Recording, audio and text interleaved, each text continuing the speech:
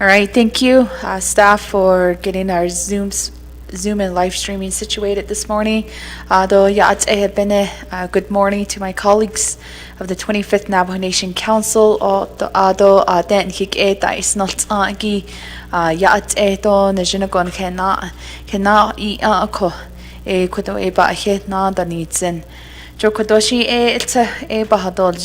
This is the special session of the 25th Navajo Nation Council, Friday, May 26, 2023, and here on the Navajo Nation and within the Navajo Nation Council chambers.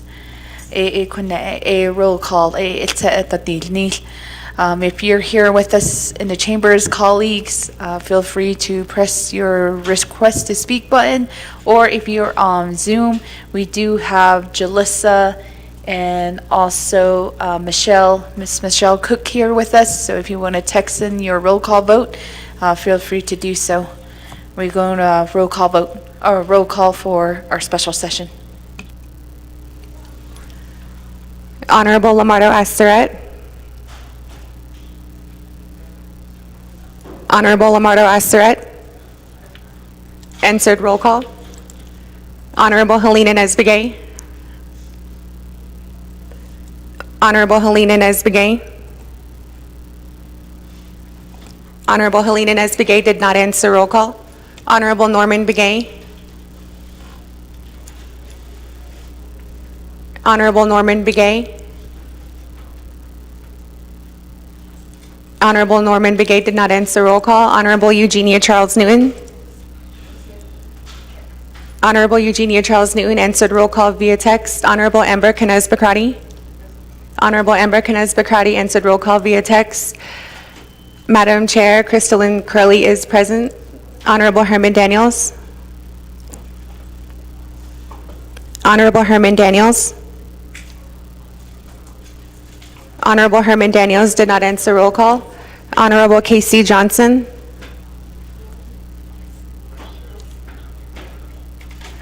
Honorable Casey Johnson answered roll call. Honorable Rick Nez. Honorable Rick Nez answered roll call via text. Honorable Nathan Nota. Honorable Nathan Nota is present in the chambers. Honorable Jermaine Simonson. Honorable Jermaine Simonson. Honorable Jermaine Simonson did not answer roll call. Honorable Otto So.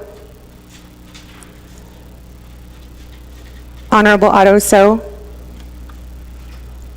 Honorable Otto So did not answer roll call. Honorable Curtis Unito. Honorable Curtis Unito. Honorable Curtis Unito did not answer roll call. Going back up, Honorable Helena Nesbegay.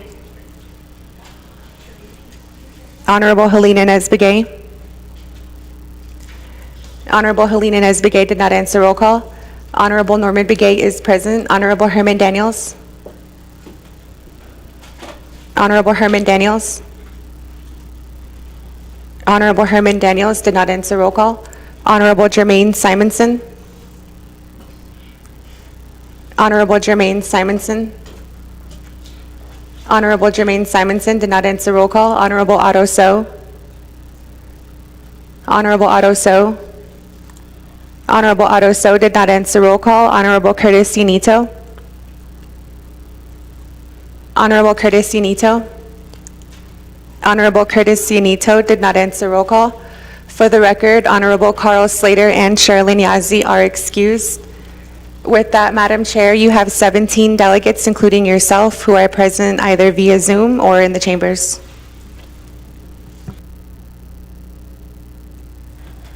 Thank you, staff. We do have 17 present here within the chambers and also via Zoom. Delegate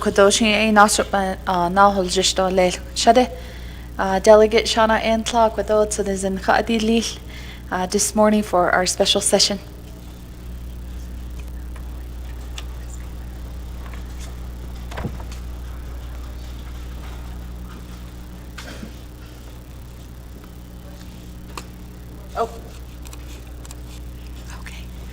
Oh, yeah.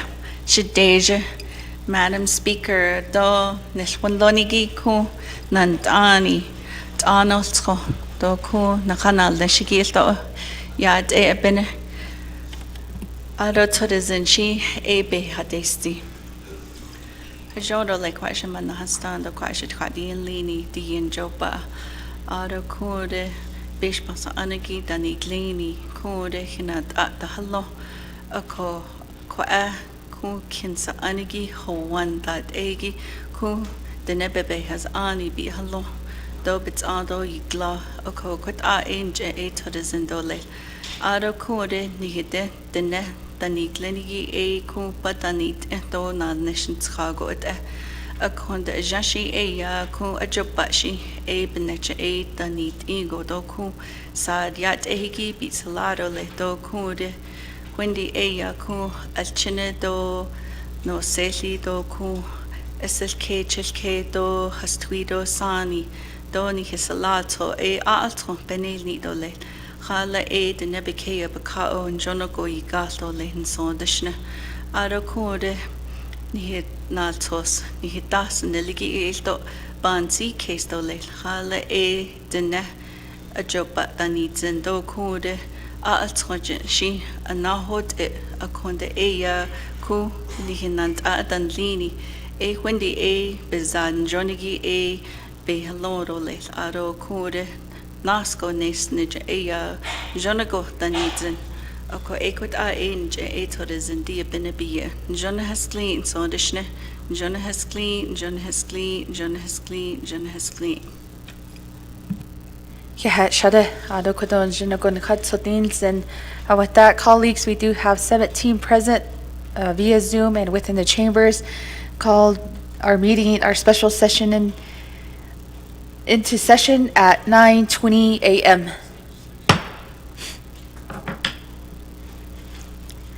Ado kone anana, we have item number 2, recognizing guests and visiting officials to the Navajo Nation. The a ko age 5 minutes ebe has ado le ashinat ano leni e adesh do sa hat sita.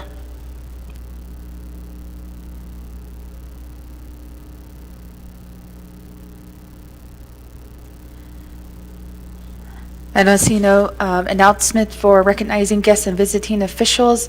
Do kunne on nasrt na hol just do le ta kunne a review and adopt the agenda do le. Staff, could you help us read our proposed agenda into the record? Good morning, Madam Speaker, delegates, and participating audience. This is the proposed agenda of the 25th Navajo Nation Council. This is a special session. Today's date is Friday, May 26, 2023, 9 o'clock a.m. Presiding, Honorable Crystalline Curley, Speaker, 25th Navajo Nation Council. 1, call meeting to order, roll call, invocation. 2, recognize guests and visiting officials to the Navajo Nation. 3, review and adopt the agenda. 4, old business, there is none. 5, new business. A, legislation 0098-23. 6, close of session, announcements and adjournment. Madam Speaker. Hakushini Kehat, we do have a motion by Delegate Toth. Do we have a second? Second by Delegate Arvizo.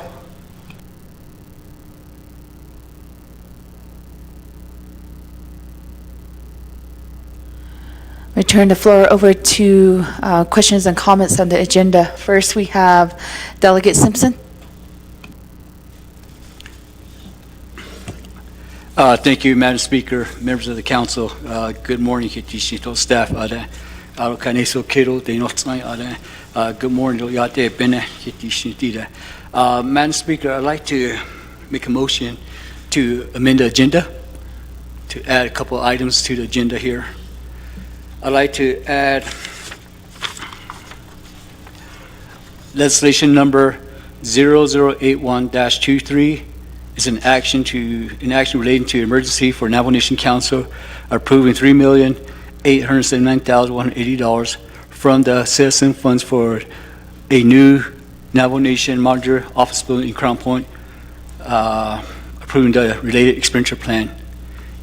Motion states the second one will be adding legislation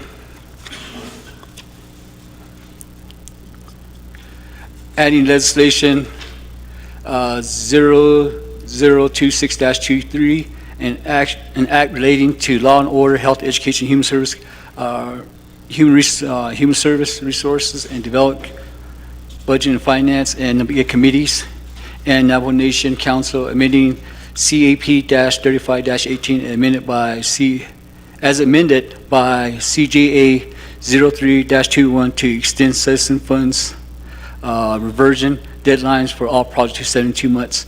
I believe we did the work session, 2 weeks ago on May 12th.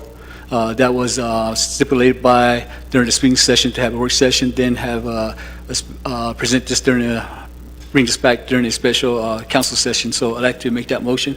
Also, this is for legislation 102-23. This is reference to a regional proposed project plan through ARPA. Ada. I don't have the title, but the legislation 102-23. I'd like to add that too.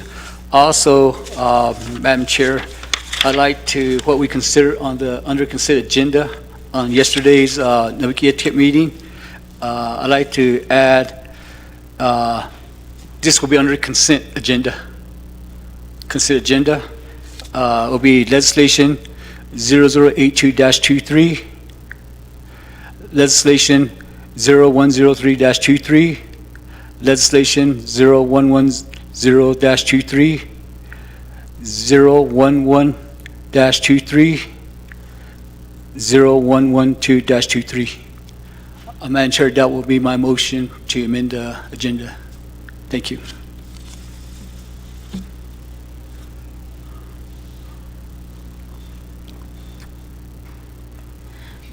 Thank you, Delegate Simpson, for your motion to add on legislation also consisting of a consent agenda. I will have our staff put that up here on the board, and just to make sure it's correct.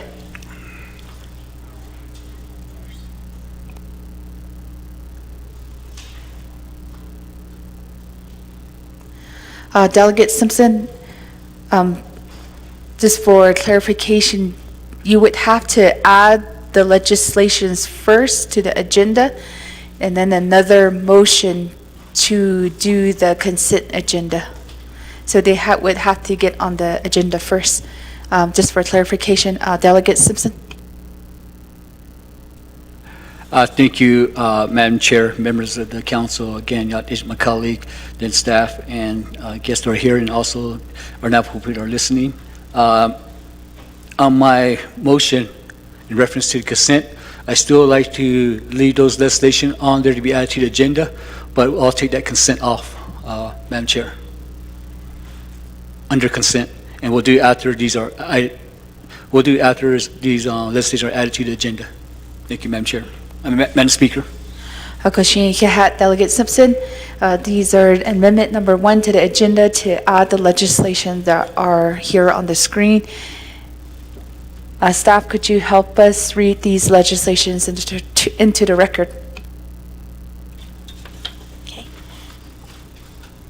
Legislation 0081-23, an action relating to an emergency for the Navajo Nation Council approving $3,879,180 from the Sihasin Fund for a new Navajo Nation modular office building in Crown Point, approving the related expenditure plan. Sponsors, Stephen R. Arviso, co-sponsor, Norman M. Begay. Legislation 0026-23, an act relating to the law and order, health, education, and human services, resource and development, budget and finance, and Nabikiatik committees, and the Navajo Nation Council, amending CAP-35-18 as amended by CJA-03-21 to extend Sihasin Fund's reversion deadlines for all projects to 72 months. Sponsors, Honorable Danny Simpson, co-sponsor, Honorable Helena Nesbigay, Honorable Casey Allen Johnson, Honorable Shundeen Parrish, and Honorable Sherilyn Yazzie. Legislation 0102-23, an action relating to the Nabagiatit Committees and Navajo Nation Council, amending CAP-10-23, the Navajo Nation Fiscal Recovery Fund Delegate Region Project Plan for Honorable Helena Nesbigay's Delegate Region. Chapters include Copper Mine, Kaibito, Lachi, Tonalea, Red Lake, Botaway Gap, to include additional projects for this delegate region. Sponsors, Honorable Helena Nesbigay. Co-sponsors, Honorable Seth Damon. Legislation 0082-23, an action relating to the Nabagiatit Committee and Navajo Nation Council, approving the Navajo Nation Fiscal Recovery Fund Delegate Region Project Plan for Honorable Curtis Yanito's Delegate Region. Chapters include Mexican Water, Tualacan, Tisnaspas, Aneth, Red Mesa. Sponsor, Honorable Curtis Yanito. Legislation 0103-23, an action relating to Nabagiatit Committee and Navajo Nation Council, amending CAP-11-23, the Navajo Nation Fiscal Recovery Fund Delegate Region Project Plan for Honorable Stephen R. Arvizo's Delegate Region. Chapters include Church Rock, Ayambato, Mariano Lake, Pinedale, Smith Lake, Theroux, to include additional projects for this delegate region. Sponsor, Honorable Stephen R. Arvizo. Legislation 0110-23, an action relating to the Nabagiatit Committee and Navajo Nation Council, amending CAP-09-23 and CD-61-22, the Navajo Nation Fiscal Recovery Fund Delegate Region Project Plan for Honorable Vince R. James Delegate Region. Chapters include Jedito, Cornfields, Ganado, Kintlachi, Steamboat, to include additional projects for this delegate region. Sponsor, Honorable Vince R. James. Legislation 0111-23, an action relating to the Nabagiatit Committee and Navajo Nation Council, approving the Navajo Nation Fiscal Recovery Fund Delegate Region Project Plan for Honorable Lamardo Assaret's Delegate Region. Chapters include Klagato, Wide Ruins, Hauk, Lupton, Nahat Adzil. Sponsor, Honorable Lamardo Assarat.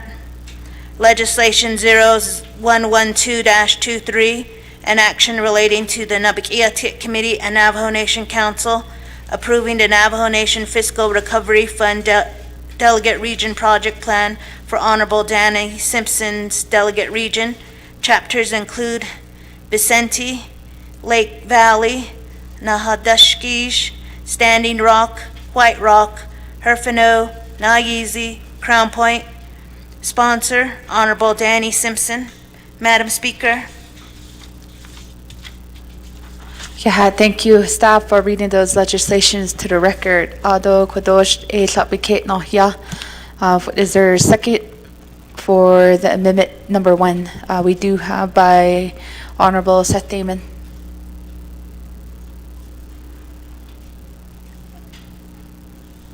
Okay, we do have on the amendment request to speak. First, we have Chair Jesus online. Madam Speaker, can you hear me? Chair, we can hear you. Okay, so I'd like to request to the sponsor, Shinatani, Honorable Simpson, I'd like to add legislation number 0092-23, which is for the subcommittee for gaming, legislation number 0093-23.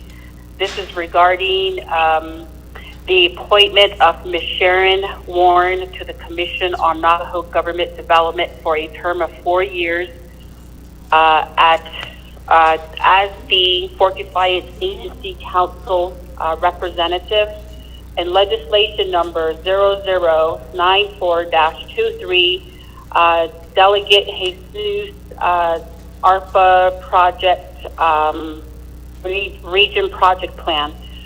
So I'd like to see if I can get this added to the amendment number 1, and also to possibly add it to items of consent agenda later. So with that, Madam Speaker, back to you.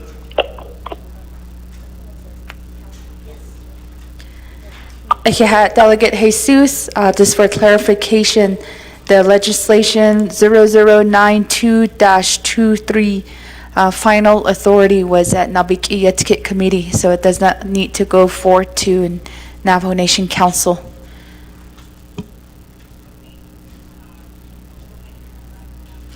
It'll be legislation 0093-23 and 94-23. That's Thank you, Chair Jesus. Delegate Simpson, there is a request on the floor to add on to legislations. Thank you, Madam Speaker, members of the Nomination Council. Again, good morning. Good morning. Madam Speaker, that's fine with me. Thank you. Second, do you concur? Okoshi concurs. Reminder, colleagues, we do have 5 minutes limit. If you do want to reserve your time, make sure you state it for the record as well. Rokone Enana, we have Delegate Dr. Endinez.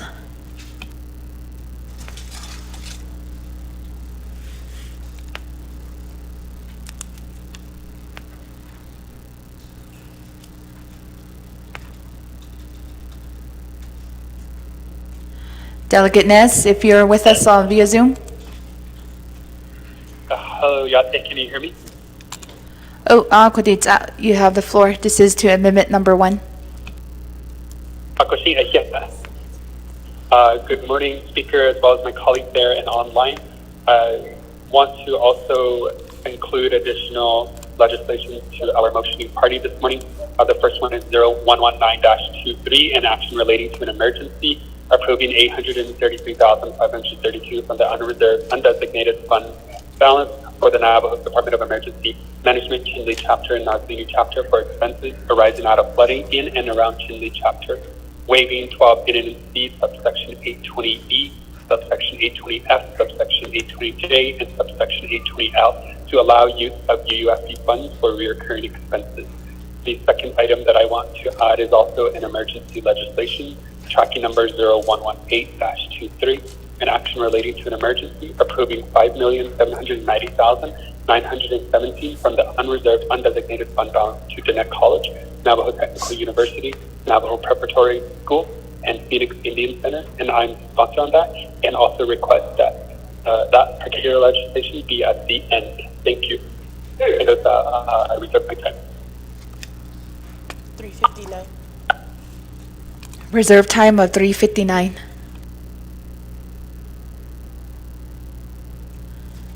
Thank you, Delegate Nez. There is a request for Delegate Simpson to add on to legislations. Thank you, Madam Speaker, members of the council. Good morning, my colleagues, and good morning to the staff, and also good morning to all our Navajo people out there listening and that are here. With Dr. Nez's request to add these 2 items, you know, it's always stated by my brother here, Delegate Damon. You know, once legislation is drafted, put into the system, it becomes the legislation belongs to the council. So with that, I just go ahead and concur with adding these 2 items to the agenda and just give it to the council to decide. Not decide, but to consider the 2 legislations. So, Madam Speaker, I concur with adding these 2 legislations to the agenda. Yeah. Delegate Damon, do you concur?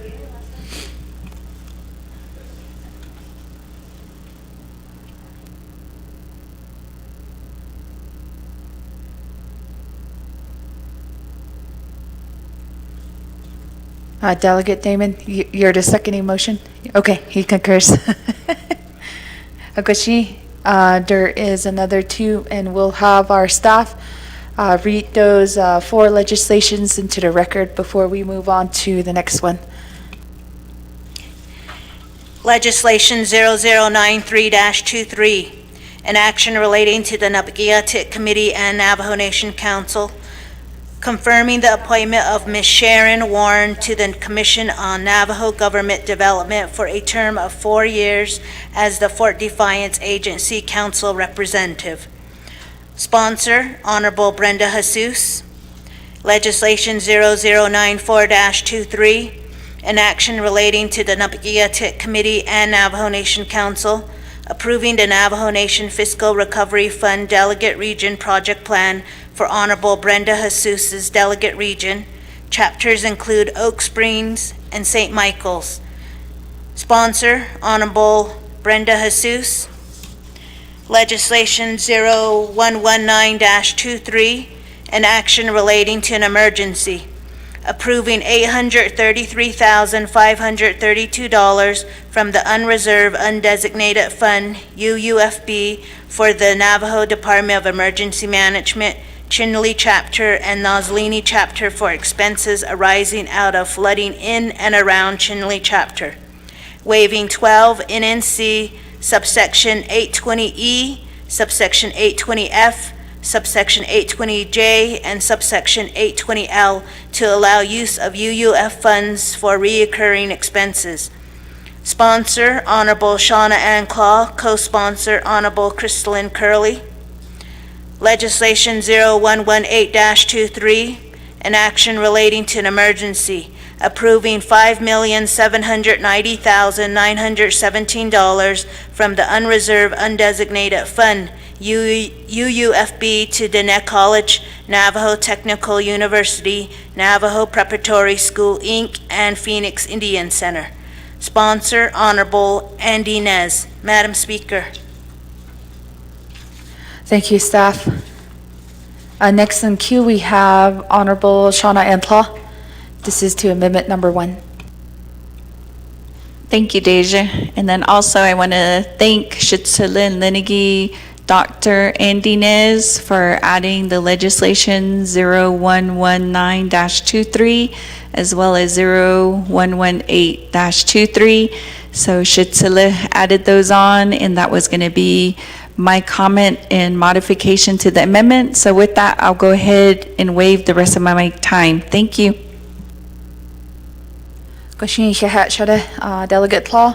Ado Kudo Nasr na Holzishto Le, Delegate Crotty to amendment number 1.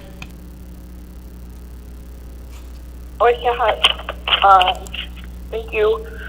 Deja, Speaker Curley, the motioning parties for the amendment. There are legislations that are being asked that are considered emergency. I would like to ask the motioning party if they can clarify the emergency aspect of the legislation and how that confirms or conforms with the definition of emergency legislation with this amendment, moving forward to adding these items onto the agenda. And I'll reserve my time. Thank you. 421. Reserve time of 4:21. I believe that's a question to the motioning party. Delegate Simpson. Thank you, Madam Speaker and members of the council. Good morning. Good morning to all the staff. Mountain Delegate Crotty. Let me go to 0081-23. This is in reference to emergency for Navajo Nation Council approving $3,879,180 from the citizen funds for a new Navajo Nation modular office building. This legislation was presented, a similar legislation was presented to the council during spring session. And the similar legislation was tabled and referred to summer session. But during that time, it was stated by Honorable Delegate Ricky Nez that if we get all the documents that were requested under similar legislation, that can be presented back during the same week during the spring session. So according to legislative council, that was not how it was stated. So we needed to do emergency legislation to get it before the spring session during the council session in Ada. So we ran out of time trying to get this emergency legislation, which is similar to the same legislation I sponsored.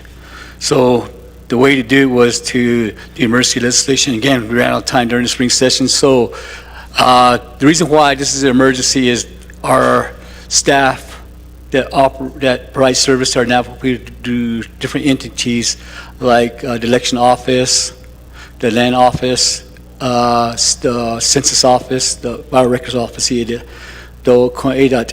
they're operating out of condemned buildings in Crown Point. And we need to put these individuals in safe buildings to provide service to our Navajo people. And again, our Navajo people are going into these condemned buildings to get services. So that's why we think it's an emergency to get this addressed as soon as possible. So that's why Delegate Arvizo is sponsoring this legislation to get it addressed immediately. So that's why we consider this as emergency legislation. Madam Chair, with that, Madam Claw, Delegate Claw, her list is being added at the request of Dr. Nez. Remember what happened at Chinle? There was a flood. A lot of money were used by the chapters. A lot of money were used by Public Safety Department and Navajo Nation Department of Transportation and Emergency Management. So they depleted most of their funds, and that's why this is emergency to replenish those funds that were used to address the flooding in Chinle, Ada. So 80, that's emergency. The third one, in reference to the schools, the Nick College and all that stuff, Madam Chair, I'd like to ask the council if you allow Dr. Nez, Delegate Dr. Nez to elaborate on that. On the third one, Madam Speaker. Thank you, Delegate Simpson. Dr. Andy Nez, if you're online with us, speaking to 0118-23, Shachila. Delegate Nez? Can you hear me?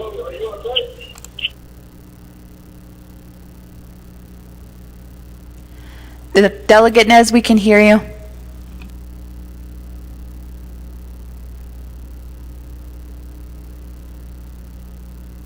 Can you hear me? Oh, we can hear you in the chambers.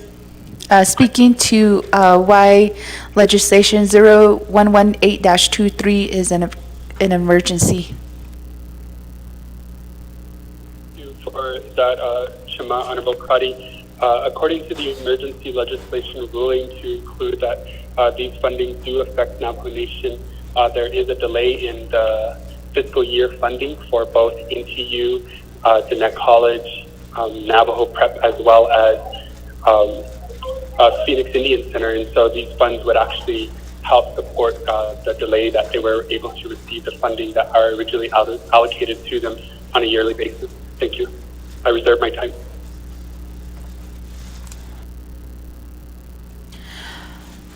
Okay, that was just a question for clarification, so there wouldn't be any reserved time, Delegate Nez. I don't see anybody else in queue for the amendment number 1. I'll go back to reserved time. We have Delegate Nez with 3 minutes and 59 seconds, and we have Delegate Crotty with 4 minutes and 21 seconds. Delegate Nez, 3:59.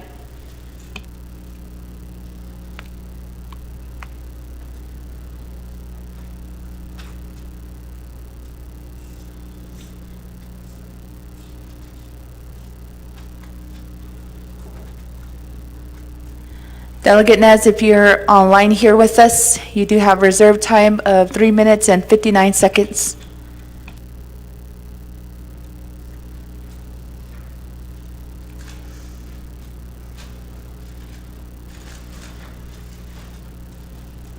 We'll go next to Delegate Crotty, 4 minutes and 21 seconds.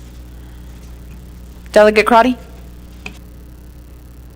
Yeah, thank you, Speaker Curley and the amending party. I appreciate the clarification and the emergency and reading the legislation. I have no further questions, and I'll yield back my time. Thank you.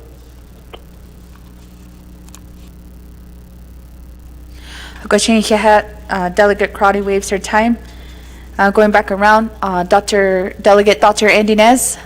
3 minutes and 59 seconds to amendment number 1.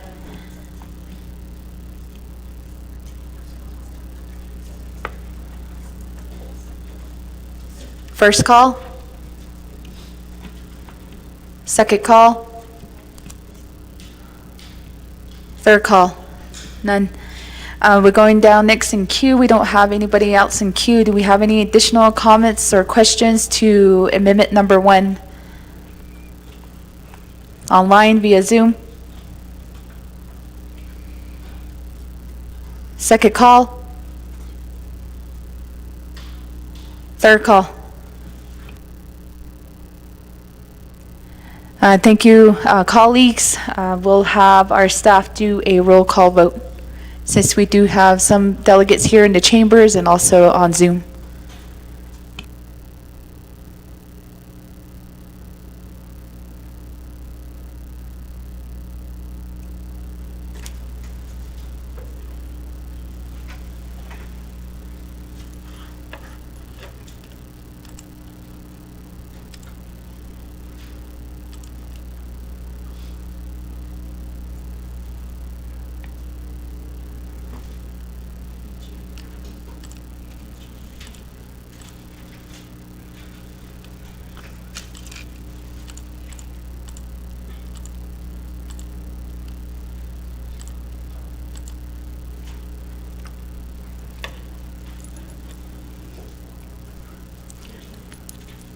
Honorable Stephen Arvizo, how do you vote? Honorable Stephen Arvizo? Honorable Stephen Arvizo did not vote. Honorable Lamardo Asseret, how do you vote? Honorable Lamardo Asseret votes green. Honorable Helena Nesbegay, how do you vote? Honorable Helena Nesbegay? Honorable Helena Nesbegay did not vote. Honorable Amber Canes-Bacrati, how do you vote? Honorable Amber Canes-Bacrati votes green via text. Honorable Seth Damon, how do you vote? Honorable Seth Damon votes green. Honorable Herman Daniels, how do you vote? Honorable Herman Daniels votes green via text. Honorable Vince James, how do you vote? Honorable Vince James votes green via text. Honorable Brenda Jesus, how do you vote? Honorable Brenda Jesus votes green via text. Honorable Casey Johnson, how do you vote? Honorable Casey Johnson votes green. Honorable Dr. Andy Nez, how do you vote? Honorable Dr. Andy Nez. Honorable Dr. Andy Nez did not vote. Honorable Rick Nez, how do you vote? Honorable Rick Nez votes green via text. Honorable Jermaine Simonson, how do you vote? Honorable Jermaine Simonson. Honorable Jermaine Simonson did not vote. Honorable Otto So, how do you vote? Honorable Otto So. Honorable Otto So did not vote. Honorable Curtis Inito, how do you vote? Honorable Otto So votes green. Honorable Curtis Inito, how do you vote? Honorable Curtis Inito. Honorable Curtis Inito did not vote. Going back, Honorable Helena Nesbegay, how do you vote? Honorable Helena Nesbegay. Honorable Helena Nesbegay did not vote. Honorable Dr. Andy Nez, how do you vote? Honorable Dr. Andy Nez. Honorable Dr. Andy Nez did not vote. Honorable Jermaine Simonson, how do you vote? Honorable Jermaine Simonson did not vote. Honorable Curtis Inito, how do you vote? Honorable Curtis Inito did not vote. For the record, Honorable Carl Slater and Sherilyn Yazzie are excused. With that, Madam Speaker, you have 17 delegates who voted in favor, 0 delegates who oppose. With Madam Speaker, Crystalline Crowley not voting. Thank you, staff. We do have a vote of 17 in favor, 0 opposed, and speaker not voting on amendment number 1. So amendment does carry on, and we'll pass out a new agenda once we adopt the final agenda. Colleagues, are there any other comments or questions to the agenda? This is back on the main motion.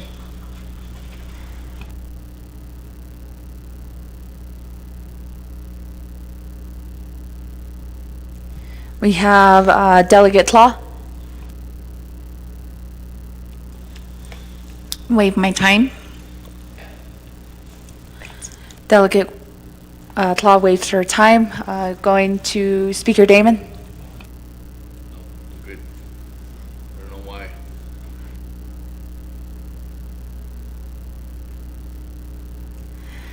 All right, anybody else online via Zoom?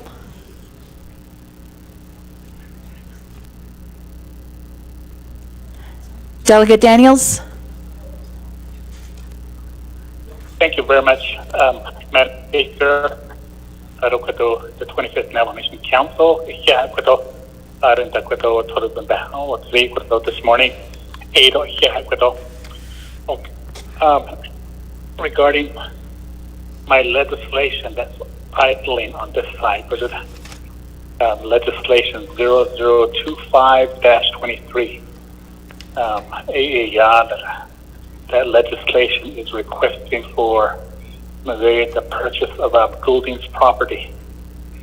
So I've talked to some of my colleagues this morning, and also the division directors, regarding that legislation. We did a tour on May 1st. Only myself, Honorable Nota, and Honorable Charles Newton. So, talking to my colleagues, they want to do another tour and meet with the owners. So, speaker, to work on to work with our Division of Economic Development to schedule another tour as soon as possible. So I don't want to add that legislation onto the agenda today. So Madam Speaker, I reserve my time. 3:23. Reserve time of 3:23.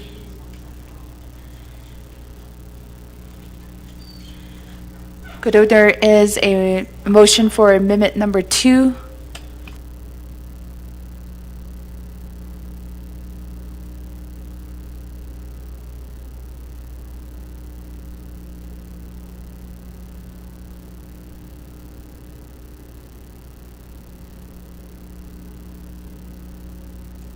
All right, thank you. Just for clarification, it was a comment. We'll take it as a verbal directive from Delegate Daniels. Just for the record, we did reach out to Ms. Elaine Young with Division of Economic Development, and we still have not received no reply. So we do have an open calendar for any tour of Goulding's property. But we will make that connections again for that legislation. Hakoshi, back to Delegate Simpson. Unfortunately, you didn't reserve time on the main motion of our agenda. No, this is this is the main motion. Hakoshi, are there any other? We have Delegate Arvizo. Madam Speaker, members of the 25th Navajo Nation Council, good morning. Madam Speaker, I would like to make a request, if I may, to put all the regional projects under a consent agenda. I believe that's 008223, 010323, 11023, 11123, and 11223. And also, I believe there's one more for Delegate Begay. She did her amendment, but it didn't make it onto the consent yesterday, but she did her amendment, and I'd like to add hers on, if I may, Speaker, under consent.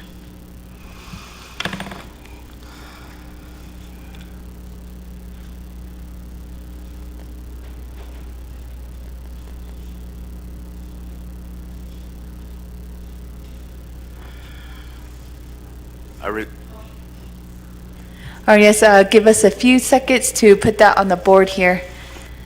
Just for that clarification, these are all the ARPA regional projects.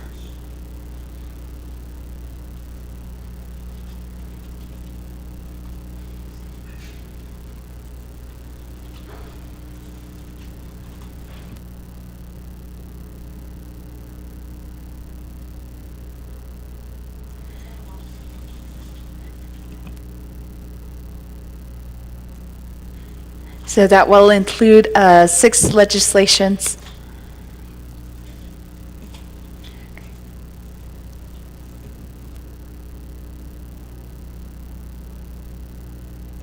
We will have our staff read those legislation into the record.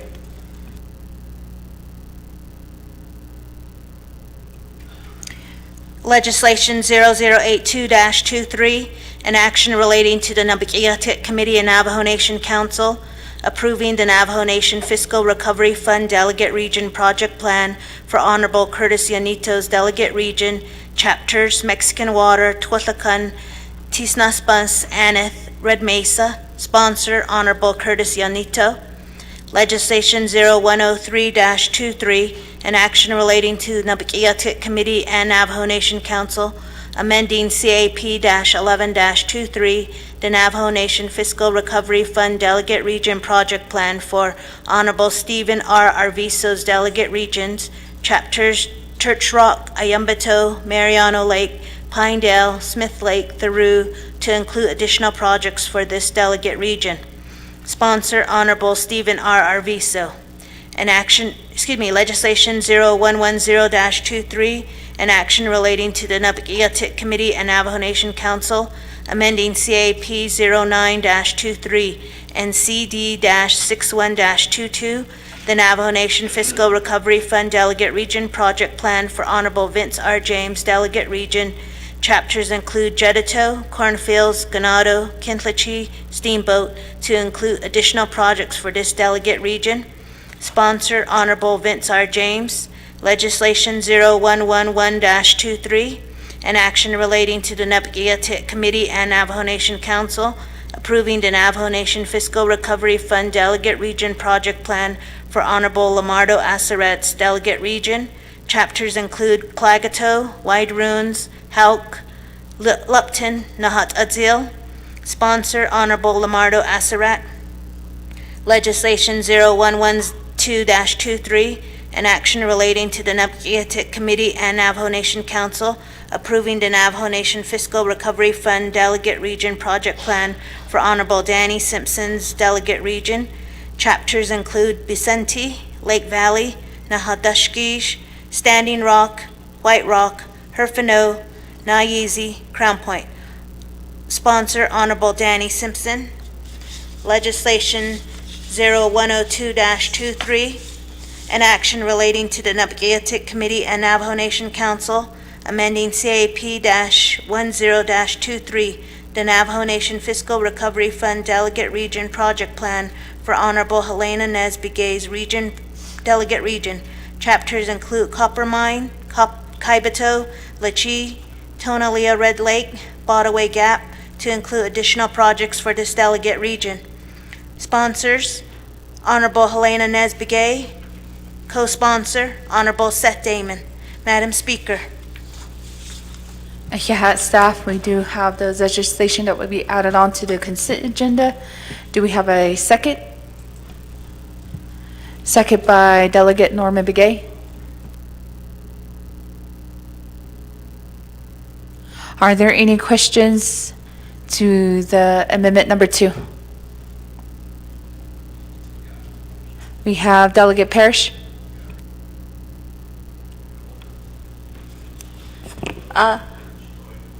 Okay. Thank you, Speaker, and good morning to the 25th Navajo Nation Council and for those that are joining us online. We're working off of, I think, so I kind of got lost in the legislation. I was just wondering if Delegate Jesus's ARPA FRF Delegate Regional Plan is also added to this consent agenda. I reserve my time. Thank you.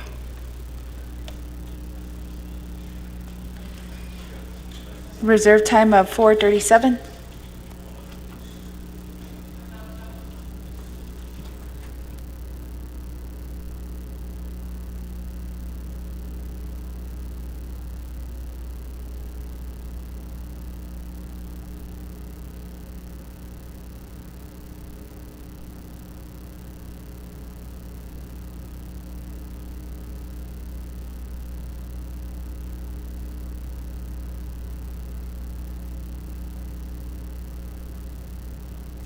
Delegate Arvizo, motioning party, there is a request.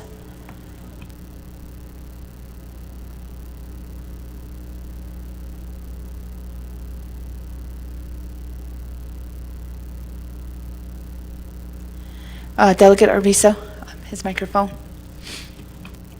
Madam Speaker, thank you, and thank you for that request. Can I get the legislation number one more time? That'll be legislation 0094-23.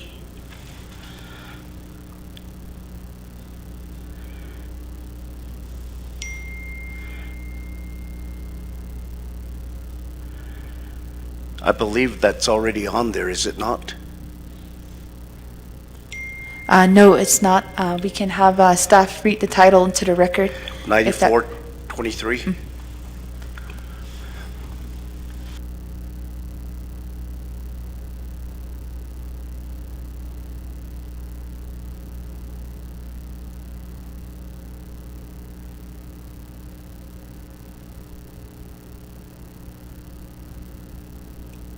0094-23, an action relating to the Napagiatik Committee and Navajo Nation Council, approving the Navajo Nation Fiscal Recovery Fund Delegate Region Project Plan for Honorable Brenda Jesus, Delegate Region.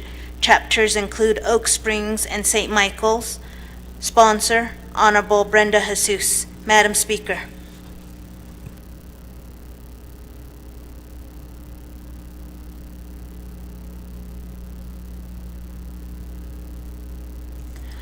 Delegate Arvizo, that was a request to add to the consent agenda 0094-23.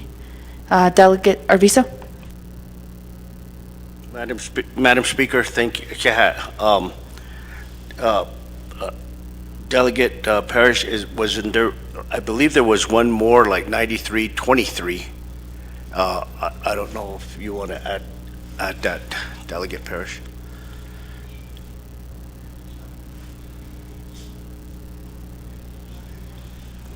Just for clarification, the one you just stated, 93-23, was not, it's not an ARPA regional Okay. legislation. Hagoshi, second, Delegate Begay, do you concur? Concurs? All right, going back to comments on amendment number 2, we have Chair Jesus online.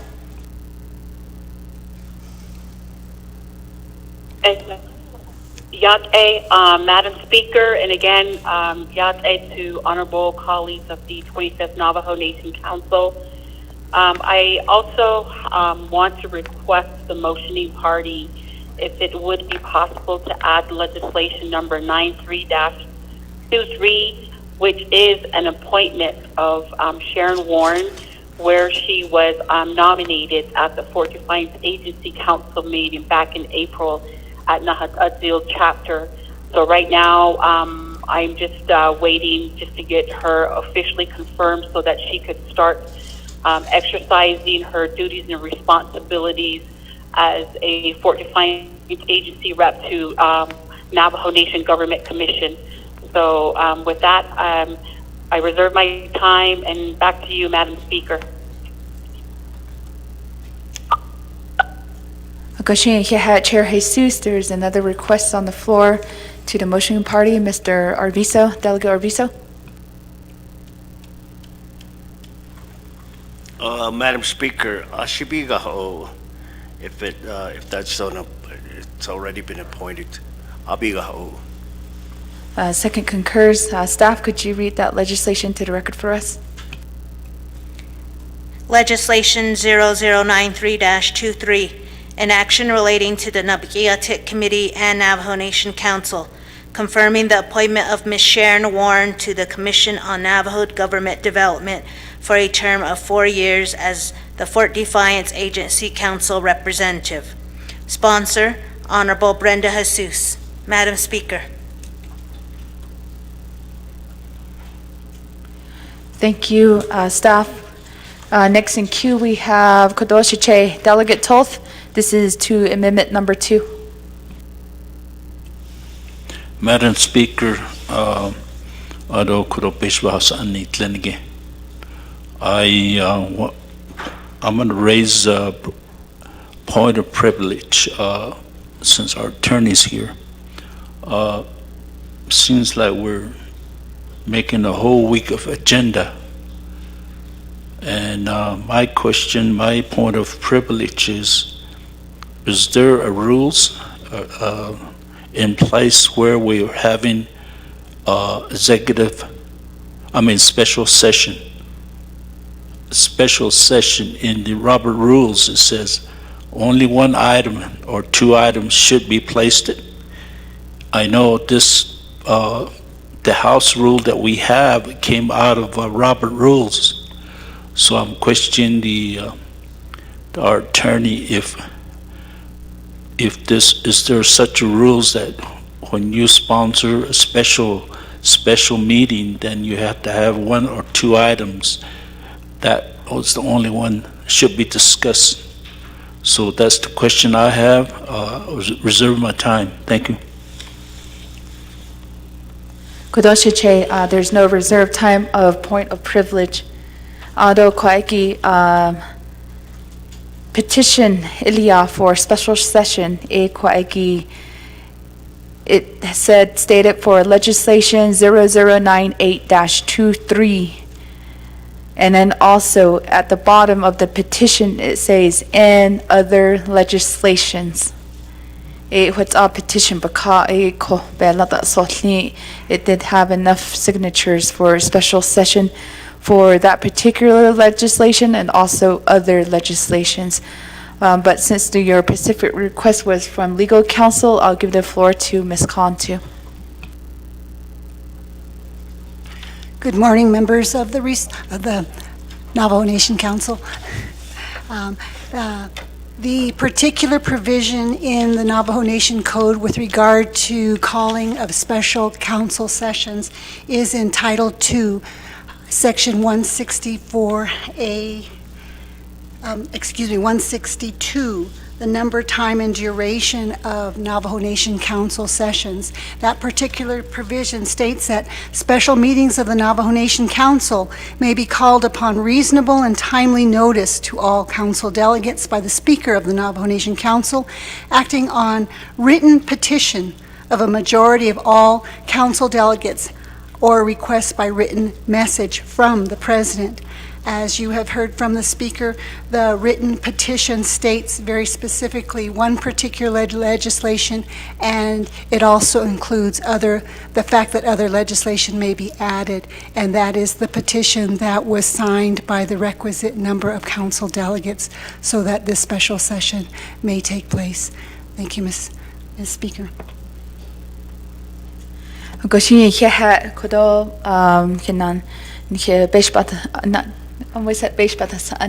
attorney for that clarification on the rules this morning. Colleagues, this petition was done within over a week ago, and it had sufficient time to get signatures, and this is not only for, and it does state for other legislations. Going down the line, amendment number 2, are there any other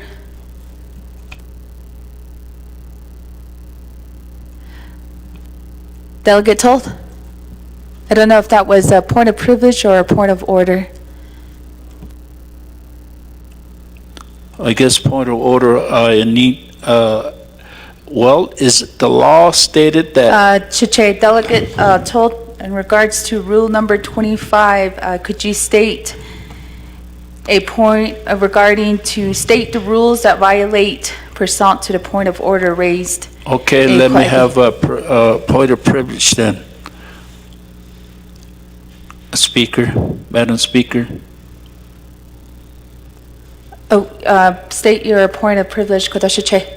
Okay, since that it's entitled to, but is there a law saying that any other legislation, or is just somebody from your office put that clause in there, became official? I did not sign the petition because of my people were taking a lot of money from our undesignating and all that. That's the reason why I didn't sign it. So I needed clarification.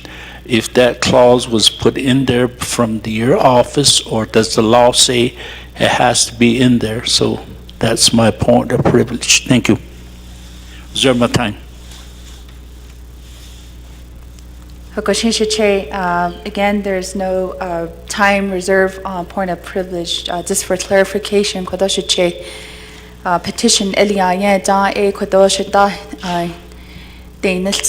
the sponsor of some of these legislations that are coming forth.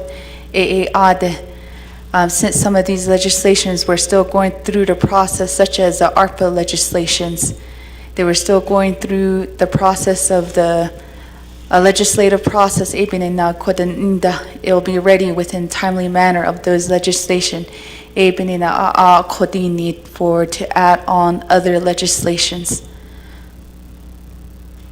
But then, Council, it is at your discretion through the voting of these amendments, through of adopting your agenda, of how many legislation that you would like to add on to the agenda today. Thank you to our legal counsel for that clarification, and we'll just keep going down the line of amendment number 2. We do have Delegate Chair Eugenia Charles Newton via Zoom. This is to amendment number 2.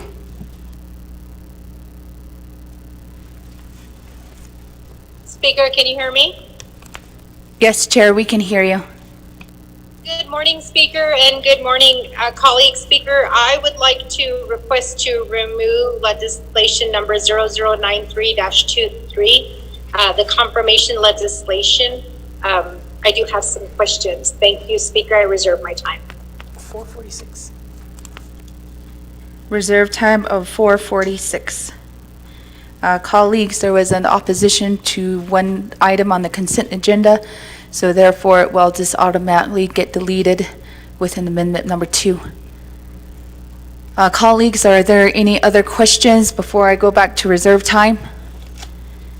We have reserved time by Chair Parrish with 4 minutes and 37 seconds. Delegate Parrish. Thank you, Speaker, and thank you, members of the 25th Navajo Nation Council. I do see the legislation that I had question about earlier on the board, so thank you. I waive the rest of my time. Delegate Parrish waives her time. Next for reserve time, we have Delegate Chair Eugenia Charles Newton with 4 minutes and 46 seconds. I reserve my time. I'm sorry, Speaker, I waive my time. Chair waives her time. Colleagues, are there any other additional questions or comments on amendment number 2? Second call? Third call? Staff, could you help us with a roll call vote?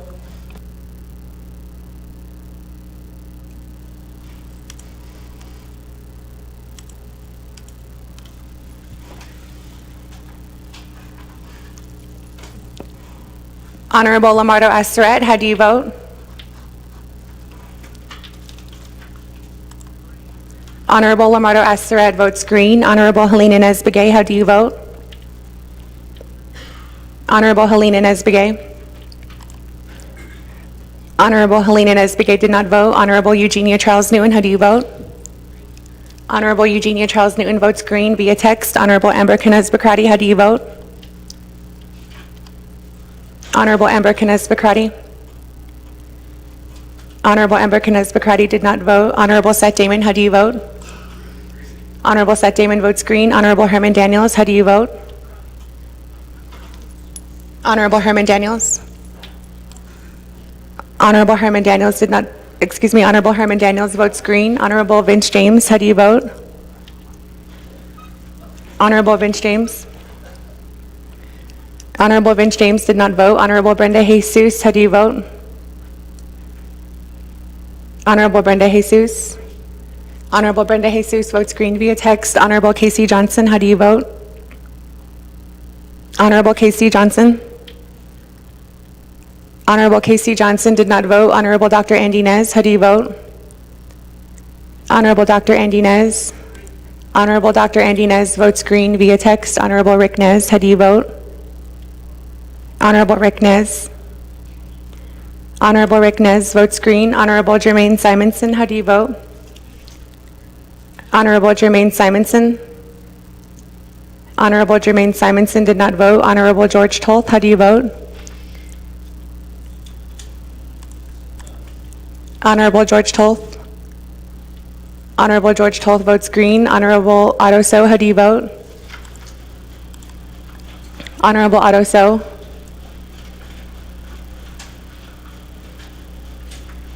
Honorable Otto So votes green. Honorable Curtis Nito, how do you vote? Honorable Curtis Nito.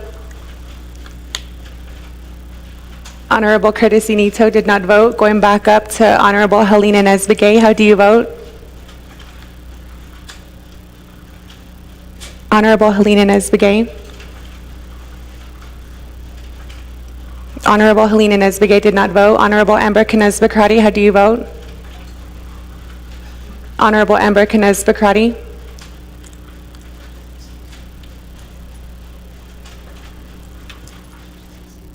Honorable Amber Knez-Bakrati is excused. Honorable Vince James, how do you vote? Honorable Vince James. Honorable Vince James did not vote. Honorable Casey Johnson, how do you vote? Honorable Casey Johnson votes green. Honorable Jermaine Simonson, how do you vote? Honorable Jermaine Simonson. Honorable Jermaine Simonson did not vote. Honorable Curtis Nito, how do you vote? Honorable Curtis Nito. Honorable Curtis Nito did not vote. For the record, Honorable Amber Knez-Bakrati, Carl Slater, and Sherilyn Yazzie are excused. With that, Madam Speaker, you have 16 delegates who voted in favor, 0 delegates who oppose, with Madam Speaker Crystalline Curley not voting.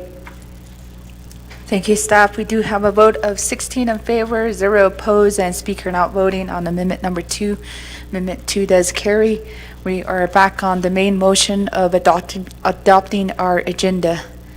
Colleagues, are there any other questions or comments?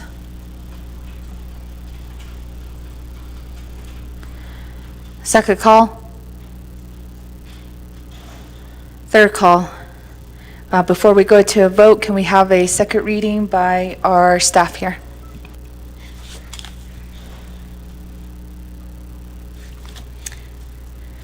Consent agenda, legislation 0082,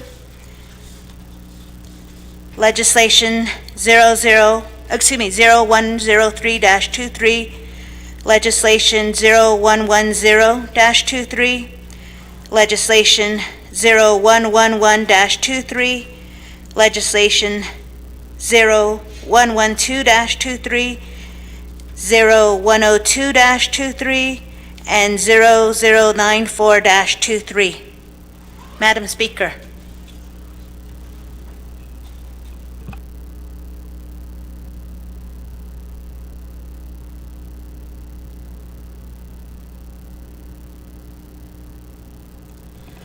Thank you, staff. Before we go to a vote, we do have one reserved time. We're just looking backtracking. We do have reserved time by Delegate Daniels of 3 minutes and 23 seconds. This is towards the main motion on the agenda.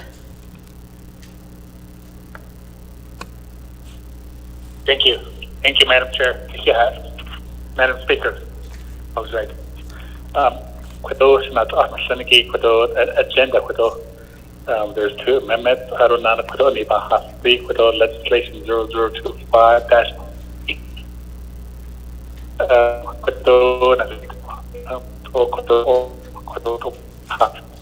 directive to have Office of the Speaker, the staff get to work with the Division of Economic Development to schedule another tour as soon as possible.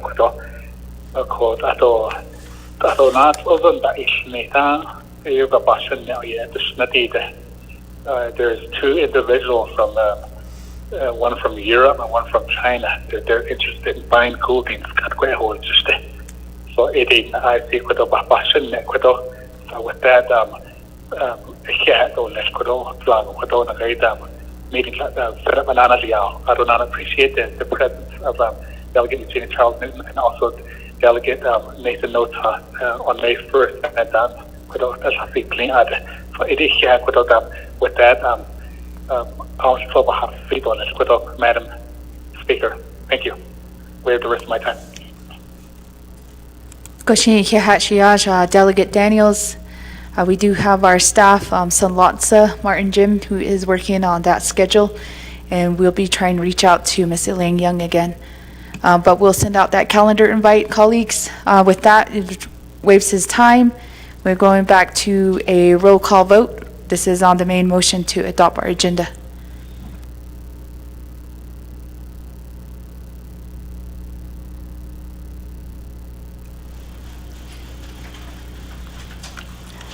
Honorable Lamardo Asteret, how do you vote?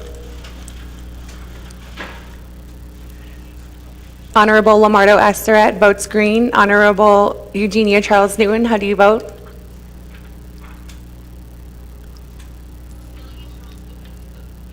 Honorable Eugenia Charles Newton votes green. Honorable Helena Nesbegay, how do you vote? Honorable Helena Nesbegay. Honorable Helena Nesbegay did not vote. Honorable Seth Damon, how do you vote? Honorable Seth Damon votes green. Honorable Herman Daniels, how do you vote? Honorable Herman Daniels votes green. Honorable Vince James, how do you vote? Honorable Vince James votes green via text. Honorable Brenda Jesus, how do you vote?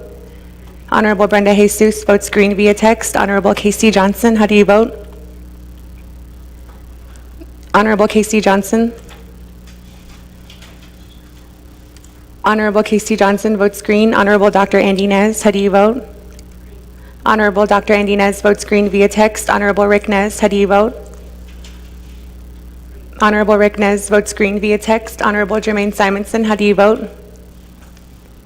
Honorable Jermaine Simonson. Honorable Jermaine Simonson did not vote. Honorable Otto So, how do you vote? Honorable Otto So votes green via text. Honorable Curtis Inito, how do you vote? Honorable Curtis Inito. Honorable Curtis Inito did not vote. Going back up to Honorable Helena Nesbegay, how do you vote? Honorable Helena Nesbegay did not vote. Honorable Jermaine Simonson, how do you vote? Honorable Jermaine Simonson did not vote. Honorable Curtis Inito, how do you vote? Honorable Curtis Inito did not vote. For the record, Honorable Amber Knez-Bakrati, Carl Slater, and Sherilyn Yazzie are excused. With that, Madam Speaker, you have 17 delegates who voted in favor, 0 delegates who opposed, with Madam Speaker Crystalline Crowley not voting. Thank you, staff. We do have a vote of 17 in favor, 0 opposed, and Speaker not voting on the main motion of our agenda. And we will get that finalized agenda emailed out and also printed out.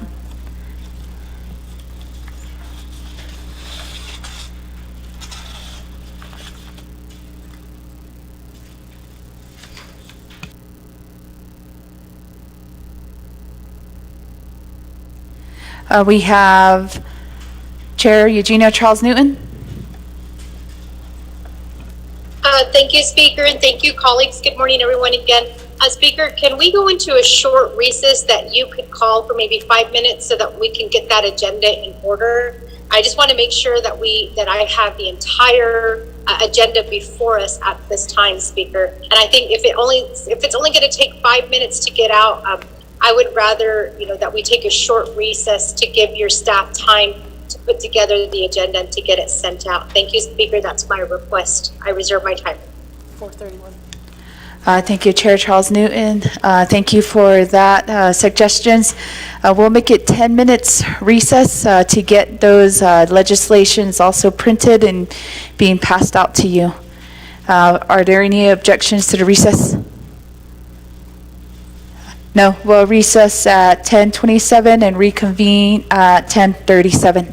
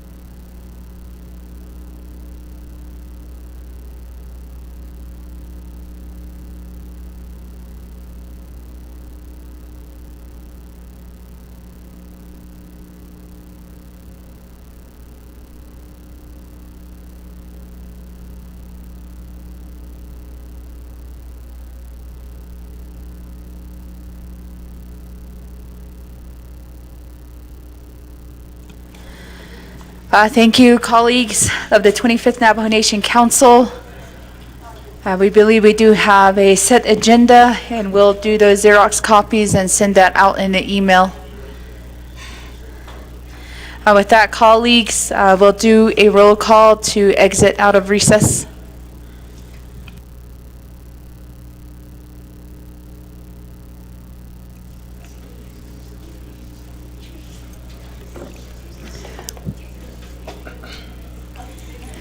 Honorable Amardo Asteret. Honorable Amardo Asteret answered roll call. Honorable Eugenia Charles Newton. Honorable Eugenia Charles Newton. Honorable Eugenia Charles Newton answered roll call. Madam Speaker, Crystalline Curley is present. Honorable Seth Damon is present. Honorable Helena Nesbegay. Honorable Helena Nesbegay. Honorable Helena Nesbegay did not answer roll call. Honorable Herman Daniels. Honorable Herman Daniels answered roll call. Via text, Honorable Vince James. Honorable Vince James. Honorable Vince James did not answer roll call. Honorable Brenda Jesus. Honorable Brenda Jesus answered roll call via text. Honorable Casey Johnson. Honorable Casey Johnson answered roll call. Honorable Rick Nez.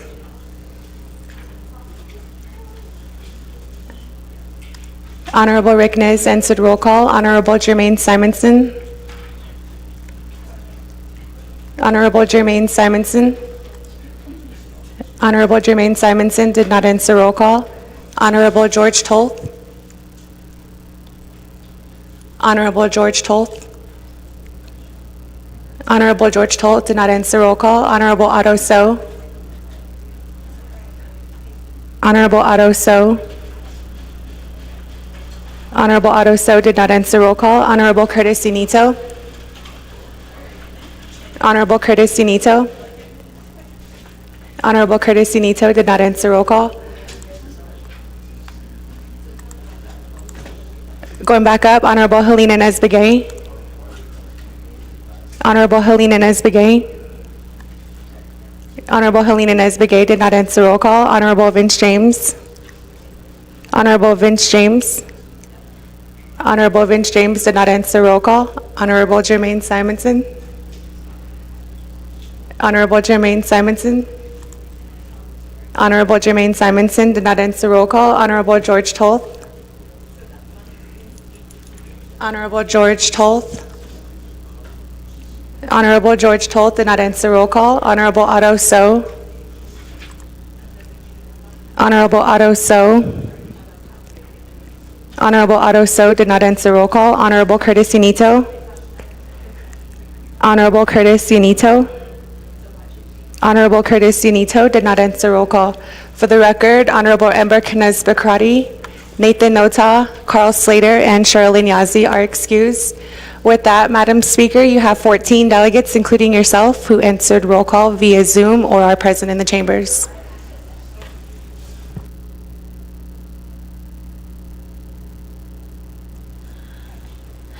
Thank you, staff. We do have 14 present here within the chambers and also online.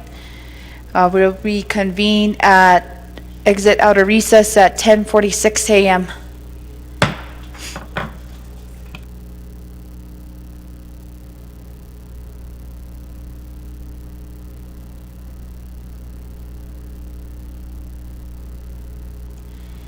Colleagues, we'll move on forward with our agenda.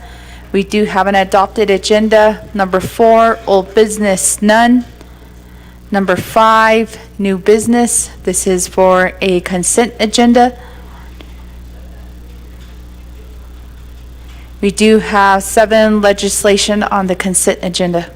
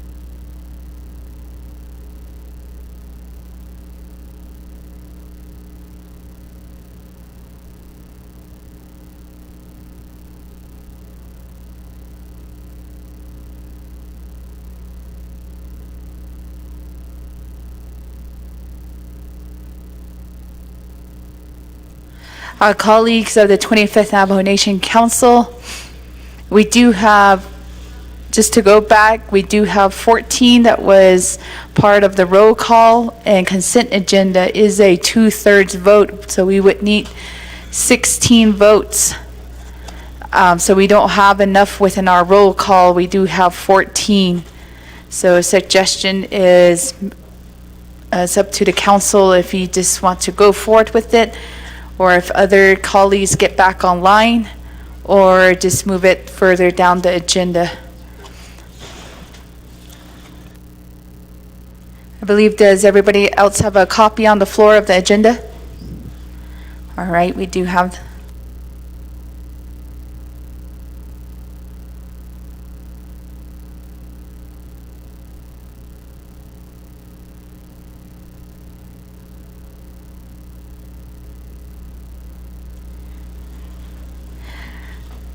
With that, we'll go back down to number 5, new business consent agenda.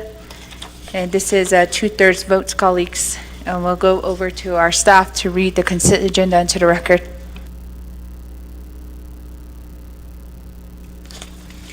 Consent agenda. A, legislation 0082-23, an action relating to the Nabakiatik Committee and Navajo Nation Council approving the Navajo Nation Fiscal Recovery Fund Delegate Region Project Plan for Honorable Curtis Yanito's Delegate Region. Chapters include Mexican Water, Tuatlacan, Tisna Spans, Aneth, Red Mesa. The sponsor, Honorable Curtis Yanito.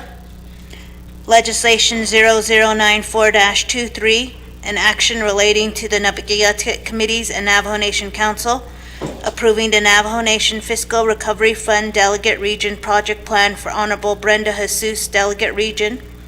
Chapters include Oak Springs, St. Michael's. Sponsor, Honorable Brenda Jesus. Legislation 0102-23, an action relating to the Nabakiatik Committee and Navajo Nation Council, amending CAP-10-23, the Navajo Nation Fiscal Recovery Fund Delegate Region Project Plan for Honorable Helena Nez Bigay's Delegate Region. Chapters include Coppermine, Kaibato, Lechi, Tonalea Red Lake, Botaway Gap, to include additional projects for this delegate region.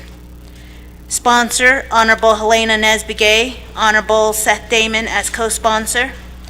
Legislation 0103-23, an action relating to the Nabakiatik Committee and Navajo Nation Council, amending CAP-11-23, the Navajo Nation Fiscal Recovery Fund Delegate Region Project Plan for Honorable Stephen R. Arvizo's Delegate Region. Chapters include Church Rock, Ayambato, Mariano Lake, Pinedale, Smith Lake, Theru, to include additional projects for this delegate region. Sponsor, Honorable Stephen R. Arvizo. Legislation 0110-23, an action relating to the Nabakiatik Committee and Navajo Nation Council, amending CAP-09-23 and CD-61-22, the Navajo Nation Fiscal Recovery Fund Delegate Region Project Plan for Honorable Vince R. James, Delegate Region. Chapters include Jedito, Cornfields, Ganado, Kindlichi, Steamboat, to include additional projects for this delegate region. Sponsor, Honorable Vince R. James. Legislation 0111-23, an action relating to the Nabakiatik Committee and Navajo Nation Council, approving the Navajo Nation Fiscal Recovery Fund Delegate Region Project Plan for Honorable Lamardo Assaret's Delegate Region. Chapters include Klagato, Wide Ruins, Hauk, Lupton, Nahat Adzil. Sponsor, Honorable Lamardo Assaret. Legislation 0112-23, an action relating to the Nabakiatik Committee and Navajo Nation Council, approving the Navajo Nation Fiscal Recovery Fund Delegate Region Project Plan for Honorable Danny Simpson's Delegate Region. Chapters include Vicente, Lake Valley, Nahadashkish, Standing Rock, White Rock, Herfano, Nayizi, Crown Point. Sponsor, Honorable Danny Simpson. All of these legislations, Navajo Nation Council is final authority, and the legislations have been read into their record per Navajo Nation Council Rules of Order 9, Committee Rule 9, by electronic voice recording. Madam Speaker. Thank you, staff, for reading our consent agenda into the record. Colleagues, do we have a motion?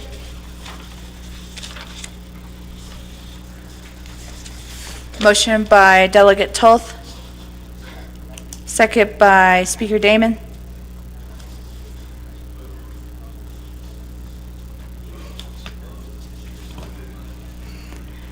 All right. There is that this consent agenda is not subject to debate, so we'll go straight to a vote. Colleagues, we'll do a roll call vote.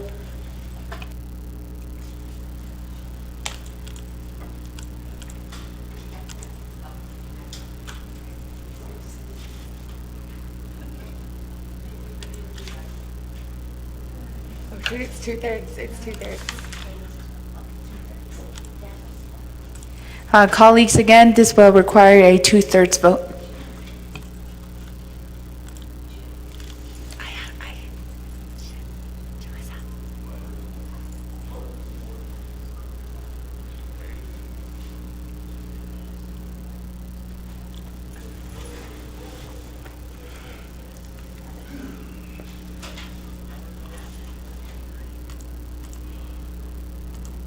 Honorable Lamardo Astaret and Honorable Helena Inez Begay vote green.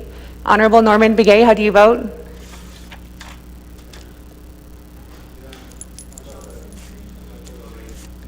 Honorable Norman Begay. Honorable Eugenia Charles Newton, how do you vote? Honorable Eugenia Charles Newton votes green. Honorable Seth Damon, how do you vote? Honorable Seth Damon votes green. Honorable Herman Daniels, how do you vote? Honorable Herman Daniels votes green. Honorable Vince James, how do you vote? Honorable Vince James. Honorable Vince James did not vote. Honorable Brenda Jesus, how do you vote? Honorable Brenda Jesus votes green. Honorable Casey Johnson, how do you vote? Honorable Casey Johnson votes green. Honorable Dr. Andy Nez, how do you vote? Honorable Dr. Andy Nez. Honorable Dr. Andy Nez did not vote. Honorable Rick Nez, how do you vote?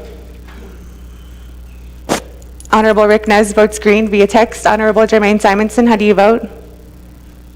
Honorable Jermaine Simonson. Honorable Jermaine Simonson did not vote. Honorable Danny Simpson, how do you vote? Honorable Danny Simpson votes green. Honorable George Toth, how do you vote? Honorable George Toth. Honorable George Toth did not vote. Honorable Otto So, how do you vote? Honorable Otto So. Honorable Otto So did not vote. Honorable Curtis Unito, how do you vote? Honorable Curtis Unito. Honorable Curtis Unito did not vote. Honorable Norman Begay, how do you vote? Honorable Norman Begay votes green. Honorable Vince James, how do you vote? Honorable Vince James did not vote. Honorable Dr. Andy Nez, how do you vote? Honorable Dr. Andy Nez votes green. Honorable Jermaine Simonson, how do you vote? Honorable Jermaine Simonson did not vote. Honorable George Toth, how do you vote? Honorable George Toth votes green. Honorable Otto So, how do you vote?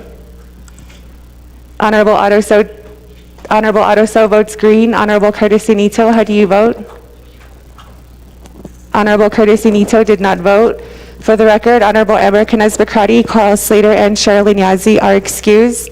With that, Madam Speaker, you have 17 delegates who voted in favor, 0 who opposed, with Madam Speaker Crystalline Crowley not voting. Yeah, colleagues, we do have a vote of 17 in favor, 0 opposed, and Speaker not voting. The consent agenda passes. Colleagues, we're moving down to item B, legislation 0098-23. We do have the sponsor here. Staff, could you help us read the legislation to the record? Legislation 0098-23, an action relating to the Budget and Finance and Nabiqiyat Committees and the Navajo Nation Council. Approving $2,695,476 from the unreserved undesignated fund balance, UUFB, for various programs under the executive and legislative branches to cover their expenses for the remainder of FY 2023. Waiving 12 NNC subsection 820E, 820 subsection 820F, subsection 820J, and subsection 820L to allow use of the UUFB funds for reoccurring expenses. The sponsor is Honorable Seth Damon. This legislation went before the Budget and Finance Committee with one amendment. On page 6, line 2, insert the following new paragraph. DD, the sponsor of this action contacted the judicial branch regarding the branch's needs, if any, for supplemental funding for the remainder of FY 2023. The judicial branch responded with the memorandum attached as Exhibit AA, indicating that the branch has no need for supplemental funding at this time. To attach as new Exhibit AA, the memorandum from Karen Francis, Administrative Director of the Judicial Branch, dated April 19, 2023. 3, renumber or reletter succeeding paragraphs, sections, and exhibits as necessary and appropriate. The Office of Legislative Services and the Office of Legislative Counsel are authorized to make technical edits to this legislation and its exhibits to implement the committee's intent. This amendment supersedes inconsistent language in any other amendments. This legislation went before the Nabiqiyat Committee, and this committee had it under consideration and reports that this legislation was tabled. It moved forward to Navajo Nation Council. Per Council Rules of Order 9, this legislation has been read into the record by electronic voice recording. Madam Speaker. Thank you, staff. Before we recognize a motion for the consent agenda, the vote has changed to 18 in favor, 0 opposed, and speaker not voting, counting Delegate Chair Vince James' vote to green. It's for the record. All right, thank you, staff, for reading that legislation to the record. Do we have a motion? Motion by Delegate Simpson, second by Delegate Parrish.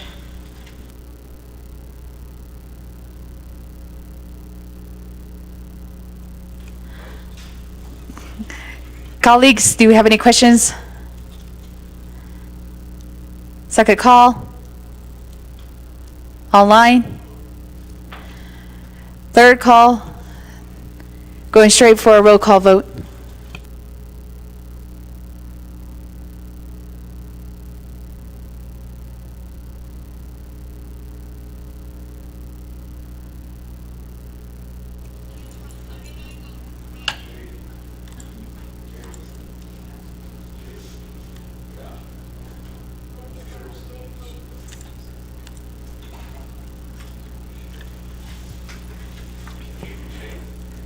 Honorable Eugenia Charles Newton votes red, and Honorable Helena Nesbegay votes green.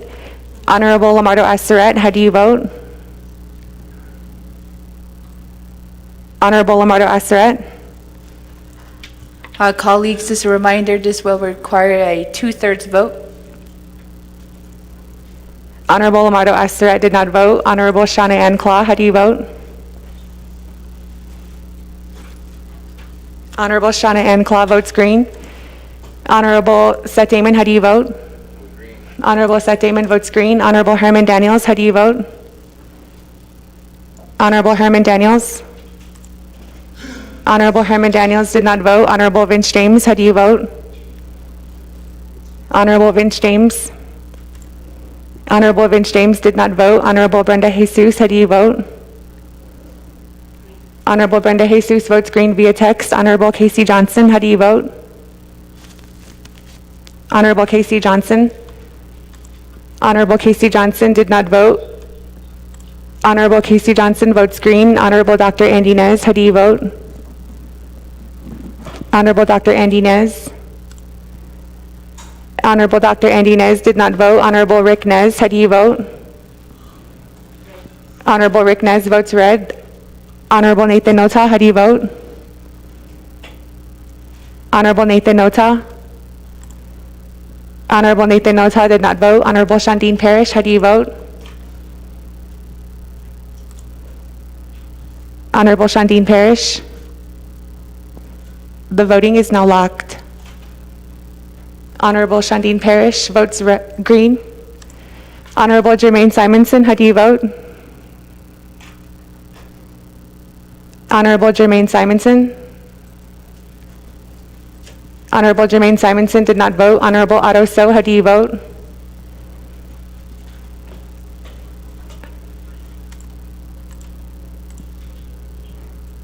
Honorable Otto So and Honorable Lamardo Astaret both vote green. Honorable Curtis Nito, how do you vote?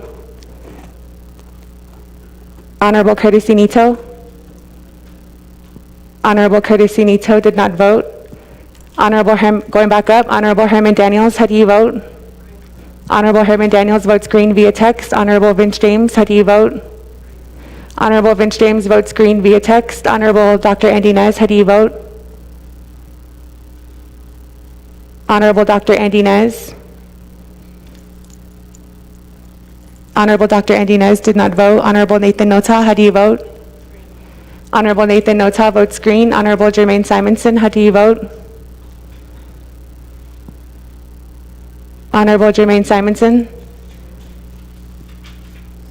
Honorable Jermaine Simonson did not vote. Honorable Curtis Nito, how do you vote? Honorable Curtis Nito. Honorable Curtis Nito did not vote. With that, for the record, Honorable Amber Khanez Bakrati, Honorable Carl Slater, and Honorable Sherilyn Yazzie are excused. With that, Madam Speaker, you have 15 delegates who voted in favor, 2 delegates who opposed, with Madam Speaker Crystalline Crowley not voting. Thank you, staff. We do have a vote of 15 in favor and 2 opposed and speaker not voting. As mentioned before, colleagues, this legislation did require a 2/3 vote, so we needed a vote of 16 to pass. With that, the main motion does fail.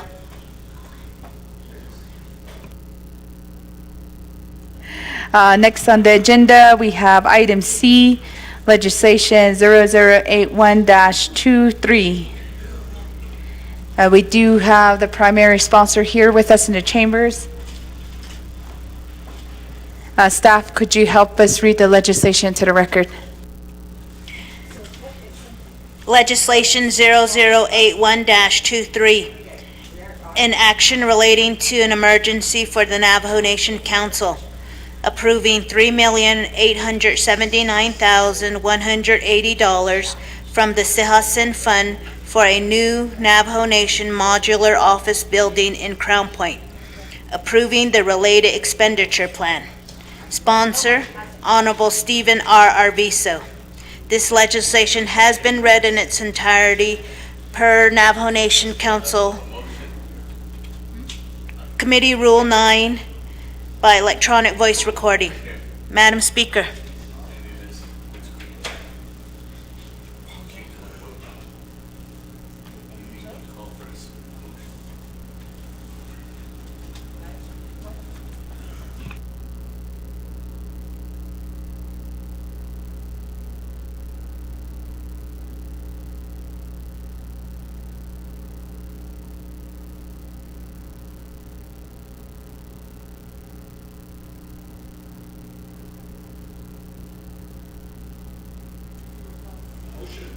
Before we recognize motion, we do have a late vote coming in from Delegate Dr. Andy Nez voting green for legislation 0098-23. For the record, that changes the vote to 16 in favor, 2 opposed, and speaker not voting.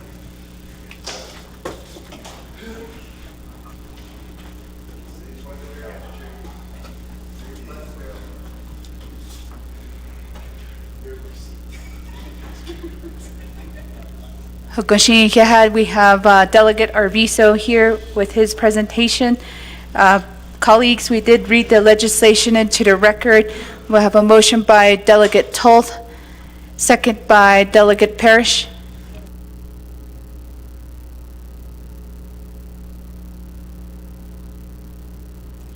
Point of order raised by Chair Eugenia Charles Newton. Before I recognize a point of order does state the rule. Please state the rule that is violated pursuant to the point of order raised. And remember, point of order is not subject to debate. Chair Charles Newton. Can you hear me, Speaker? Chair, we can hear you in the chambers. You have the floor. Okay, great. Thank you. Speaker, I do call this a point of order. Rules of order. I should have had it ready to go. Speaker, I call because be some order in the way that we vote. I'm sorry, Speaker, but I know that during the 24th Navajo Nation Council, Speaker Damon, he recognized votes up until the next legislation was called. And I do recall that there were delegates who would try to either change their votes or try to cast their votes after the legislation was called because we moved on. In this case, we moved on and you're recognizing a vote. And so I just need to know for future references, can a delegate at any time after we've moved on the agenda, can a delegate change their vote or cast their vote? So I'm asking this question because if we get to the end of the agenda, and let's say one of the delegates who currently hasn't been excused calls in to say, I want to vote green on this legislation, red on this legislation, green on this legislation.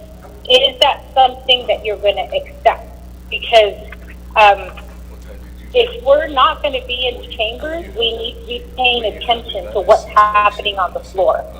And a late vote, changes the vote, yes, but at the same time, you're establishing precedence by recognizing a late vote. So that means that if you recognize that after we've moved on, at the very end of the agenda, a delegate who is not present during council can cast their vote.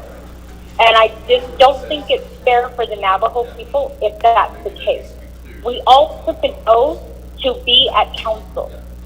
And yes, this is a special council session, and there are some delegates who are excused because this was something that was, it's a special council session.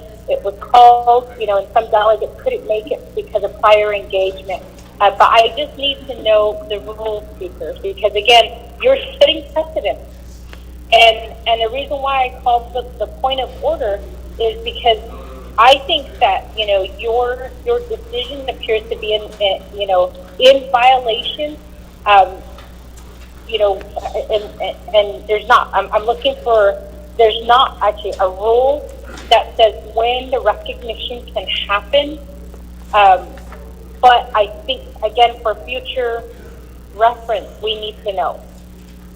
We need to know because any delegate at this point can change the way that a legislation can be voted on at any time. So if you go back into the record, you call the vote and we moved on to the next legislation. And then you recognize a delegate who wants to vote.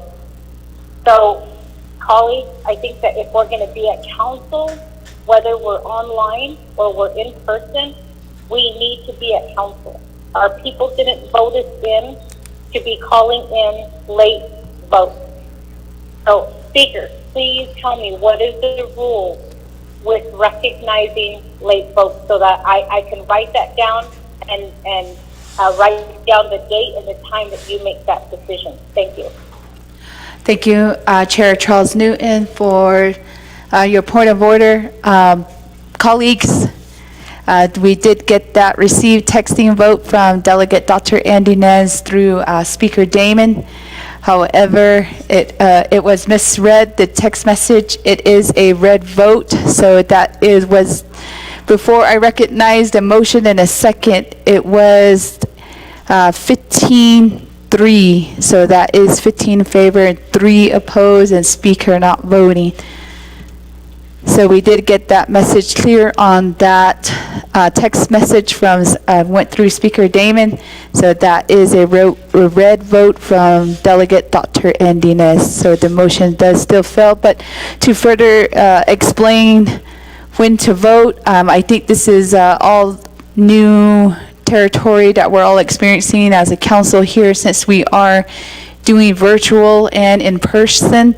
So I'll give Ms. Barbara time to explain what that really meant, and also to clarify Chair Eugenia Charles Newton's question. Ms. Barbara?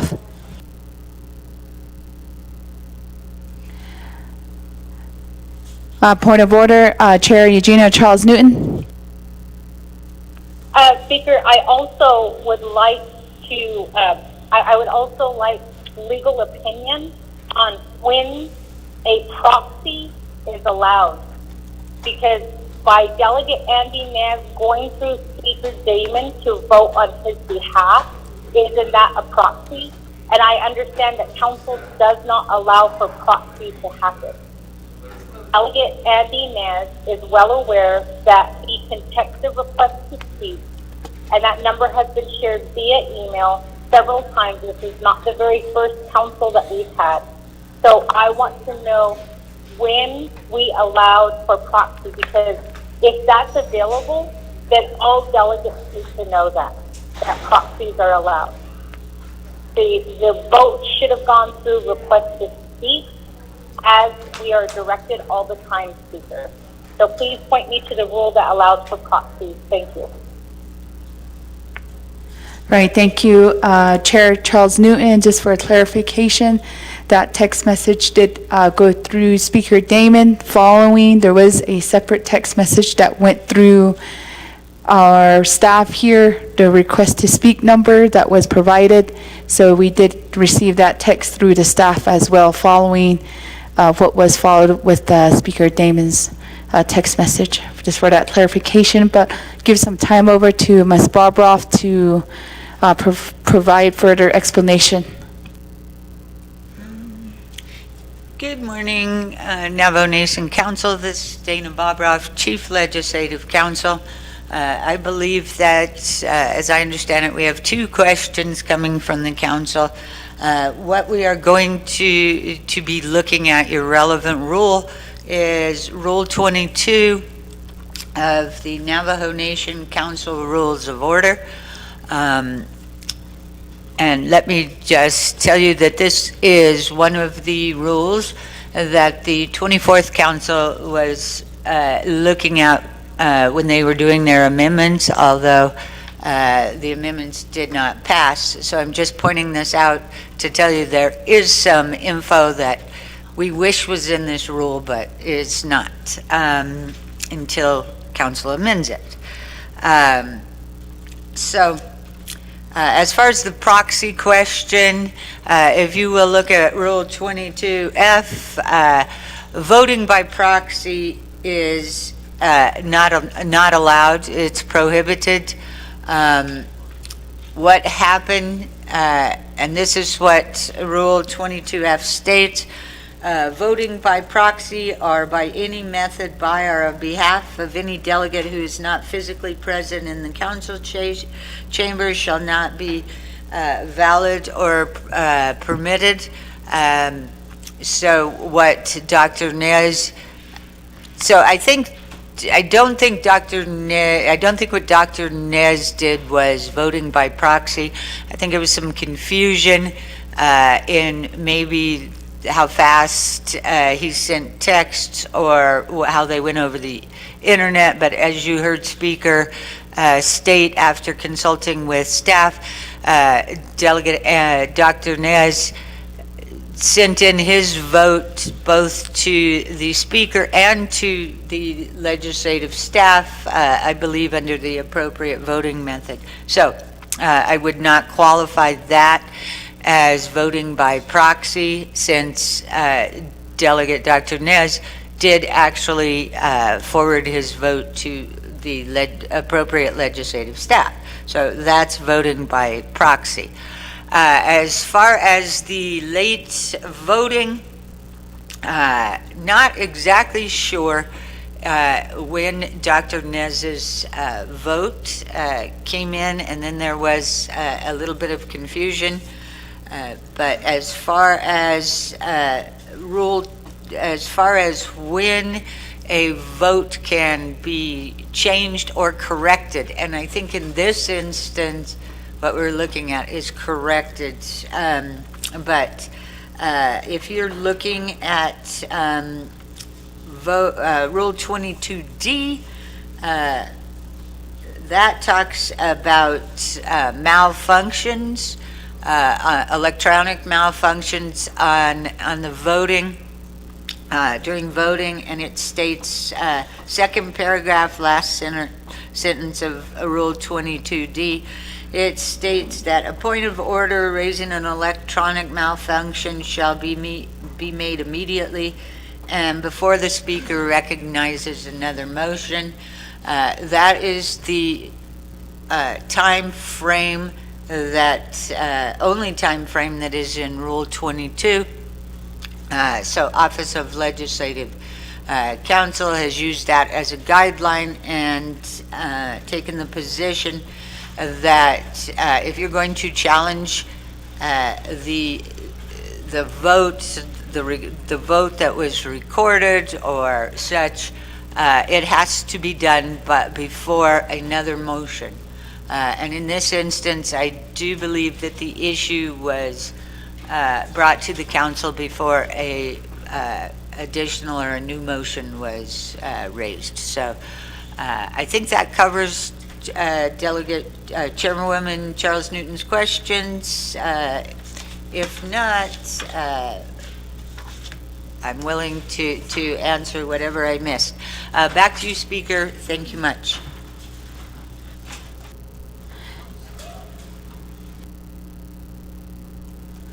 Point of order, Chair Eugenia Charles Newton.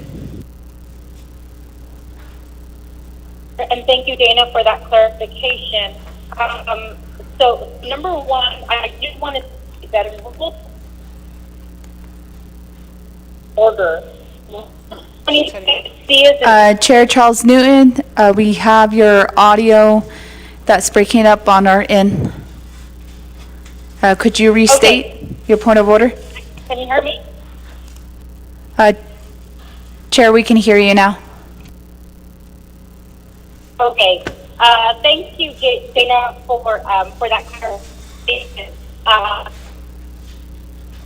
22C, as in cap, does say before a vote is taken on each motion, the speaker shall announce that a vote is about to be taken. The delegates shall be given no more than 2 minutes to cast their vote.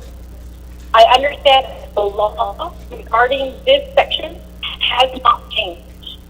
So are we making an exception in this delegate to call in after the speaker does say, on the record, let's move on? Number one. Number two is I got a text message from the delegate. He said that he viewed if Rule 22B as in boy does state a council delegate who has a personal, family, business, monetary interest in a matter much clearer as to not participating in any proceedings concerning Chair, Chair Eugenia Charles Newton, we have your audio breaking in and out again. If you could, if you can find a service area that we can hear you clearly.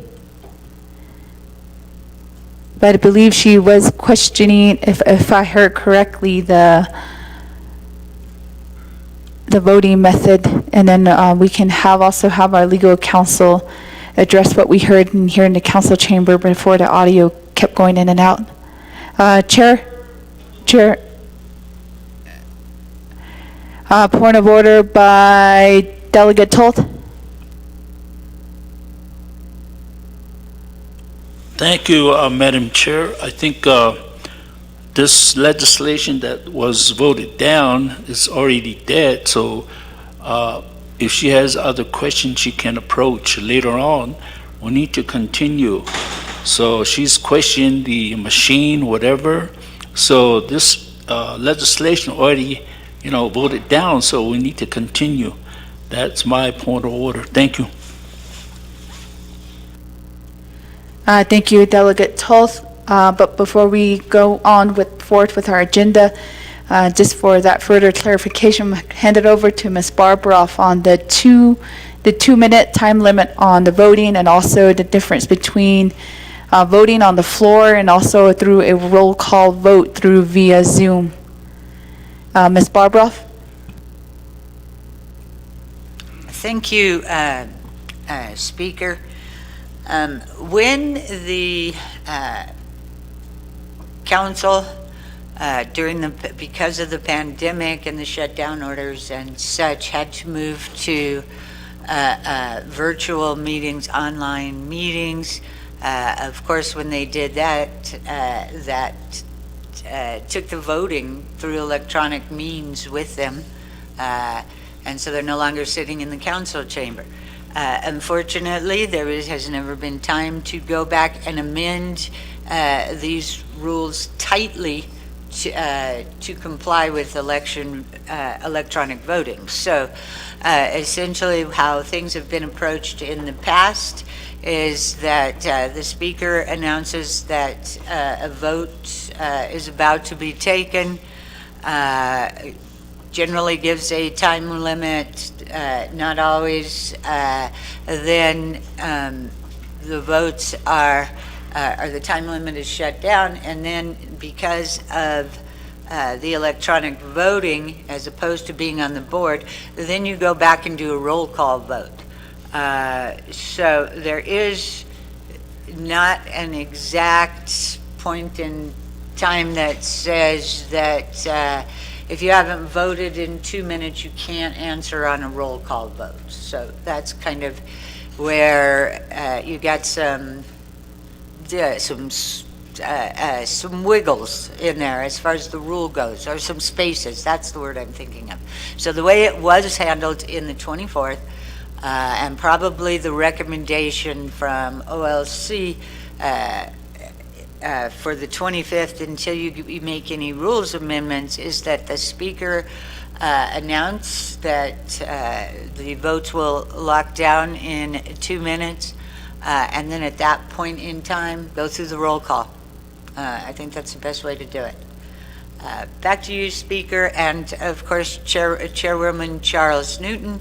The one thing that I did not understand, Chairwoman, because you broke up, was when you were talking about Rule 22B, a council delegate who has a personal, family, business, monetary interest in a matter must declare as such and not participate in any proceedings concerning the matter, including debate, and shall not vote on the matter.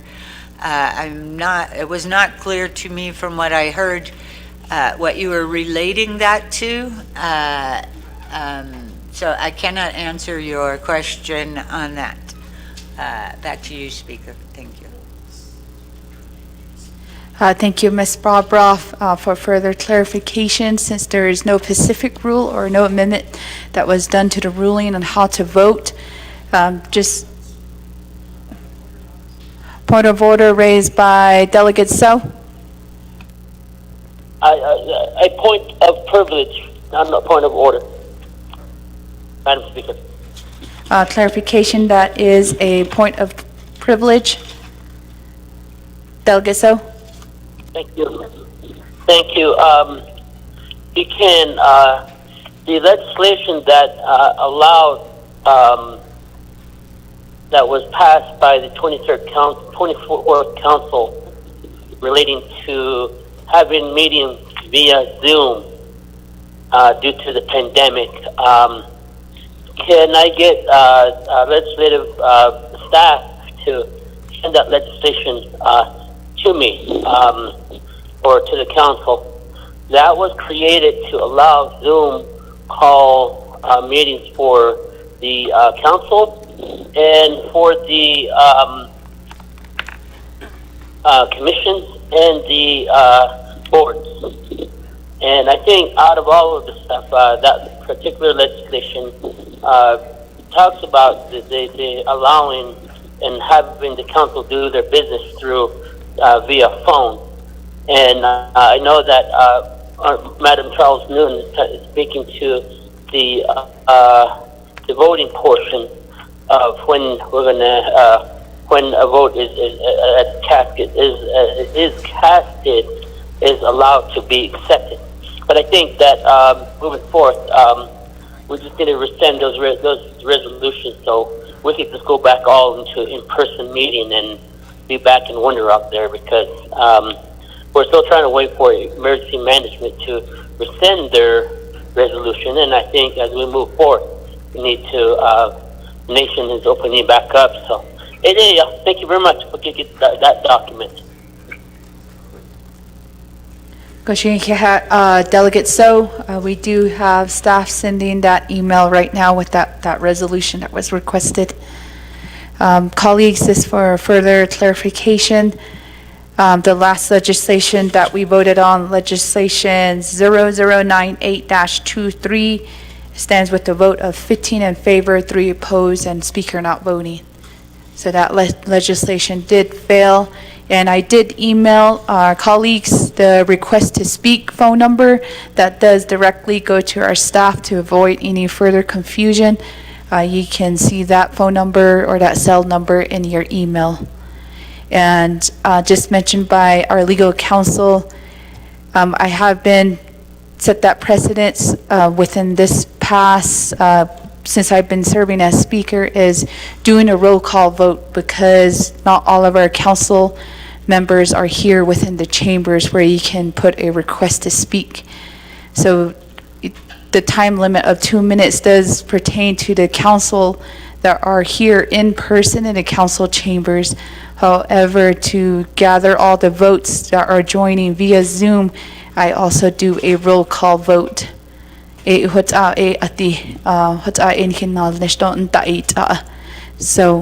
just for that clarification, and I do only recognize those votes that are coming in through text messages and via Zoom, only counted towards the legislation before a motion before of the next legislation.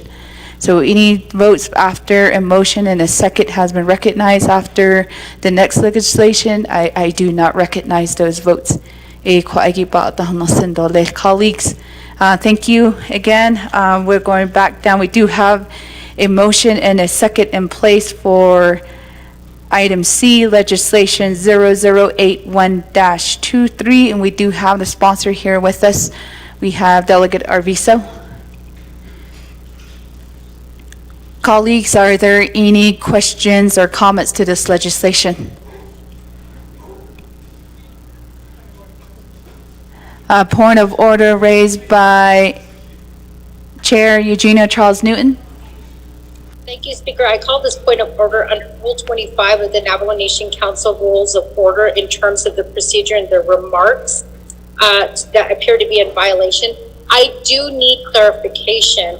So I understand that late votes can be counted as long as a motion second has not been called. So in this case, was a motion and a second called when you recognize Delegate Andy Naz's vote? Thank you, Chair Eugenia Charles Newton. No, before I recognized the motion, I did count Delegate Dr. Andy Nez before accepting a motion and a second on the next legislation. So again, the vote was 15 in favor, 3 opposed, and speaker not voting, and it did needed 16 votes to pass. So the legislation did fail, colleagues. All right, back to legislation 0081-23. Dash lot na atol kit online. Second call. We have a question by a colleague online. We'll give our sponsor, Delegate Arvisa, 20 minutes and his agents to present the legislation.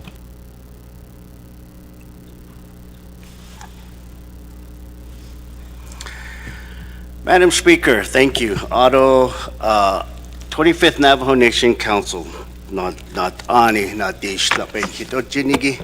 A head la kodo ya not so speda na hodit a hege ni hitato nilsos auto Arnold Tohanet na so Tanigido are in Hano Yagido are Dysonol Agido the horse nagi hehe. Da ya kodo nihidne e yan dal nishigi e ya bakadija Johinson laid Land office, though election officer that over an Eastern agency on Lake Crown Point.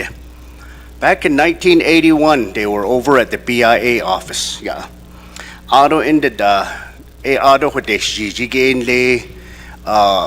the boarding school and so does now yeah na auto ended the demolish a doll need what need na Aron laid it's allowed to Kande the Crown Point Police Department building ajo nana kai aje yahabit nil Hashin zachi ajin dashnish ako I see anahot ikwa ako ne hunen dal nisho ya di mold that edo no da chat trailer an zao sezon ahoti ad nai oba ihille to ba ho jilyago judi the ne Washington lenigi the nendal le shodo jo ba da hwiliada to ba ho ni zinda sto le khata in nicht ota ni zinde ko to banda ni thada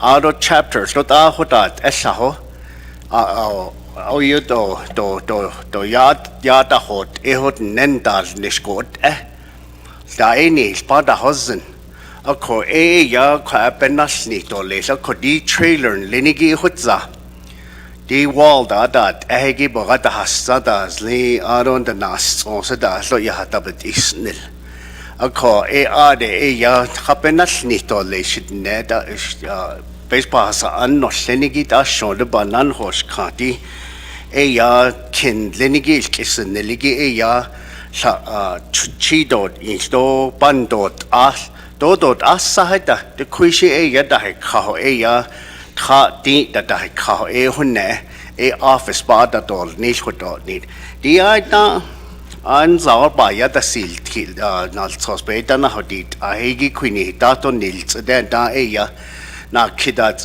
a hel kid banda sit it adot ad kui ya na sos ba den hat no de no kid ako ya asto kwa ni ja do bakta hausen ako a shonde yan hidishno kodo ya banan hosh khante jun hid na dana kui go shi be da isti ni hid khanta nishigi to yat besta na has no ba da honne dana ako shi to penas ni to le sti kwa ado ako dit ya bakadi jato ndai dos kidoshi na dai deal kiss ako ede hutashin andai Madam Speaker.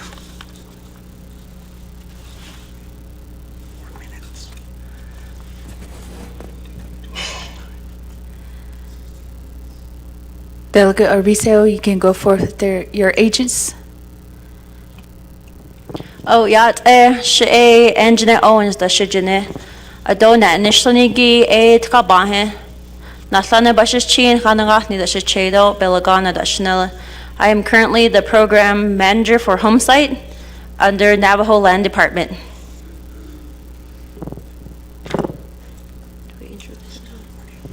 Yat ehebene bishop baseball ando Madam Speaker. Aro Kodo Yai Kaige Shay Arlene Cohen in Shgedo Ki Anin Shlot Kodachini Bashish Chain Navajo Election Administration A Banashnish for Eastern Navajo Agency 31 chapters of it A Bethlenish should title A Voter Registration Specialist. Good morning. Thank you.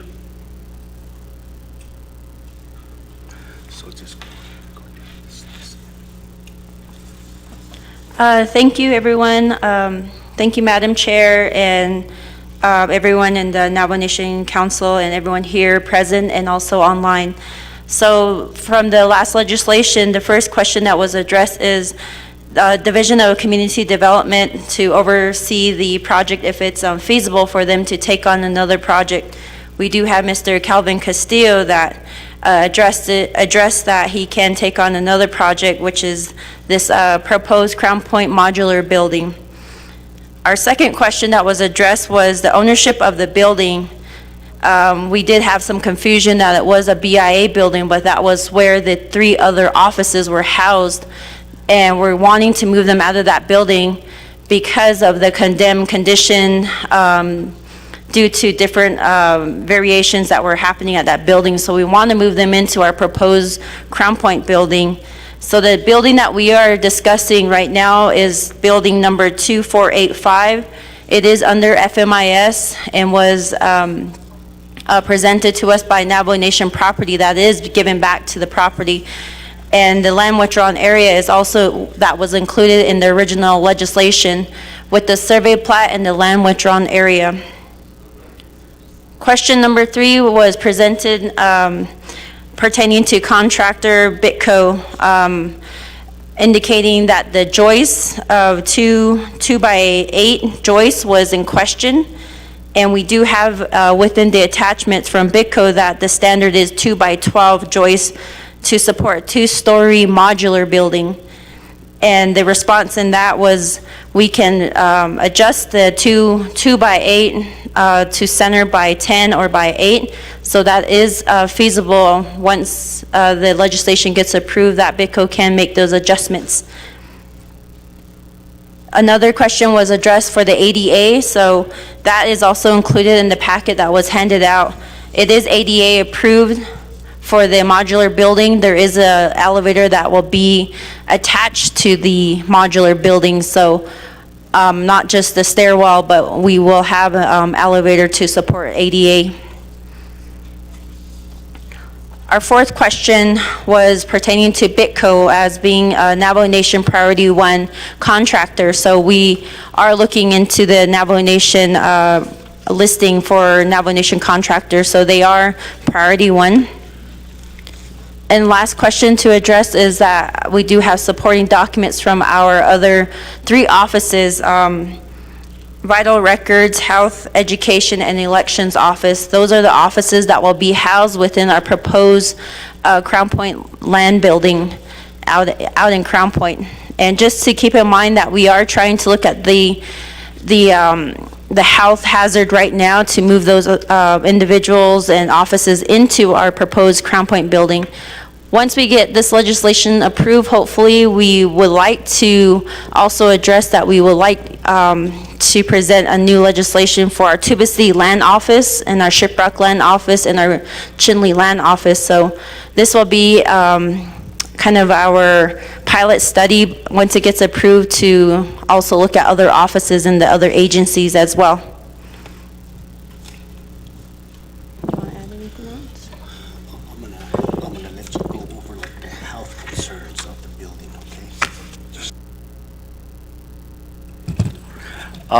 Thank you, Madam Speaker. Auto Kodo 25th. We also have Miss Arlene Cohn.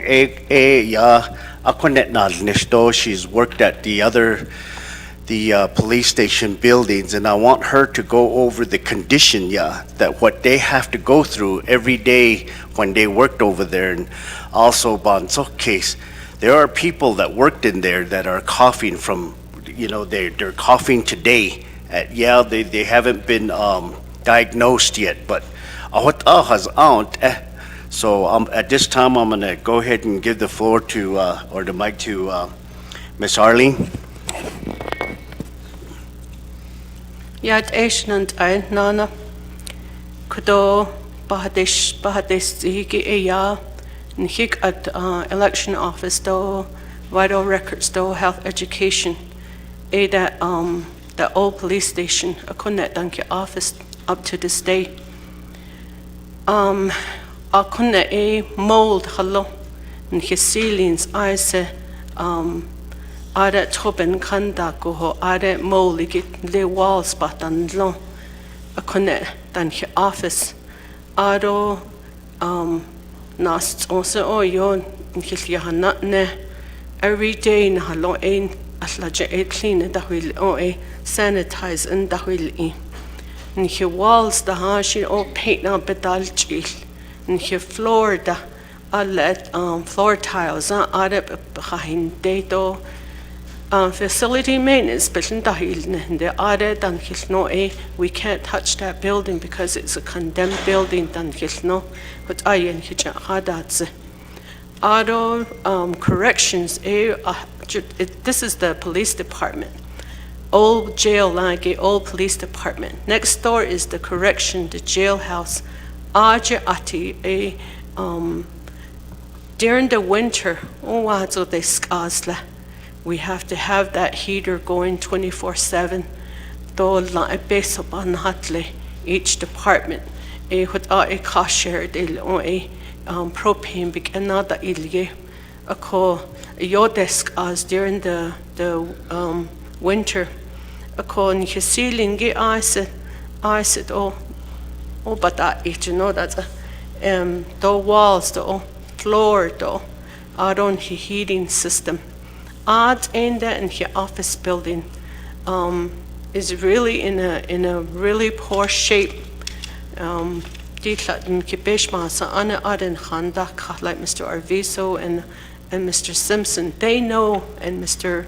Begay, they know what kind of office building we have. I think some of these pictures are in that first legislation that was submitted. I added a pictures kita bakha. Thank you.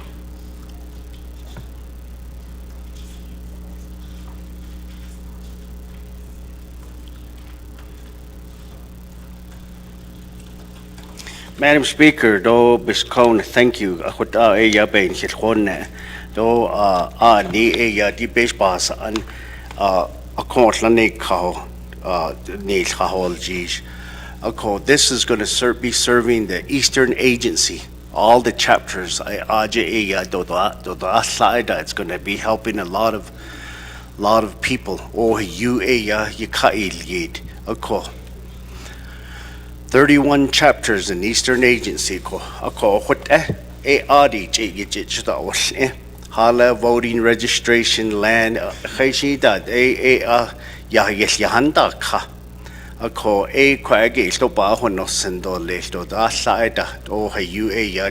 in Linigi Yakandalwo.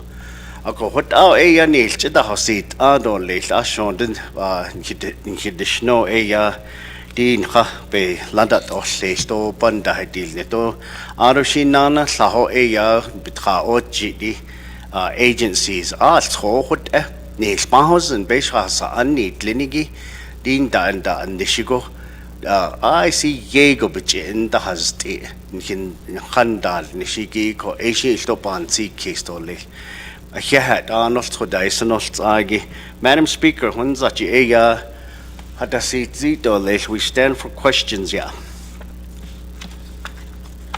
Shiaj, Delegate Arviso, and also to your agents here this morning. Niniki Shiaj Kodo Delegate Rikinez via Zoom. Thank you, Madam Speaker, other colleagues. I don't hear Delegate Arviso, I'm glad that you're presenting your own legislation. I noticed that you don't have a co-sponsor. And I just want to say that it's good to present your own legislation.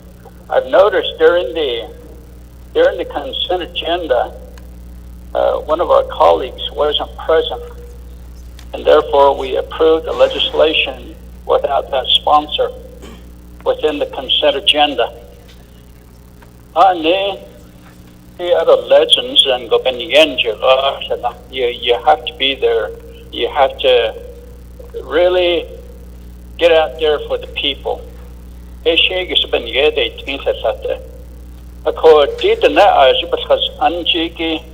My question that I was going to ask was pretty much answered within the presentation, but and I know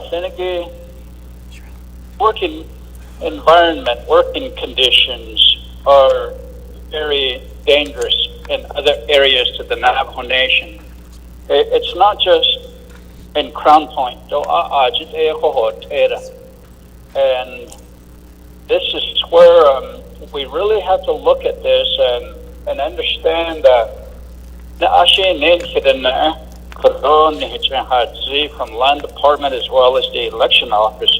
I wouldn't want to work in a place where it's molded. I wouldn't want to work in a place where there's mice running around.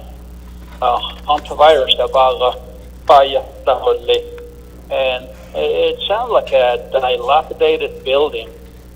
And now I understand the emergency portion of it. It involves human health.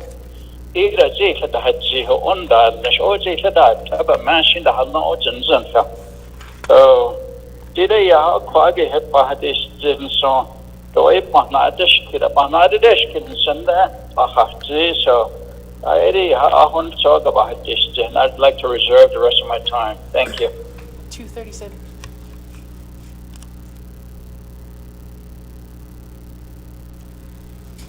Shiaj Delegate Nez. I don't see any colleagues in queue.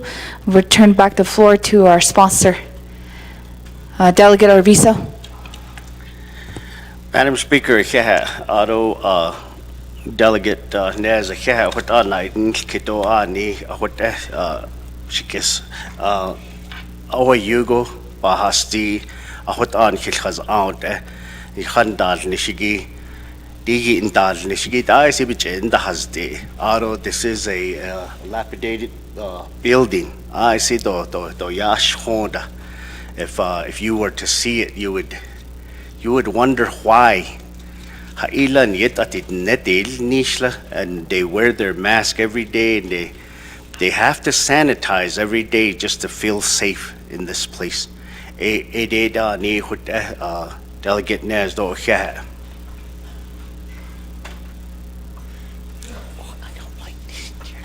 falling back.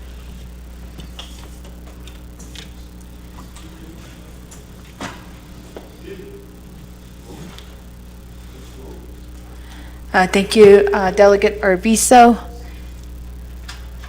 Colleagues, I don't see anybody else in queue. We'll go back to reserve time. Kodoshiyaj, Delegate Nez with 2 minutes and 37 seconds.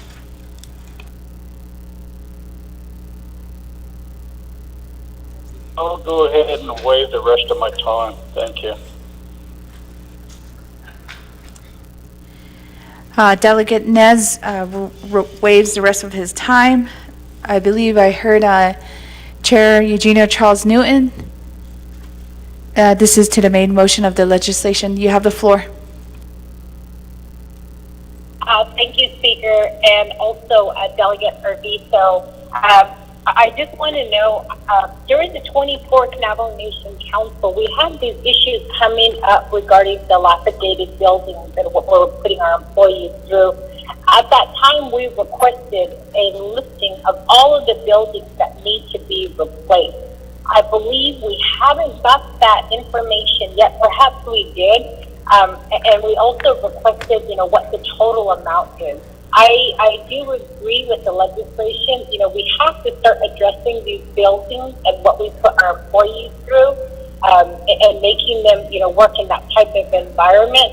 I do support the legislation, Speaker, but I think we also need to be working towards getting a good listing of how many buildings are currently dilapidated, and pose a health risk to our Navajo Nation employees.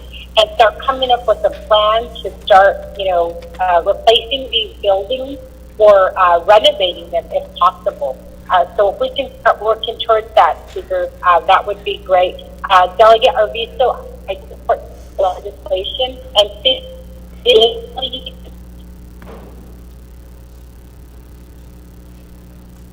Chair, your audio did cut out. If you could restate the last 10 seconds of your statement.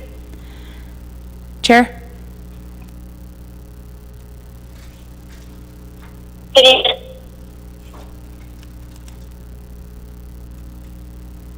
Chair, you do still have your audio cutting in and out.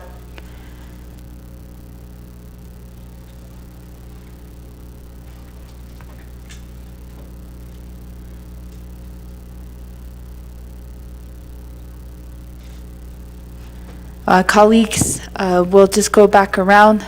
We do have her time as of 3:33. Delegate Arvizo, we'll return back the floor to you for comments. Madam Chair, thank you, and Chair Newton, Delegate Charles Newton, thank you for your support. We do need to start working and start really taking into consideration our workers. They leave home every morning and they take care of business for the Navajo Nation. And we need to recognize them and appreciate them and start taking care of our people. I support our employees and I don't want them to be in bad buildings. Deep building, Linigi, I just want to say they last a long time, these metal buildings.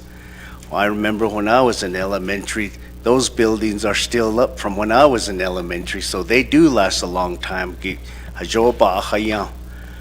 Madam Chair.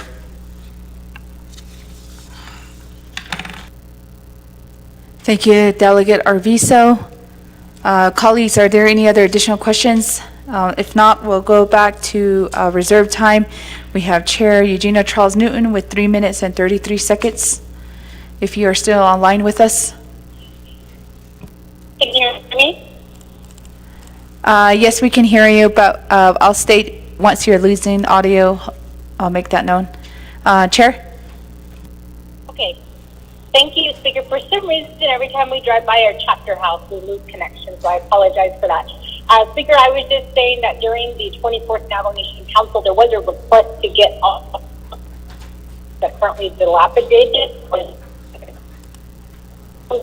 to our employees' health.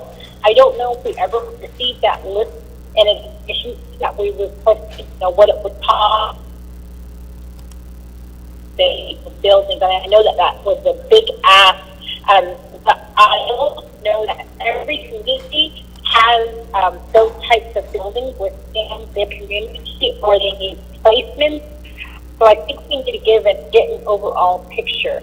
I really, just have to say that our employees go through a lot, and our employees are the ones who provide service to our Navajo people. And we should be creating a good, healthy environment for them. That's not the case. So if we can start working on that, Speaker, maybe a directive on getting for each our community, so we have to understand some of the working.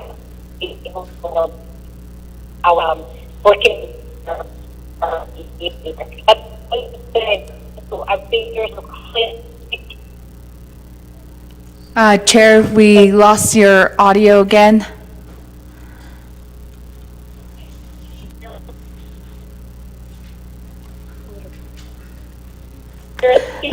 Chair, we can hear you, but it's not as clearly coming through from our end.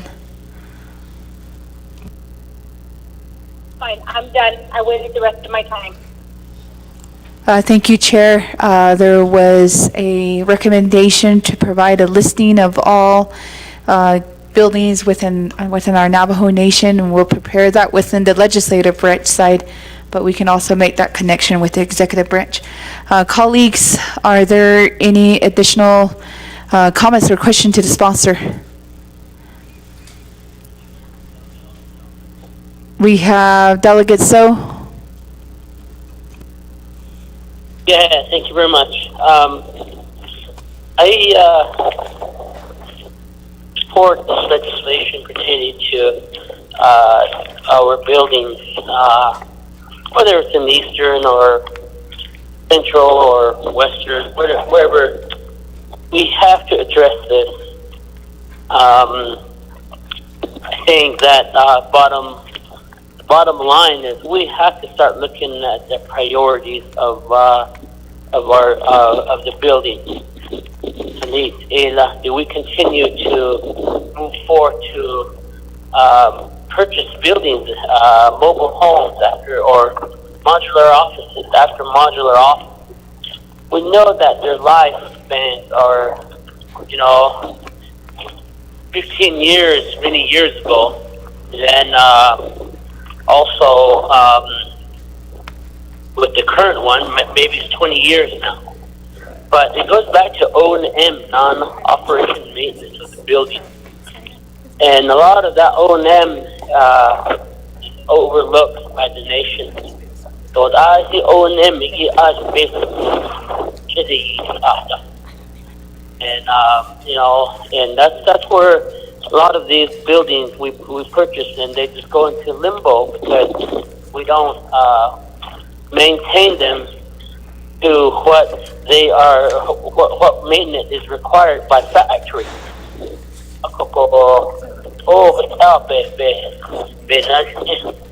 And this particular office that they're talking about, I seen, and and I think that we have to look at maybe having a exclusive maintenance program on these modular buildings that we have, because a lot of them require certain codes and aspects, and I'm not too sure if some of these codes are expired. For instance, one area is that some of these old buildings, modular buildings, have for their main supply line for their electrical 14.2 wiring. And that cable is pretty, and you look at today's standard, that cable is meant for outlets. And these are like, these old trailers, and these were like the main line coming in. And the specs are up and updated, and APEG, our old trailers are all out of date. APEG, but somewhere we have to continue to look at how we're gonna be operating, because are we going to continue to purchase modular buildings like this moving forward without any comprehensive plan? Because when you look at the comprehensive budget, which we passed, always have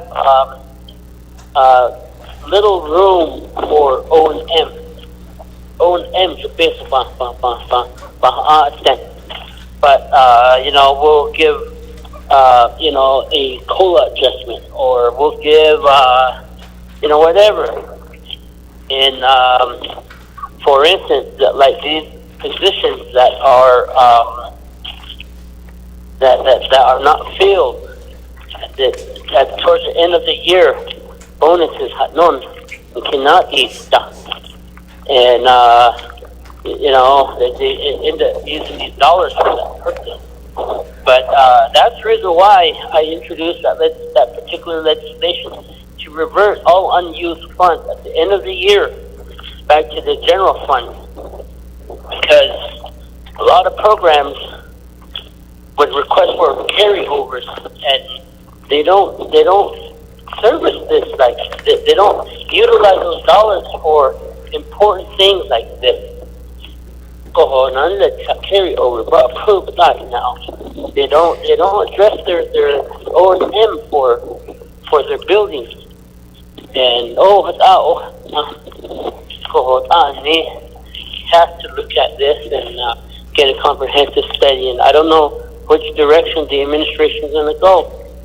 I wish that we would have the division director of general services giving us some sort of direction which way they're going to go. Because general service, ADA buildings, they be awesome.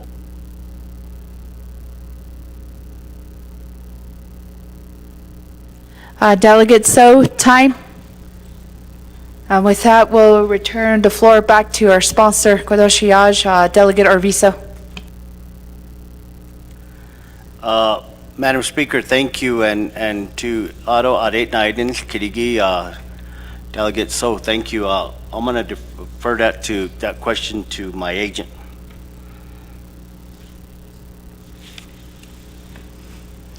Yes, thank you for that question, Delegate So. So to answer your question about the repair and maintenance for this proposed Crown Point building, we did talk to Navajo Nation Facility Maintenance, and once the building is registered with the Navajo Nation, then we can proceed with repairs and maintenance. This is part of the original budget that we set aside for $375,000 for repairs and maintenance. After that, we can also look into, well, on top of that is with BITCO, they have their 2-year contractual services once this legislation gets approved for our building. And lastly, we are considering the bidding out a contract for repairs and maintenance. So part of this legislation for the CHSN funds is looking at just the first year. After the first year, we are working with the other offices to come up with a budget so that we are looking in the future to for our repairs and maintenance of the building. That's all I have to say about the question that was addressed by Delegate So.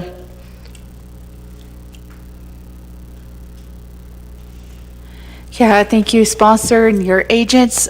Colleagues, are there any other questions? We don't have any reserve time as well. Second call. Third call. Colleagues, we're going for a roll call vote, and if you're within the chambers, feel free to use your request to speak button.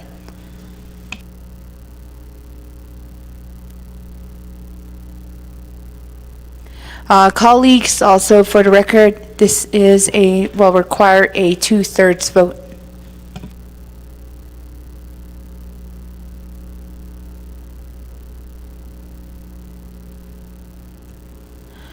Point of privilege raised by Delegate Nez. Speaker, could you make an announcement to our colleagues to make sure they vote? Make sure they vote or send in their votes. Thank you. Thank you, Delegate Nez. Colleagues, if you're in the chambers, feel free to vote using your buttons. And also, if you are joining in via Zoom or through audio phone call, I did send out the request to speak phone number where you can also text in your vote. Thank you, colleagues.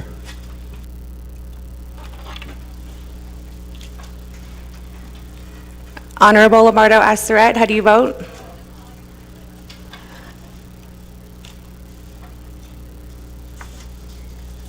Honorable Lamardo Aseret. Honorable Lamardo Aseret did not vote. Honorable Helena Nesbegay, how do you vote? Honorable Helena Nesbegay votes green via text. Honorable Eugenia Charles Nguyen, how do you vote? Honorable Eugenia Charles Nguyen. Honorable Eugenia Charles Nguyen votes green via text. Honorable Seth Damon, how do you vote? Honorable Seth Damon. Honorable Seth Damon did not vote. Honorable Stephen Arvizo, how do you vote? Honorable Stephen Arvizo votes green. Honorable Herman Daniels, how do you vote? Honorable Herman Daniels votes green via text. Honorable Vince James, how do you vote? Honorable Vince James votes green via text. Honorable Brenda Jesus, how do you vote? Honorable Brenda Jesus votes green via text. The voting is now locked. Honorable Casey Johnson, how do you vote? Honorable Casey Johnson votes green. Honorable Rick Nez, how do you vote?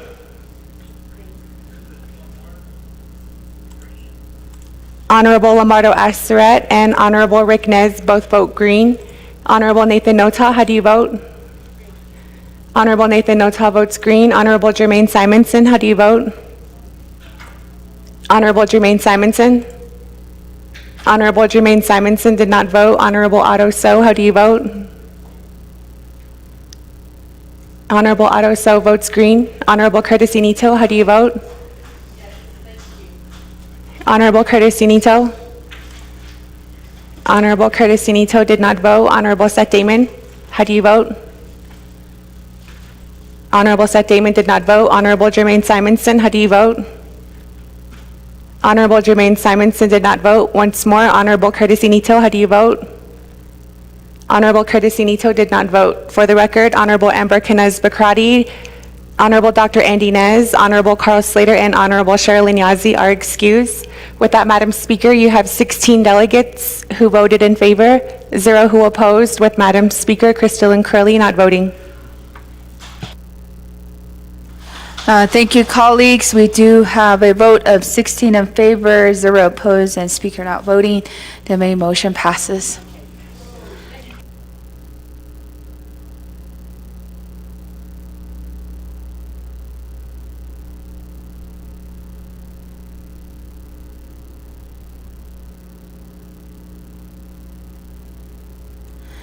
Thank you, colleagues. We're going down next on our agenda. We have item D. We have legislation 0119-23, and we do have the primary sponsor here, Honorable Shauna Antlaw. For the record, we do have Delegate Seth Damon voting green on legislation 0081-23. And that does change the vote to 17 in favor, 0 opposed, and Speaker not voting. Back down to item D, legislation 0119-23. Staff, could you help us read the legislation to the record?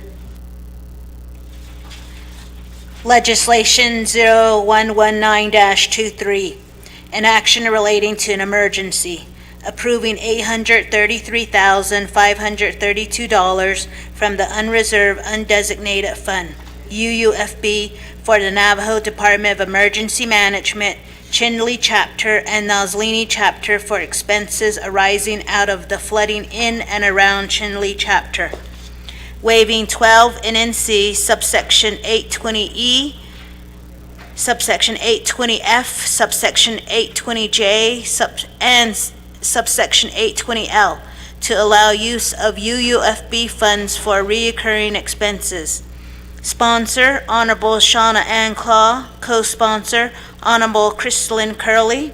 This legislation has been read into the record in its entirety by electronic voice recording per Navajo Nation Council Rules of Order Number 9. Madam Speaker.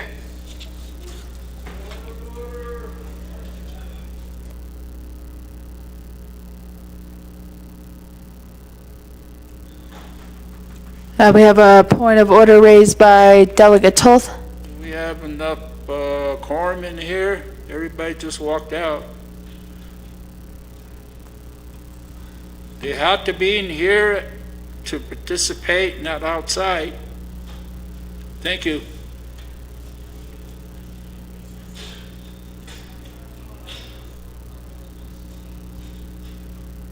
All right, thank you, Kodosha Che. We do have delegates that are here in the chambers, also online. Kodosha Che, Kodosha Bitil Abin and Ahodo Yahadzi Eko. What I can do is we can also do a roll call vote. Ishi Kwaiki. We do have just 4 council delegates here within the chambers, including myself, but just to see how many delegates are online and also state who are excused. Staff, could you help us with the roll call vote?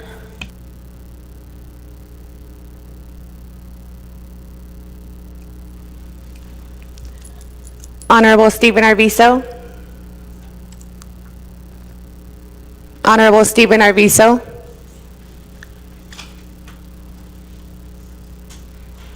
Honorable Stephen Arvizo did not answer roll call. For the record, the attendance vote monitor is open. Honorable Lamardo Aseret.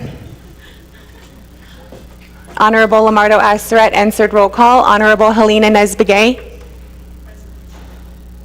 Honorable Helena Nesbegay answered roll call via text. Honorable Norman Begay is present. Honorable Stephen Arvizo also is present. Honorable Eugenia Charles Newton. Honorable Eugenia Charles Newton is excused. Honorable Shauna Ann Claw. Honorable Shauna Ann Claw is present. Honorable Amber Canez Bakrati is excused. Madam Speaker, Crystalline Crowley is present. Honorable Seth Damon. Honorable Seth Damon answered roll call. Honorable Herman Daniels. Honorable Herman Daniels answered roll call. Honorable Vince James. Honorable Vince James. Honorable Vince James answered roll call via text. Honorable Brenda Jesus. Honorable Brenda Jesus. Honorable Brenda Jesus answered roll call via text. Honorable Casey Johnson. Honorable Casey Johnson. Honorable Casey Johnson answered roll call. Honorable Dr. Andy Nez is excused. Honorable Rick Nez.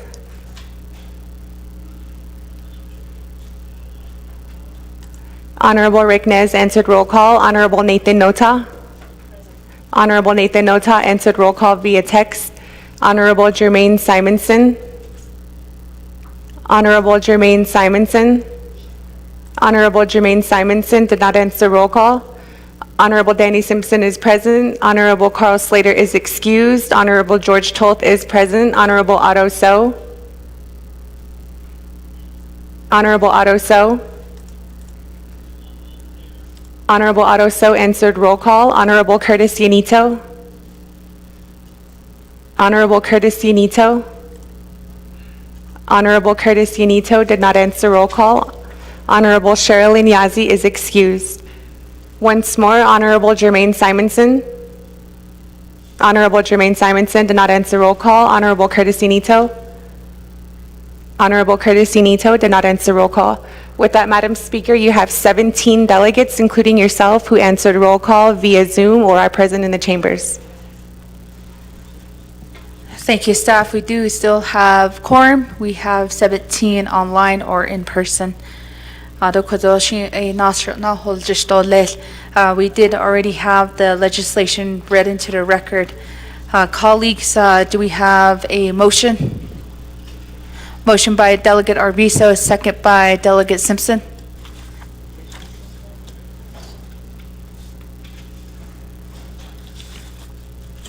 Colleagues, I believe the sponsor does have a request for a technical amendment, and we'll go forward with her presentation.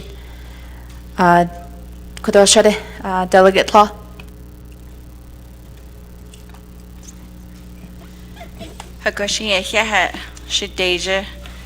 Madam Speaker Curley, Ado Arnoldsko, Beshbasa Anagida Noslini, Doku, Nahanal Nishigi, Do Yat in the Schneiderli, Department of Emergency Management, Do Jinli Chapter, Do Nazlin Esto Atcha Bananish, Akodi Naltosigi A Nihita Nilsos, Akodi Aya Emergency Legislation Baka.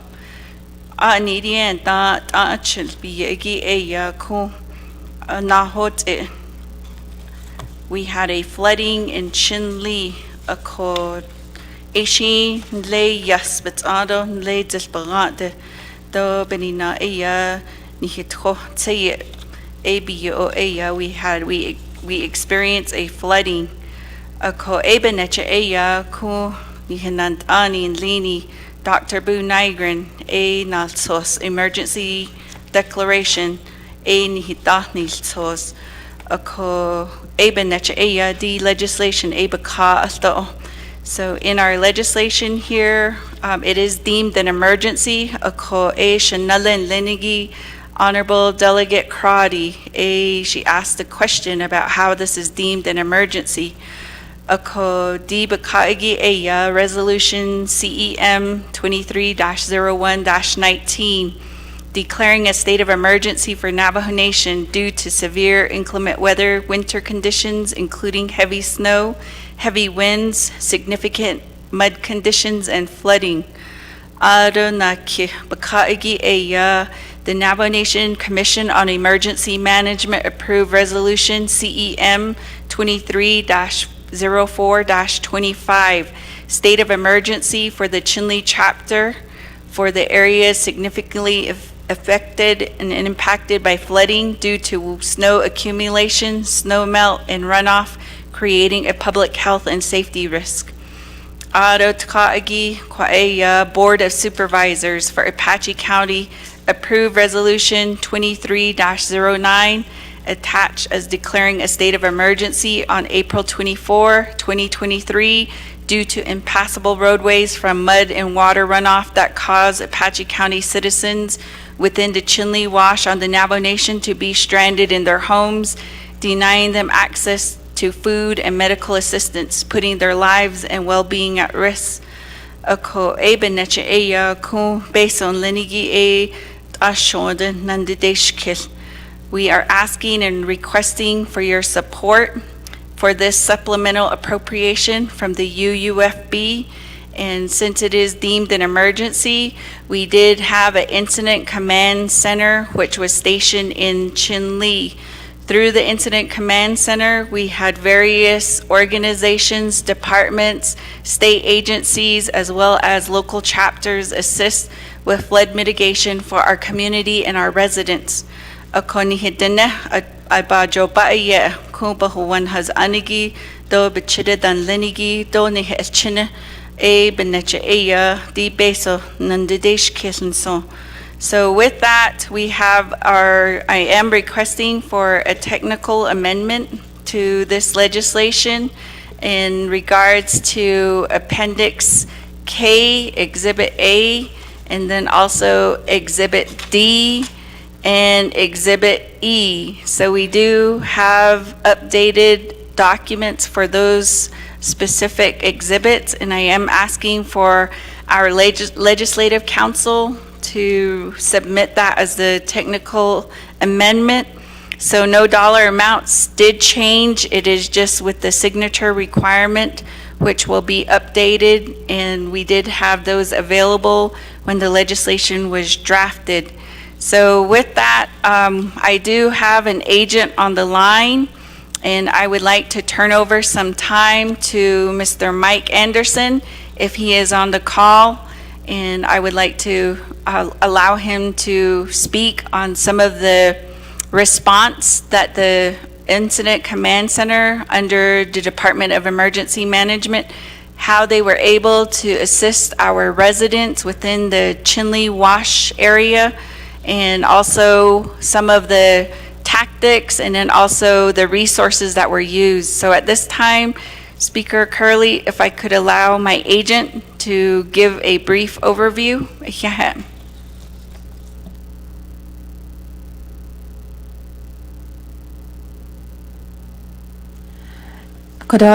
Thank you, Shada Delegate Law. Mr. Henderson, if you are online, please feel free to join the presentation. You can unmute, or if you're using a phone, you can press *6. Good afternoon, Speaker, Council, members of the committee, as well as those listening. I'm just going to do a mic check. Can you hear me? Yes, Mr. Anderson, we can hear you. Again, just confirming you can hear me. Yes, Mr. Anderson, you have the floor. Thank you very much.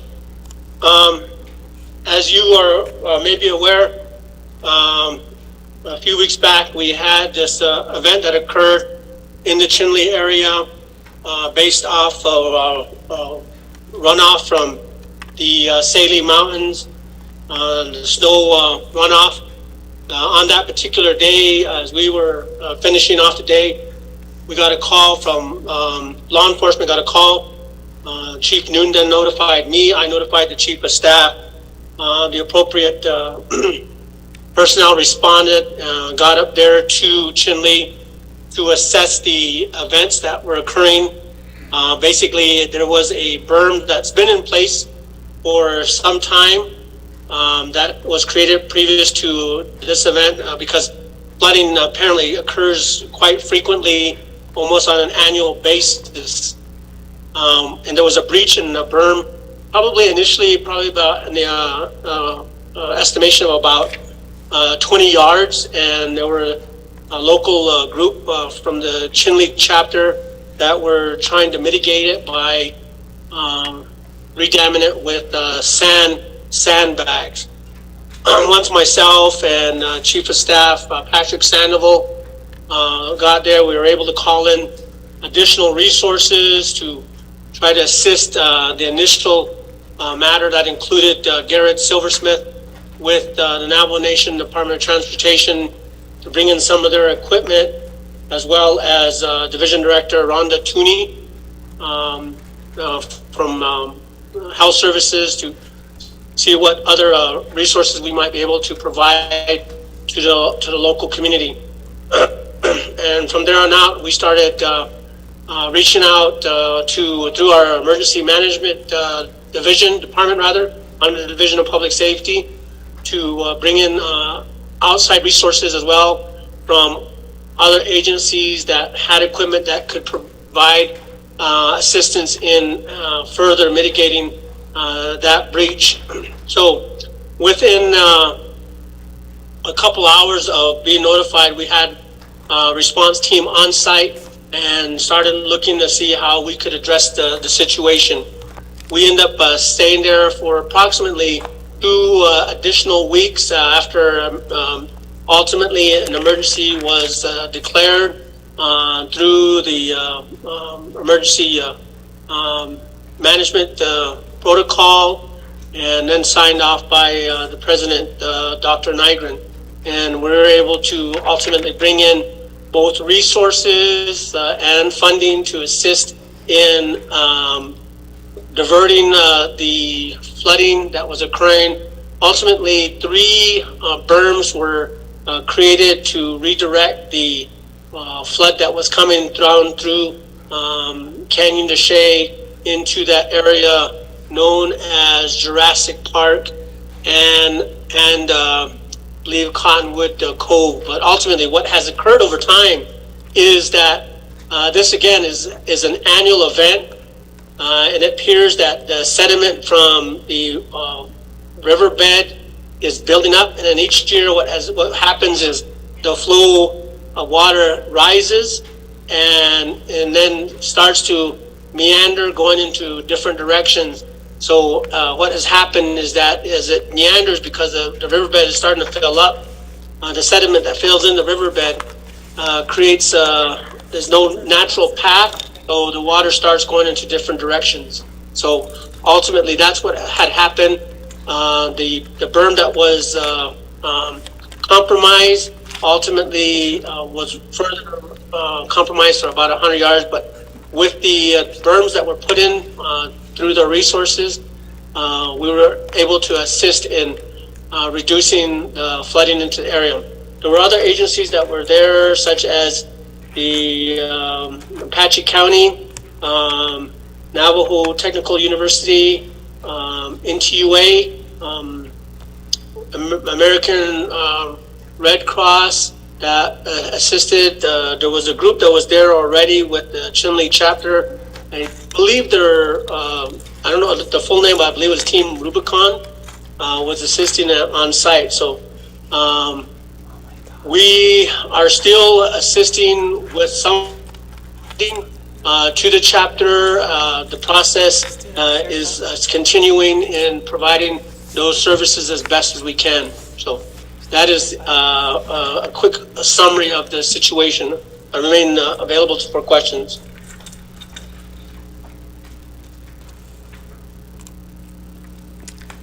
Hagoshi, thank you, Mr. Anderson.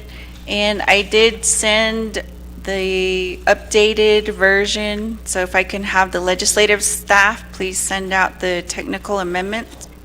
So with that, we do have the documents provided from the Office of the Controller, as well as all of the budget forms, and then also our Appendix K.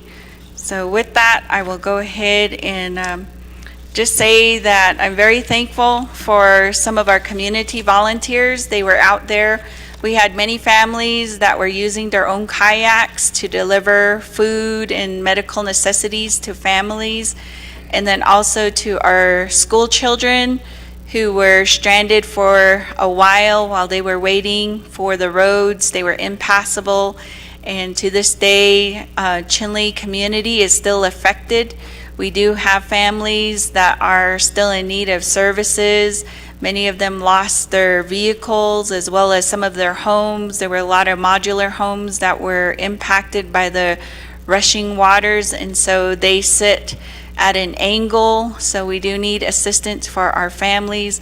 And then as far as the Department of Emergency Management, as you know, they are a Navajo Nation program, and they started off the year with helping the communities of Sawmill and the mountain regions with the snow, and then also with Bird Springs.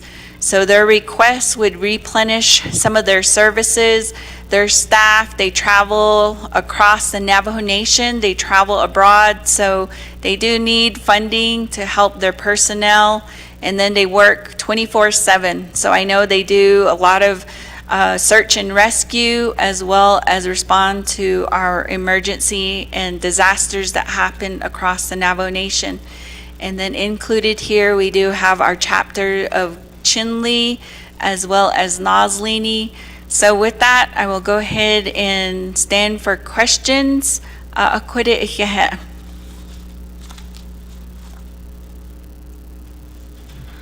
Thank you, Delegate Law, sponsor, and also your agents.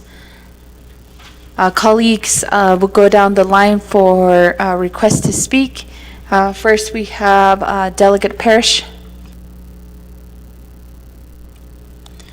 Yeah, thank you, Speaker, and thank you to our sponsor, Delegate Shauna Claw, for offering today's legislation. Today, Speaker, I would like to motion to for the adoption of Amendment 1 for technical changes to the legislation. I believe that's been distributed by OLC, and I'll reserve the rest of my time. Thank you. We have reserved time of 4:44.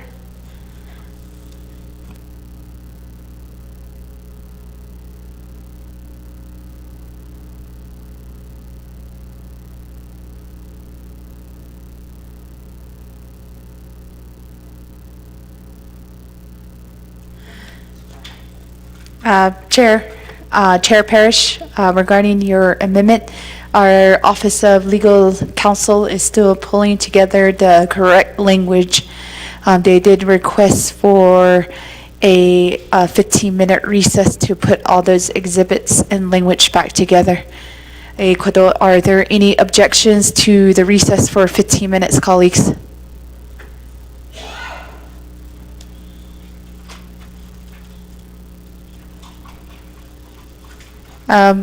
We do have, I guess we will just keep continuing to go forth, and then we do have amendment number 1 that will be 4 minutes and 44 seconds. Since we don't have that documentation, I'll go forth with at least a 10-minute recess to get those documents, since we do have a motion on the floor for an amendment.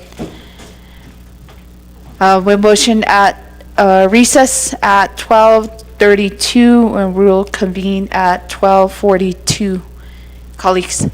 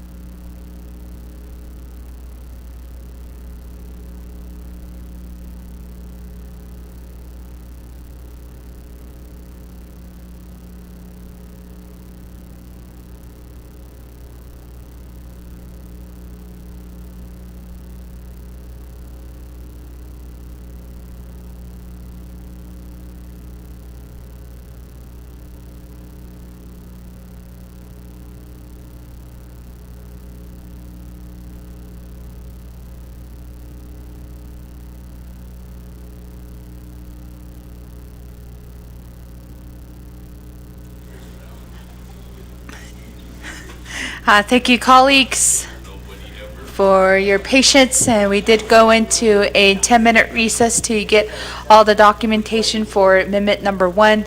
We do have a motion on the floor, but at this time, we will go back to a roll call vote for all the delegates who are here in the chambers and also via Zoom. Staff, could you help us with a roll call?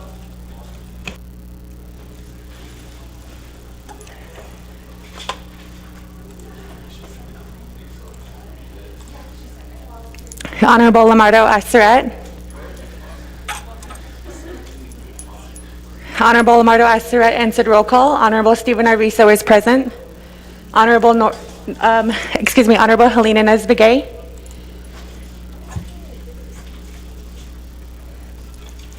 Honorable Helena Nesbegay. Honorable Helena Nesbegay did not answer roll call. Honorable Norman Begay is present. Honorable Eugenia Charles Newton is excused. Honorable Shauna Ann Claw is present. Honorable Amber Knez-Bakrati is excused. Madam Speaker, Crystalline Curley is present. Honorable Seth Damon is present. Honorable Herman Daniels. Honorable Herman Daniels.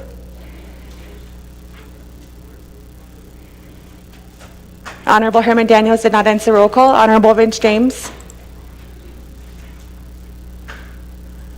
Honorable Vince James. Honorable Vince James did not answer roll call. Honorable Brenda Jesus. Honorable Brenda Jesus answered roll call via text. Honorable Casey Johnson.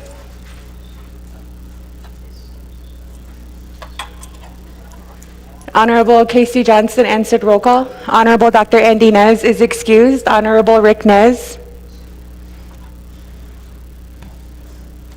Honorable Rick Nez. Honorable Rick Nez did not answer roll call. Honorable Nathan Nota is present. Honorable Shandine Parrish is present. Honorable Jermaine Simonson. Honorable Jermaine Simonson. Honorable Jermaine Simonson did not answer roll call. Honorable Danny Simpson is present. Honorable Carl Slater is excused. Honorable George Toth is present. Honorable Otto So. Honorable Otto So. Honorable Otto So did not answer roll call. Honorable Curtis Cianito. Honorable Otto So answered roll call. Once more, Honorable Curtis Cianito. Honorable Curtis Cianito did not answer roll call. Going back up, Honorable Helena Nesbegay. Honorable Curtis Cianito answered roll call. Honorable Helena Nesbegay. Honorable Helena Nesbegay did not answer roll call. Honorable Herman Daniels. Honorable Herman Daniels did not answer roll call. Honorable Vince James. Honorable Vince James did not answer roll. Honorable Herman Daniels answered roll call. Honorable Vince James did not answer roll call. Honorable Rick Nez.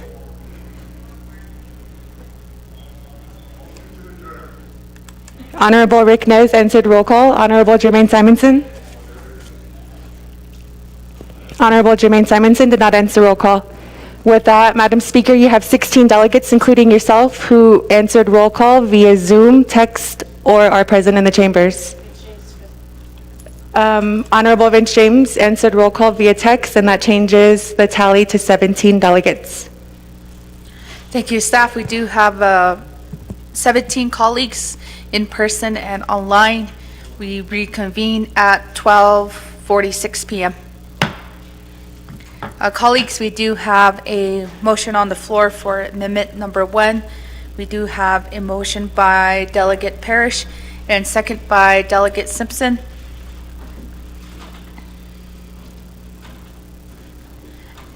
And our office did send out that amendment language through email.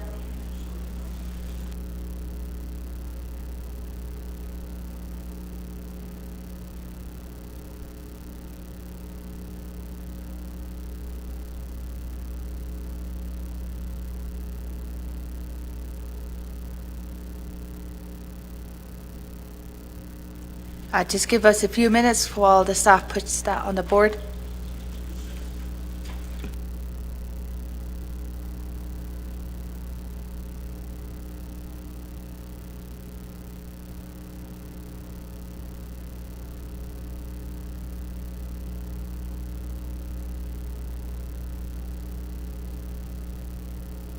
We'll have our staff read that amendment number 1 into the record. Staff? Amendment 1 to legislation number 0119-23. 1, in Exhibit H, replace current Appendix K with the new Appendix K. 2, in Exhibit H, insert Budget Form 2 and Budget Form 4 after Budget Form 1. 3, replace the current Exhibit E with the new Exhibit E. 4, replace the current Exhibit F with the new Exhibit F. 5, renumber or reletter succeeding paragraphs, sections, and exhibits as necessary and appropriate. The Office of Legislative Services and the Office of Legislative Counsel are authorized to make technical edits to this legislation and its exhibits to implement the Navajo Nation Council's intent. This amendment supersedes inconsistent language in any other amendments, which language shall be conformed to this amendment. Madam Speaker.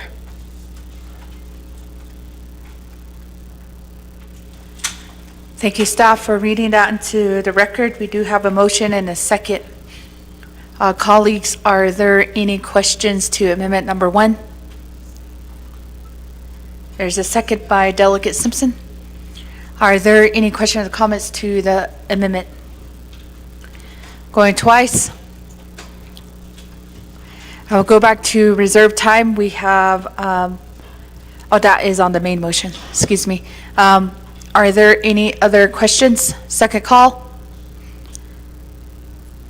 Third call? Going for a vote, or a roll call vote for amendment number 1. Staff?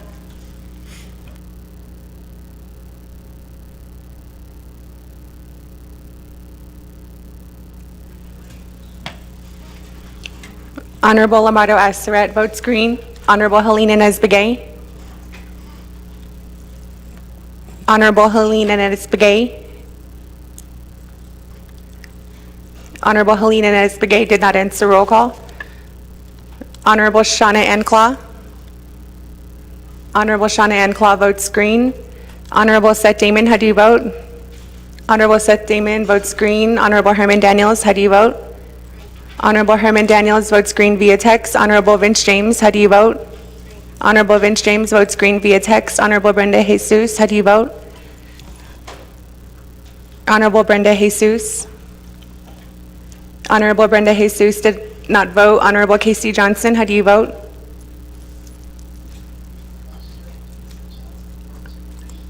Honorable Casey Johnson votes green. Honorable Rick Nez, how do you vote?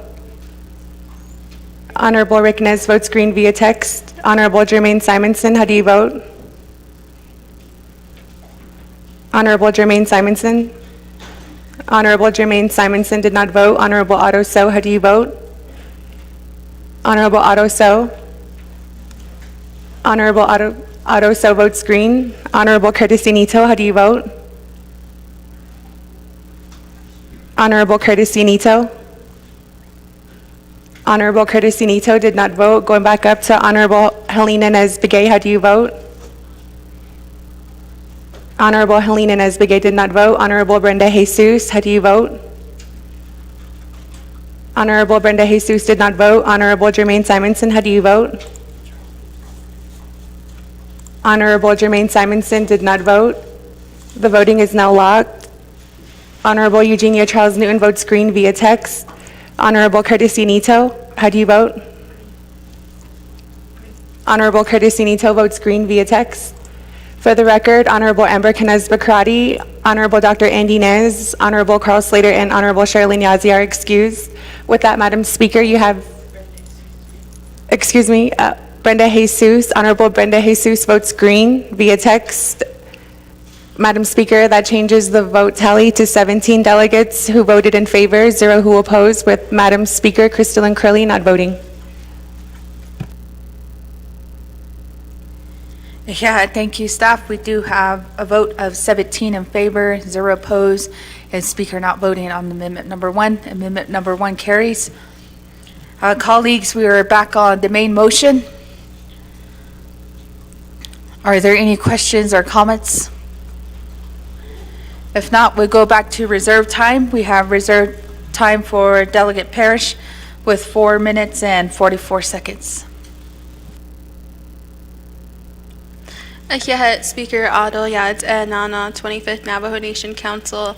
Thank you, Delegate Shauna Claw, for offering today's legislation to assist the communities who were affected by the floods in your region in Chinle and also in Nazlini.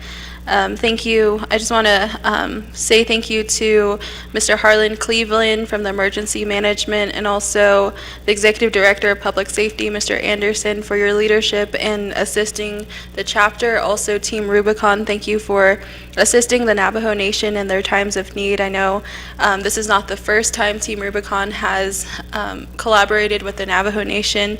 We worked closely with them during the pandemic when I was Miss Navajo Nation, so I just wanted to recognize those individuals who assist the Navajo Nation. I also want to thank the families and community members who stepped up to help during this time, and including the Chinle chapter. My question today, Speaker, regarding the legislation is in consideration of the amounts that are being allocated to the chapters and the timeliness of the legislation. My question today, Speaker, is because of the length of time between the occurrence of the emergency and today, I'd like to know if the chapter solicited funds outside through I guess, solicited funds to assist the families because today's legislation, we're adding funds to community assistance. So I just wanted to know if the chapter solicited funds and also how they're keeping account for those dollars. I reserve the rest of my time. Thank you. Reserve time of 2:58. We'll go on to our next question. We have Shiche Delegate Tull.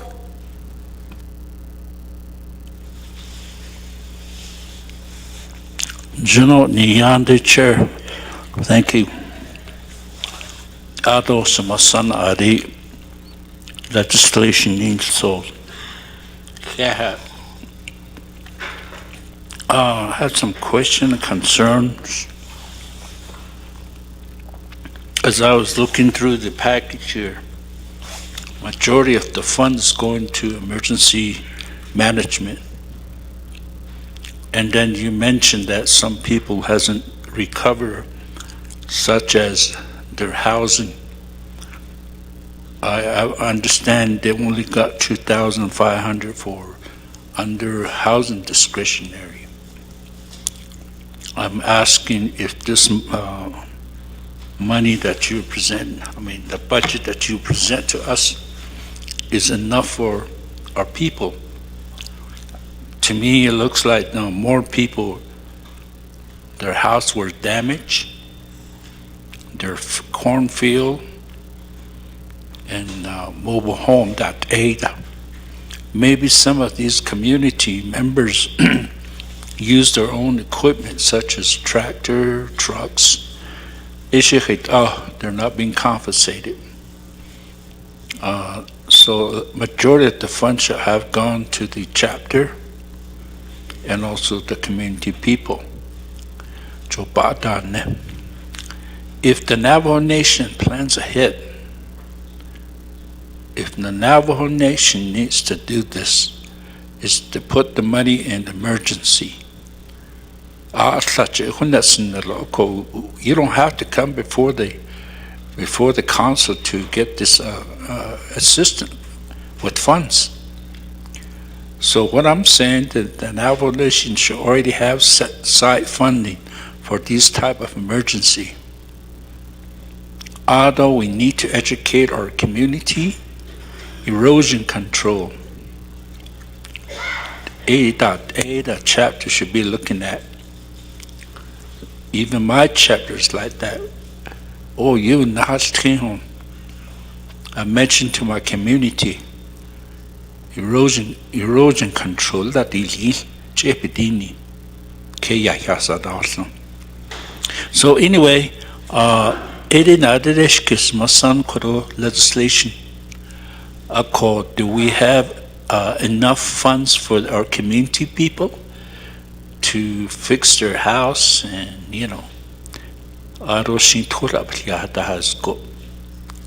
they probably lost some value stuff such as their equipment and all that. So I do support, but we need to do better. We should have a plan set aside, and the chapter should have that responsibility to announce emergency right then. Why do we have to go through the channel? That bothers me so. But I do support, and like I said, we need to do better plan for our people.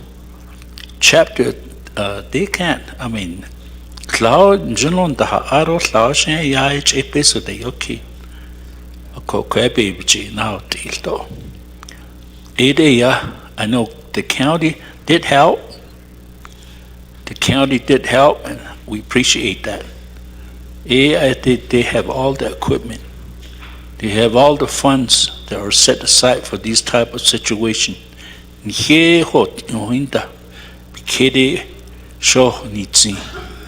So we, community needs to start planning along with your chapter. So the rest of my time I waive this. Thank you, Madam Chair. Delegate Toth. Next in queue, Kodo Triage, Delegate Rikinez. Thank you, Madam Speaker.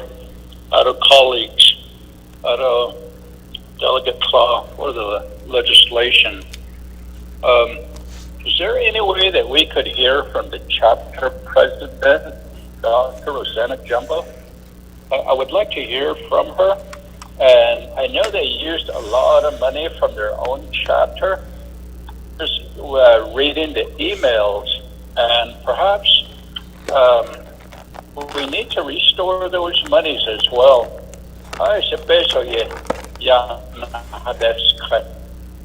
Where I was reading the emails stating that they may have to just shut down the chapter because they didn't have any money.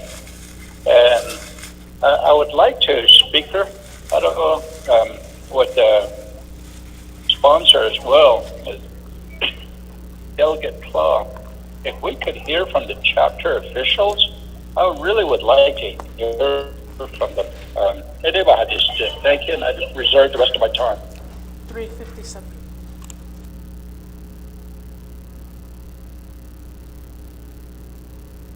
Reserve time of 3:57.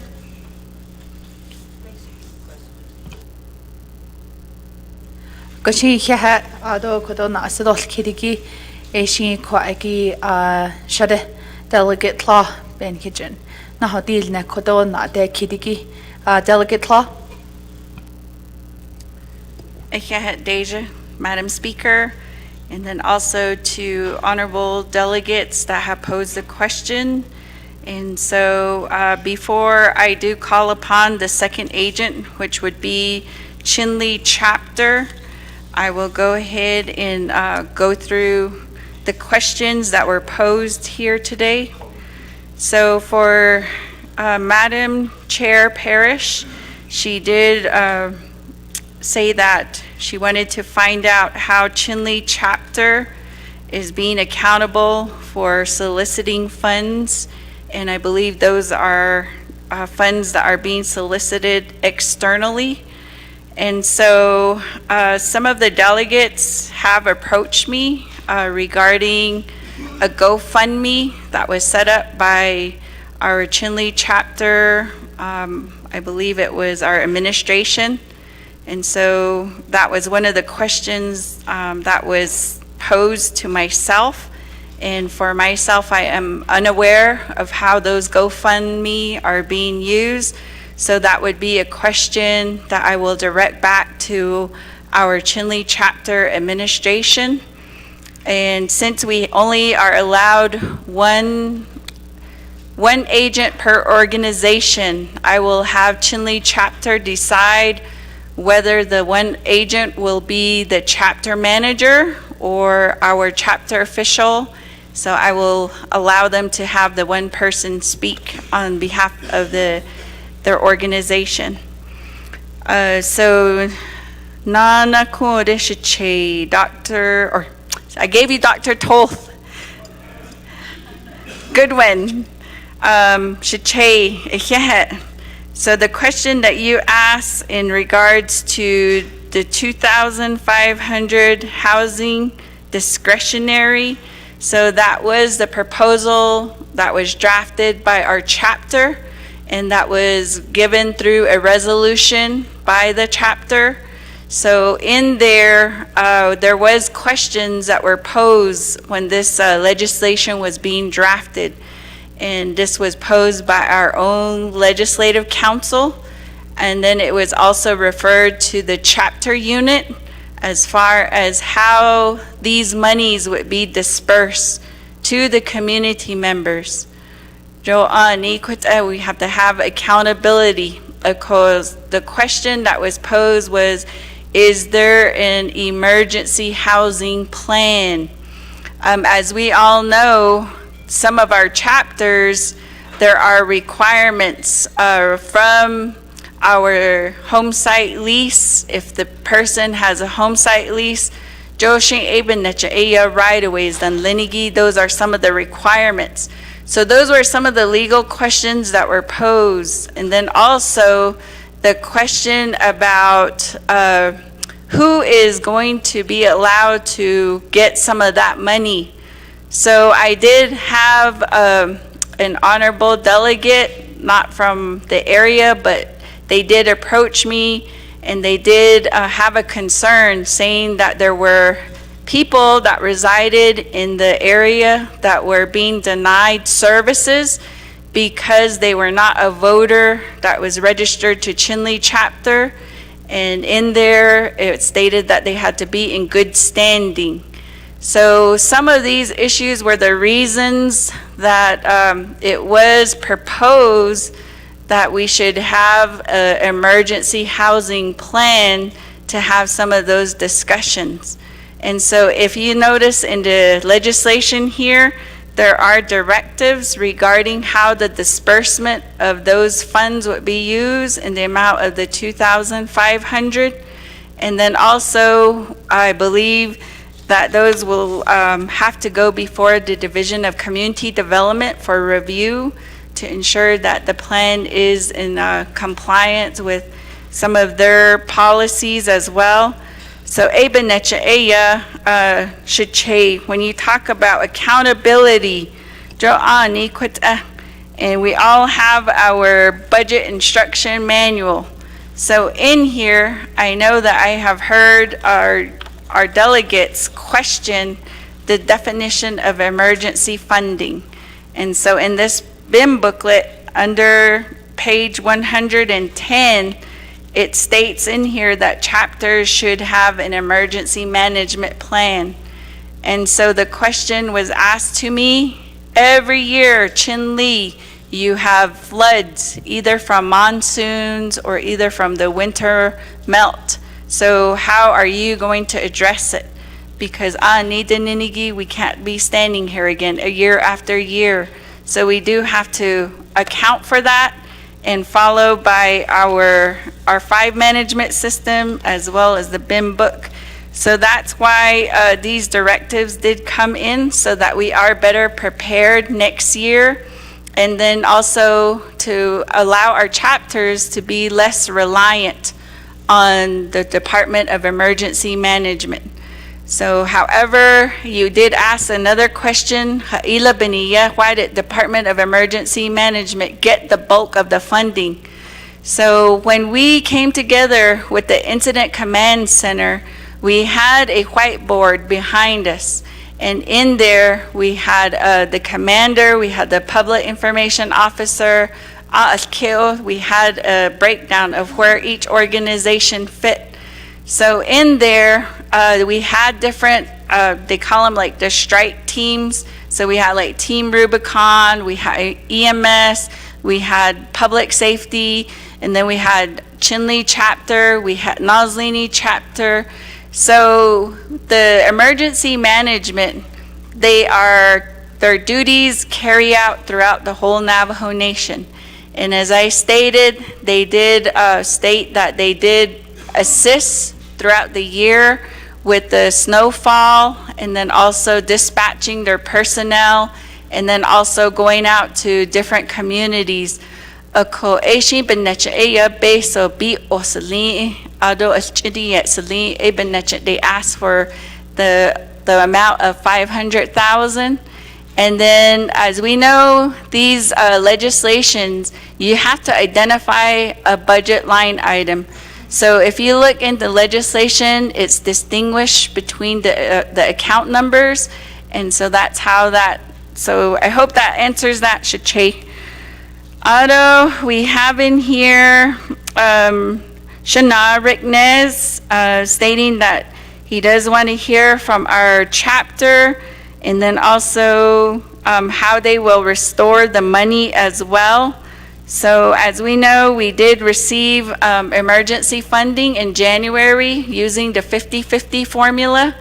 And so I know that our chapter, they did provide assistance to families for the winter. They were helping with wood, and then also the different services that they were giving.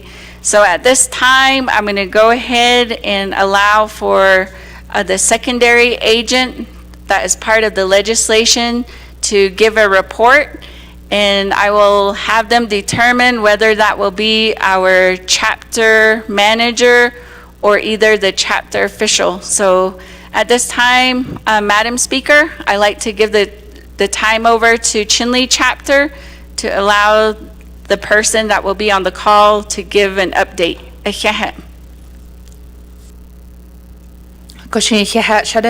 Delegate Tlaw. On Zoom, if we do have either the chapter manager, Chinle chapter manager, or the Chinle chapter president, you can unmute or press *6. Oh, yeah. Good afternoon, Navajo Nation Council members and those that are present in person and on the call. I'm Dr. Rosanna Jumbo Fitch. I am the chapter president of Chinle chapter. I do have our manager on the call as well, but I can go ahead and provide a brief update in regards to this flooding emergency that the Chinle chapter has been managing for the past 35 days. So we did have some information provided that this flooding did start on April 21st, 2023, approximately 4 p.m. Chinle chapter was notified by the Chinle Police Department, and since then the chapter has been on site working in fighting the floodwaters. The first 2 weeks was majority of the heavy work, and we've had floodwaters that impacted over 250 community members from young to old. We did have a lot of members that were constrained to their homes during the high levels of floodwaters. We had issues with waters entering their homes. We had mud entering their homes. We had breaches of septic tanks. We had a lot of property that floated in the water and disappeared. We've had animals and livestock that have been deceased due to the floods. We've had vehicles and private property that have also been damaged by the floods. And for the first few days on the flood, we were assisting with the front end of the floodwaters with our staff, entering the waterways and trying to construct a temporary berm to where we can divert the water away from the berms that were being constructed between Navajo Department of Transportation, NECA, Apache County, NTU, NHA, and also the chapter.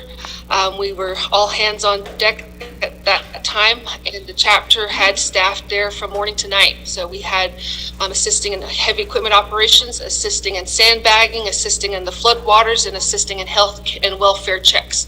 So the first week was pretty chaotic from April 21st to April 27th. During that time, we also had American Red Cross dispatch. They were able to set up shelter at the Chinle chapter. We had Army Corps on site with their technical assistance to help us divert and create berms and the positions that would help alleviate the water from impacting our berms directly.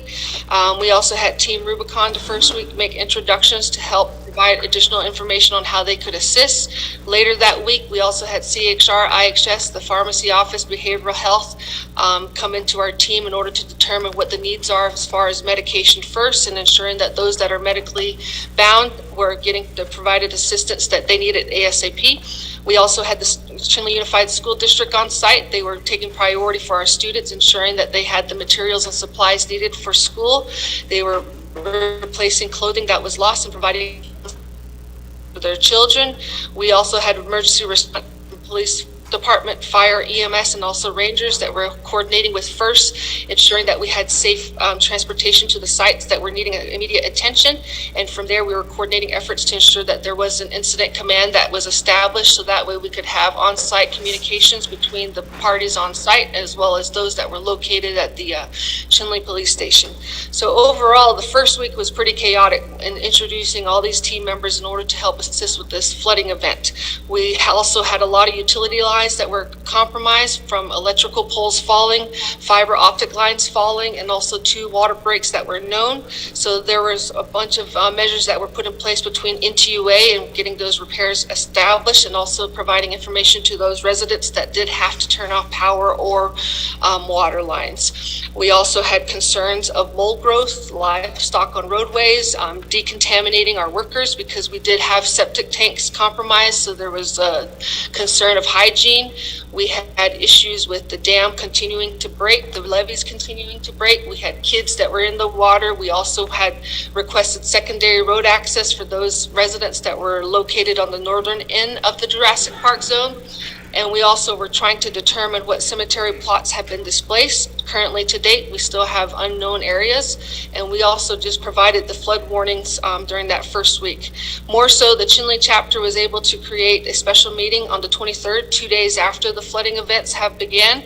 And we're able to get the community members on the call, those that were affected. We had a hybrid meeting to where we could get their response in regards to what their needs are, how many people are in the area. So we were able to tally the amount of people that were being affected, and they were requesting emergency assistance, as well as the declaration to be determined for their Chinle chapter only.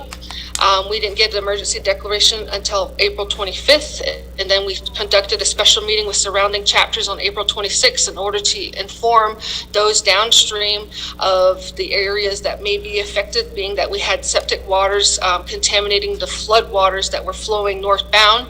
And we also wanted to notify chapters if they wanted to assist us, being that we had an emergency declaration in place, if they would provide their services and volunteer and help assist on their own time and their own hours and their own equipment.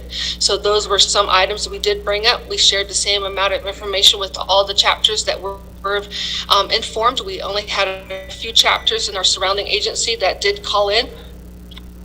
And majority of those chapters sent volunteers from the Wheatfield, Saley, towards the Pinon area. They provided their resources in order to help us with our chapter emergency.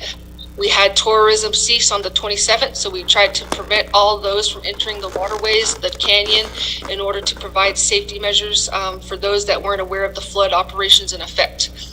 The second week, from the 28th to the 5th, the operation scaled down over 50%. We were continuing to work on the berm. We had NDOT heavily involved, assisting our chapter with the N7 berm, where it's located next to the Holiday Inn. Working with the Army Corps of Engineers, they were trying to help us, assist us to divert the waters to the east bank, so that way we didn't have flood waters entering into our residence area. So those areas were continuing until we were able to provide all those necessary berms in place. We also had flood warning still in effect during the second week, so we're just continuing to inform the residents, working with IHS and CHR to ensure that those referrals that were coming in were being met. But overall, the goal was to continue to provide those welfare checks, and the chapter did receive multiple donations from food, water, blankets, clothes, and safety gear, and all those were packaged and they were dispersed through the Chinle chapter later that week.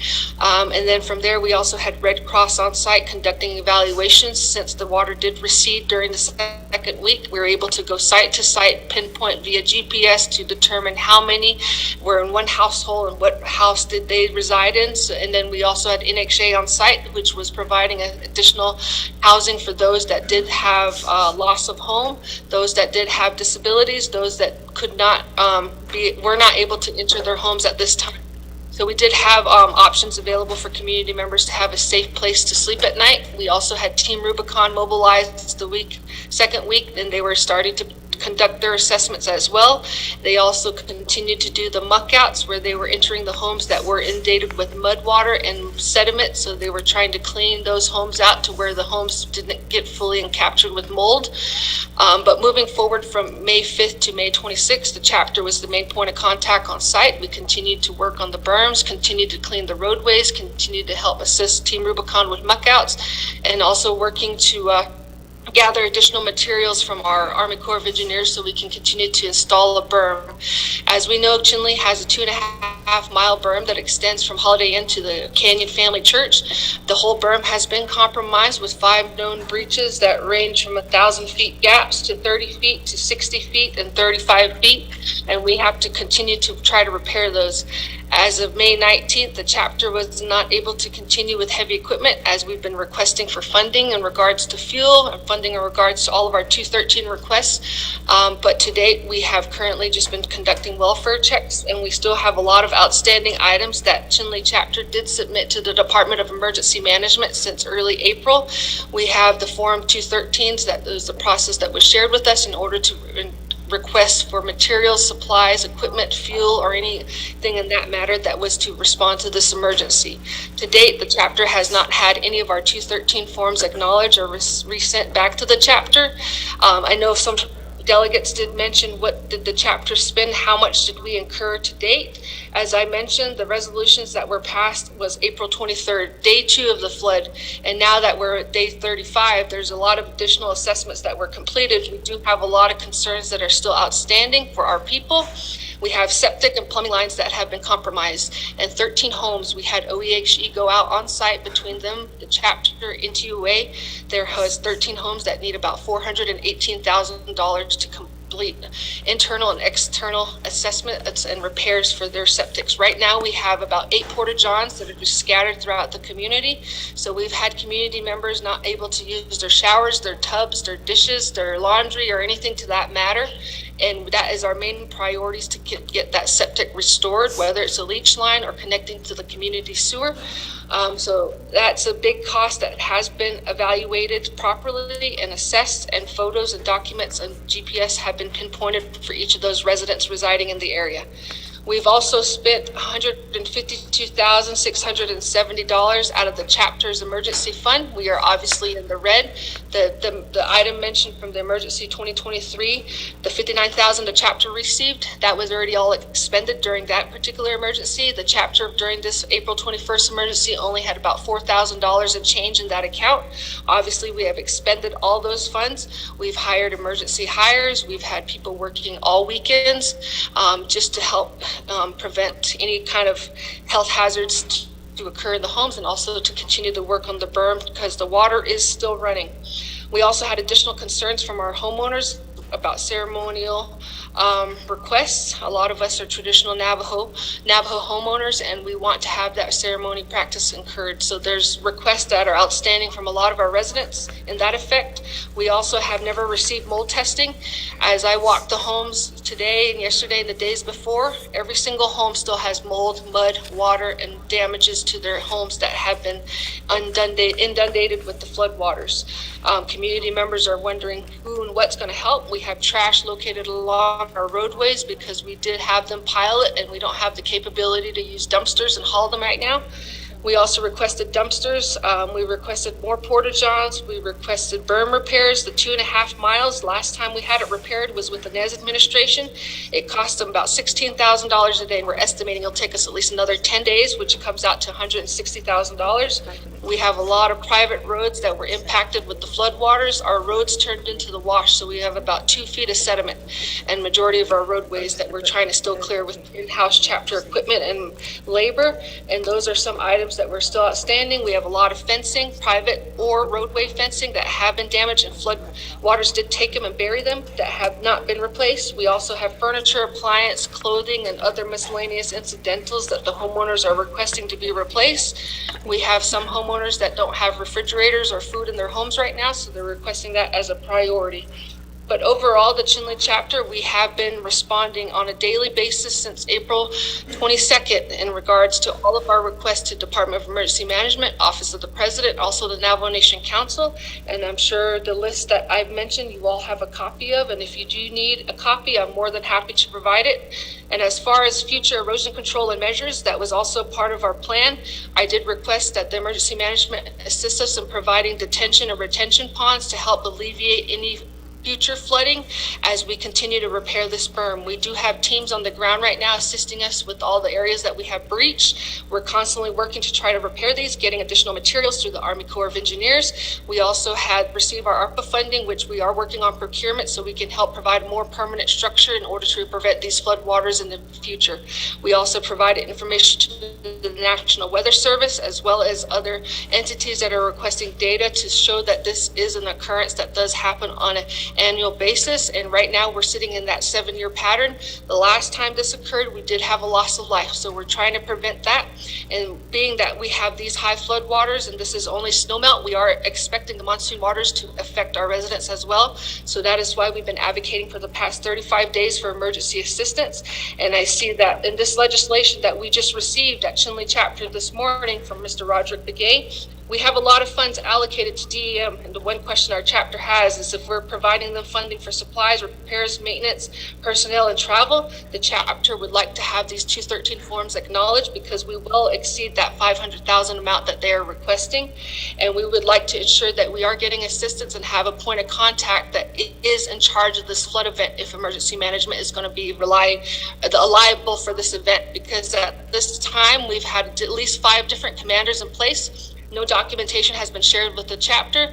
I believe our chapter is the only one submitting situation reports and daily sign-in sheets on a daily basis. So I would like that accountability in order if we are going to continue to request for funding for other entities other than chapter, because right now our chapter employees, we have been completing all these tasks in-house with our own funds and resources. And the other solicitation that we're talking about, the GoFundMe, we opened that on May 4th because we weren't getting any responses from our DEM or any kind of management, and we did have no fuel to work off of. To date, it only has $850, and we do have tracking online. You can all see it, how much funds we get, and our managers and our administrative staff do track once we do close this account of where those funds will go. Right now, we're prioritizing our septic, so if we are to at least buy some plumbing material with that funds, that's what we'll do. We will have receipts for all those, so that way we show on our end that we are also being accountable. But I yield my time back to the council, and I thank you again for allowing us time to speak this morning. Thank you, Chinle chapter, Dr. Rosanna Jumbo Finch. Are there any additional questions to the main motion of the legislation? If not, we'll go back to reserve time. We have Delegate Parrish with 2 minutes and 58 seconds, and also Delegate Ricky Nez with 3 minutes and 57 seconds. Delegate Parrish. Thank you, Speaker Curley. I'm going to reserve my time at this moment. Thank you. Reserve time of 2:52. We have reserved time for Delegate Ricky Nez with 3 minutes and 57 seconds. Delegate Nez. Madam Speaker, colleagues, I hear Dr. Rosanna Jumbo Fitch. Walton, thank you. 35 days. Wow.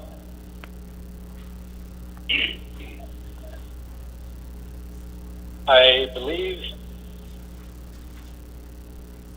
Ashishizinki, I apologize for being inactive. I feel really bad for your community. Maybe it's not too late for council to hold the meeting out there, or special session, since we've been going different places. but it's not easy. We can go and see for ourselves and see what our people are in need of. We hear the report, we heard it loud and clear, but I believe we should see it with our own eyes as to what they're faced with. I just really wanted to hear from the chapter officials themselves, and I'm glad that we received this report and by Kingston. So I'll wait the rest of my time. Thank you.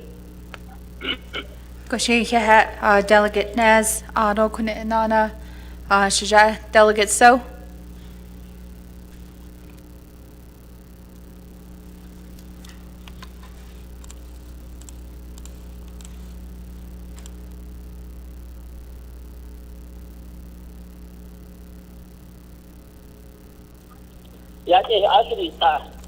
Oh, Kuditsa Shaja, you have the floor.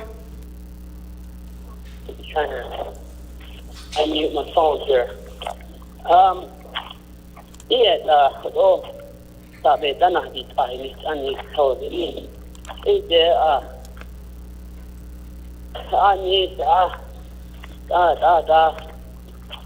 The Navajo Nation, we have to address this in some manner.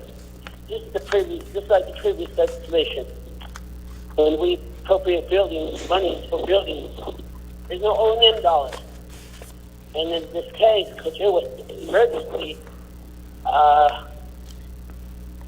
with what monsoon and the snow runoff, these are things that are not in our control.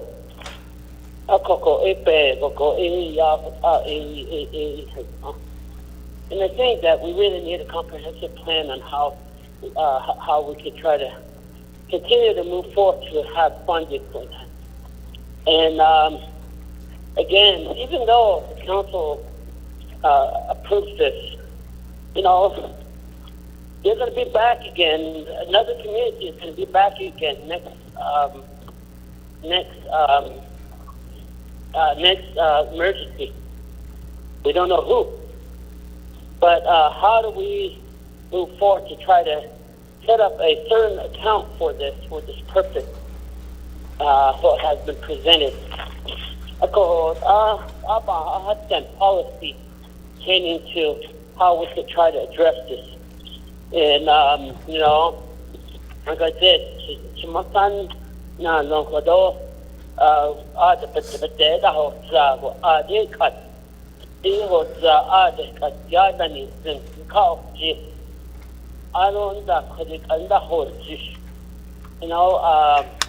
what Chairman Ned talked about earlier pertaining to, I'm sorry to Nina. The nation should have really moved resources that way. But again, the communication source should have been from emergency management. It's just hard to, I think that we have this emergency management in place, but they don't communicate with council. So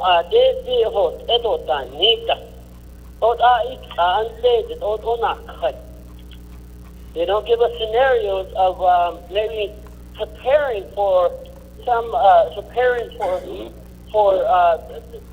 any future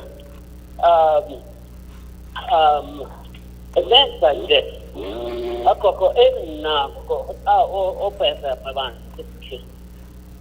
We have to set up a plan to try to do this, and we have to legislate this in law, as a law. All we can do right now is to support this legislation and move it forward so we can approve it. But again, I think that's a great part of the member of Resources Development Committee. I think that's where we could try to look at indirectly directing emergency management to start setting up policy for this. So first, we set a pot of where it's going to get some money to set aside a certain amount. Because we give chapters so much money for emergency management. Also, they burn through it. But each of the emergency is different. Some may have their emergency through the snow season. The monsoon season. The emergency in that and now we always have to look at how we can start planning better for this so that we can try to meet the needs instead of trying to scramble for money and things like that. And maybe that was the issue, that the administration had no resources to tap into to try to help the community of Chin-Lee, but instead Chin-Lee ended up utilizing some of their own resources to try to help the constituents that were directly impacted. And then without Hadith, reserve my time. Reserve time of 25 seconds. Kodoshi Yajnana, Delegate Herman Daniels.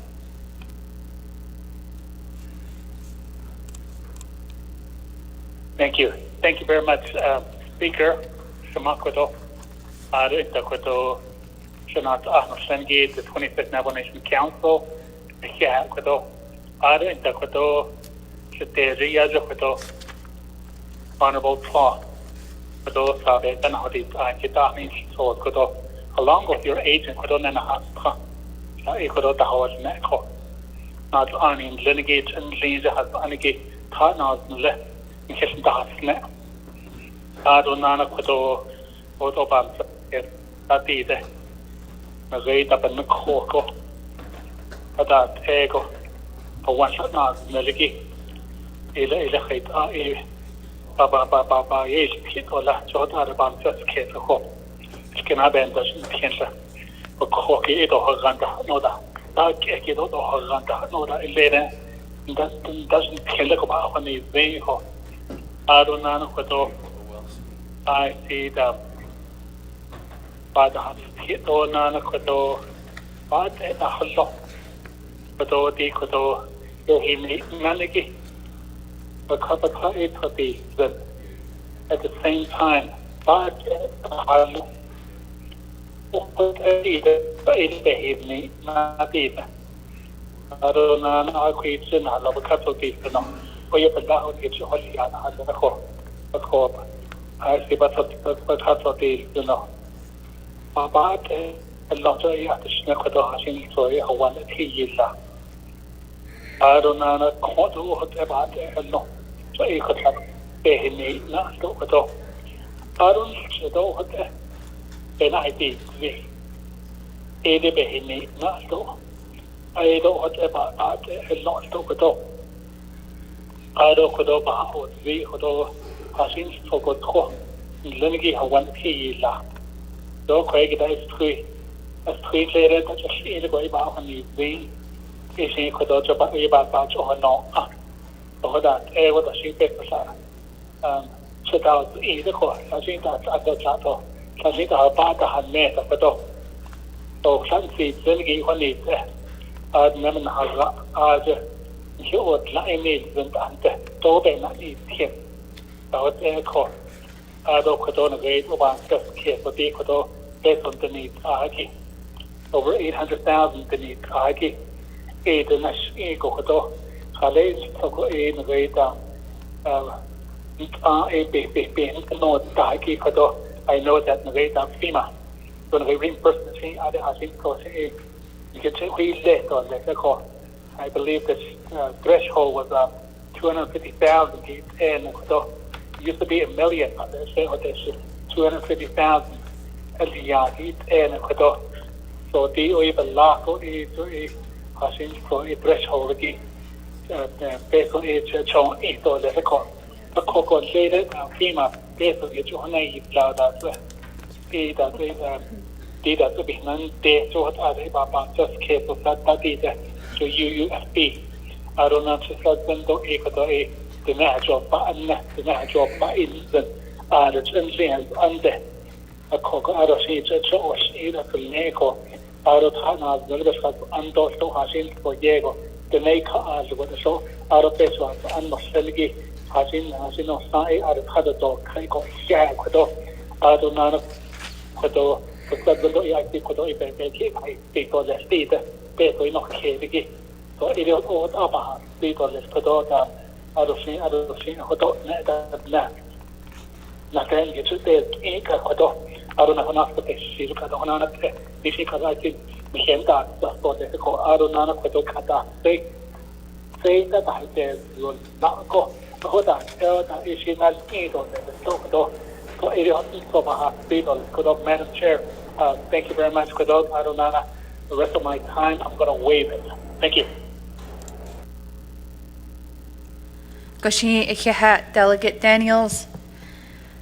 We do have several questions from Delegate So and Delegate Daniels. I'll return the floor back over to our sponsor, Delegate Tlaw. Hagoshi Ikihat Nana Shadeja, Madam Speaker. Aro Kunde Shatui. Honorable Delegate Otto So, we did hear your concern, and then also talking about the policies on how this needs to be addressed. Dr. Boo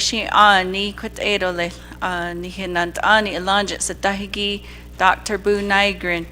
They do have the Chief of Staff on the line, as well as Mr. Anderson.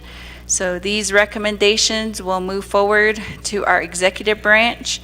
They have a plan of operations. So they do have that in place, and your recommendation is duly noted, and we will do a follow-up upon completion of the legislation. And then also, we will also make the request that the Department of Emergency Management communicate with the Navajo Nation Council so that they can give us a report and then also a plan on how they want to move forward to prepare for events, future events. And then also as RDC, Shitsui, so we will go ahead and put that as well on the radar for the RDC committee to try to get this addressed as well. Okay, thank you for your comments and your recommendation, and then also with the recommendation to have a comprehensive plan in place for all of the chapters. Again, for certified chapters and chapters out there, please let it be known that you have heard from the Navajo Nation Council that the council is implementing more accountability.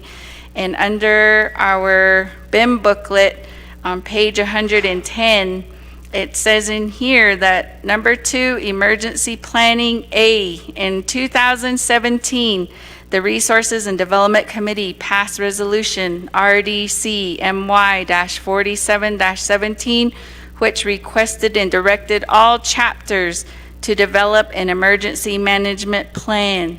So we are trying to get our chapters to get prepared, and you are correct, Shitsui, that snowfall and snow melt, those are things that happen annually, so we do need to have a comprehensive plan in place. Honorable Daniels, thank you, Shana, for your words of encouragement. Thank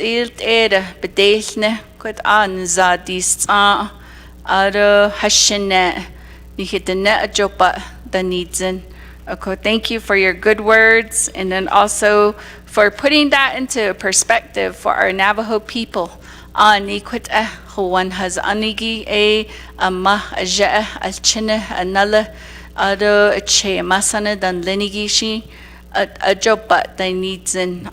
looking to us. A lot of them, when we heard them on the calls during the chapter meeting, they were crying. You can hear people crying while the floodwaters were going. And I actually heard a woman cry and say, "Not my trailer," and she was crying. So we do need help for our chapter residents and then also for our children. So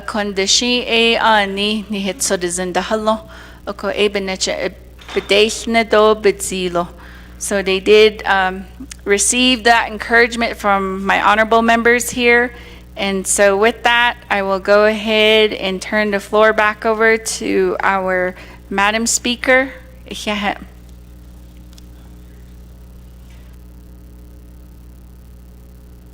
Kashi Hehe Delegate Law for your responses. Dokune Shnant Adoj Dotlana Adolkida. Any questions and comments to the main motion of the agenda? If not, we'll go back to reserve time. We do have reserve time by Chair Parrish with 2 minutes and 52 seconds, and Delegate So with 25 seconds. Chair Parrish? Thank you, Speaker Curley, Ada Yat and Nana, 25th Navajo Nation Council.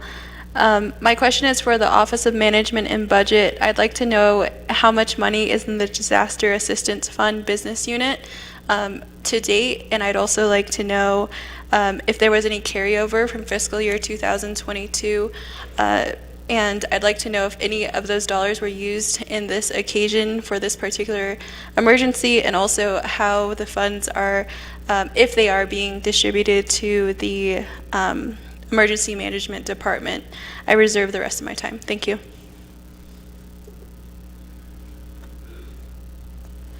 We have reserve time of 2:17. So I do recognize that question is directly towards to OMB. Mr. Bial, we do see you here online via Zoom.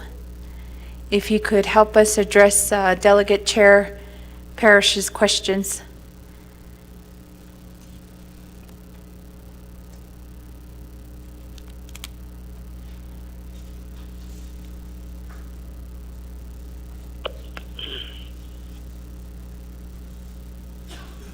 Madam Speaker, this is Dominic B. Mr. Bial, we you could, hear me? yes, we can hear you in the chambers.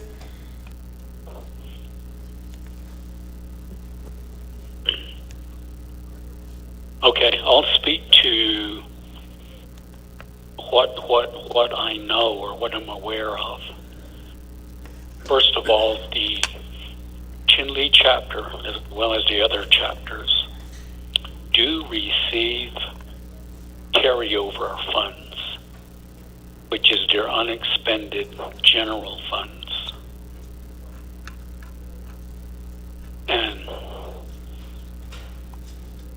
And generally speaking, that's what I know, that's what I'm aware of.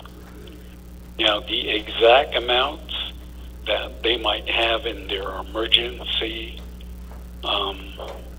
account, as well as their other accounts, I wouldn't know right now.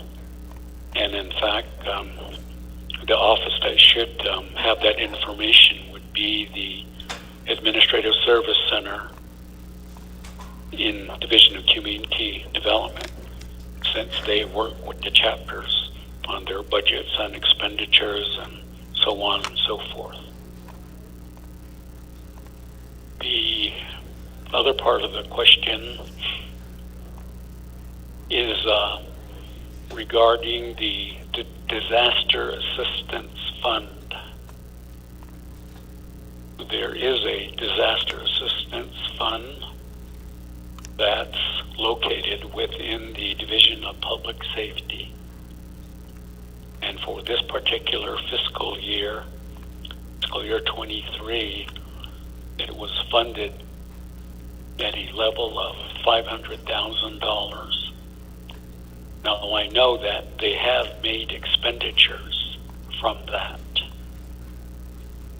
But that particular fund, that particular budget, was originally established a number of years ago, as the name implies, to deal with disaster assistance. So I recall it originally that a fund management plan was being requested to be developed to define how this particular fund would work, what the eligibility criteria might be, as appropriate. And I'm not aware if that particular fund management plan has since then been adopted and approved by Oversight Committee. In this case, it would be, I believe, RDC, and then the Budget and Finance Committee.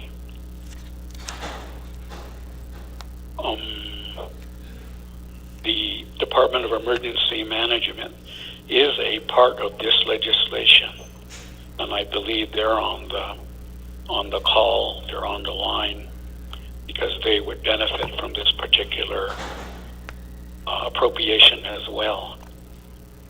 And they would have the balance numbers as far as the disaster assistance fund that I'm just speaking about. Madam Speaker, that's my response at this point. Thank you.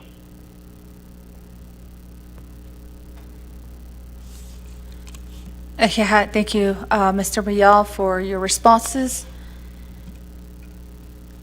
At this time, colleagues, are there any additional questions or comments from the floor? If not, we'll go back to reserve time. We have a chair with 2 minutes and 17 seconds. Thank you, Speaker Curley.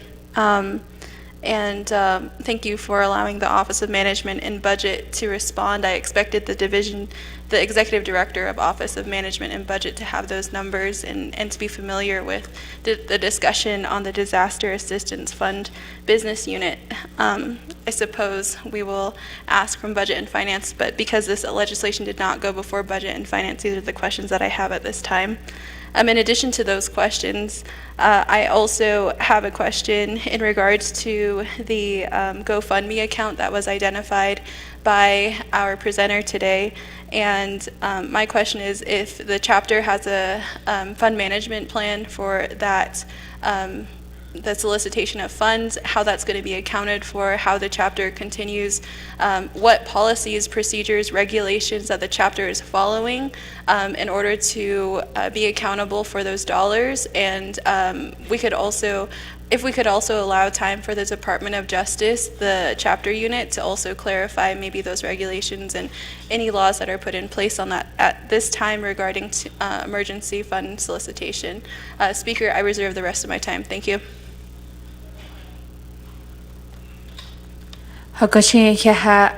Delegate Chair Parrish, first in this order to address your question, I'll refer back over to the sponsor first, and then if she wishes to go to her agent, and following after we'll get an explanation from Department of Justice. At this time, we'll refer back over to the sponsor, Delegate Tlaw.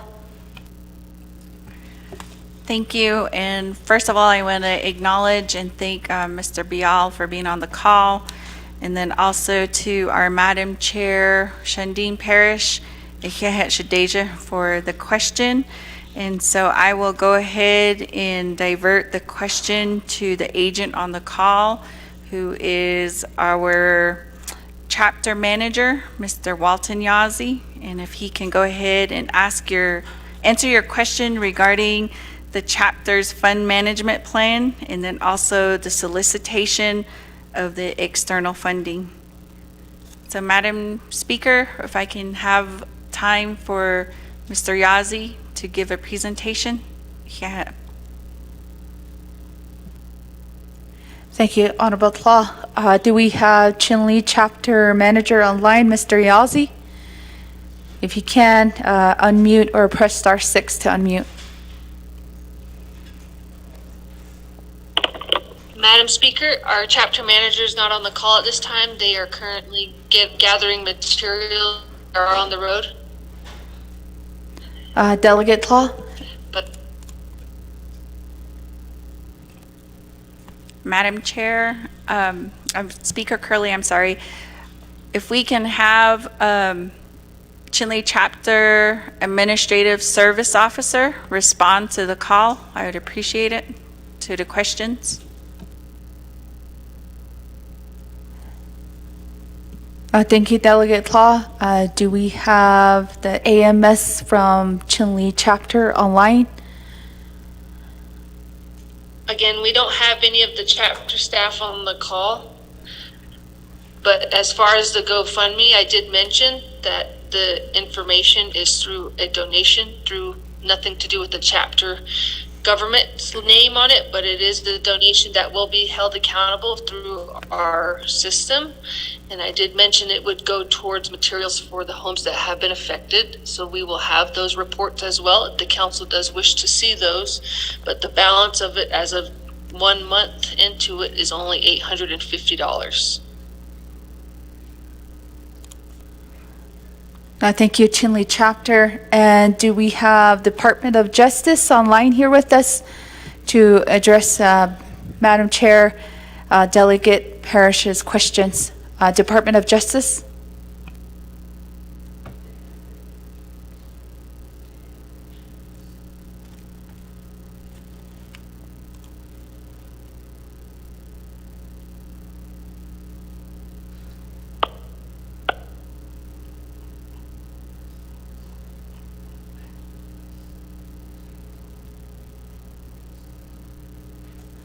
Navajo Nation Department of Justice?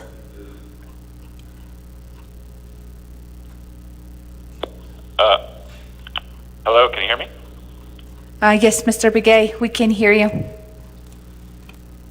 Good day, Madam Speaker, all honorable delegates of the 25th Navajo Nation Council. With regards to Delegate Parrish's question, assuming that this was a chapter account, the chapter budget policies does require every fund account to have a fund management plan. That's in appendices M-1, which was referenced to earlier by Delegate Claw. And so that's one of the requirements. But from my understanding, based on Dr. Jumbo's explanation, is that if it's not in a chapter's name, then potentially it's not a chapter account. And so I haven't personally seen the account yet, so I wouldn't be able to provide further explanation about that. But those are the general policies, just for everyone's information. Madam Speaker.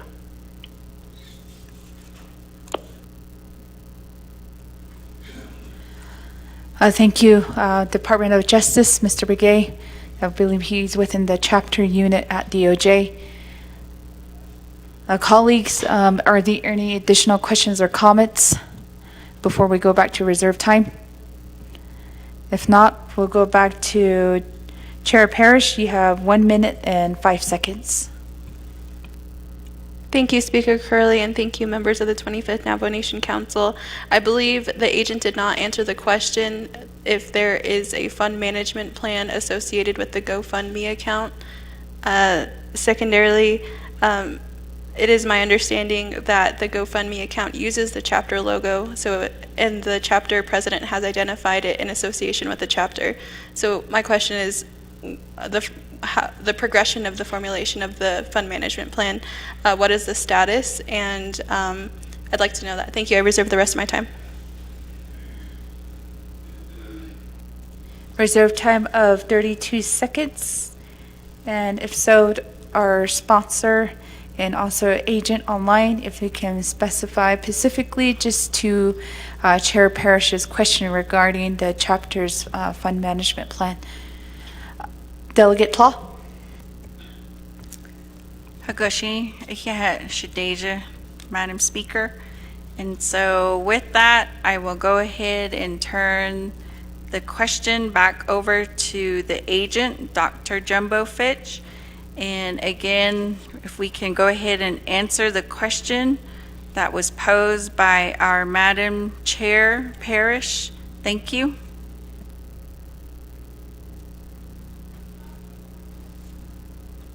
The $850 that's currently in the account that was started by one of our people is most likely going to go towards septic parts and pieces. We have one grandma, her name's Grandma Dorothy. Her whole septic tank floated off in the flood. So her septic tank is our priority to repair and replace. So all funds will be used to that effect. If not, we also have a lot of residents that are asking for appliances. We had one homeowner that lost his fridge and all his food. Appliances now are about $700 to $800 for a refrigerator, so that would be also an alternative cost depending on which item we're able to serve first as a priority. But those would be two items that we would use the funds for. And again, these funds will be tracked and managed just like every donation the chapter received. We do have inventory, we do have sign-outs, we have names and GPS of those that are getting assistance with any type of donation, whether it's monetary or supplies.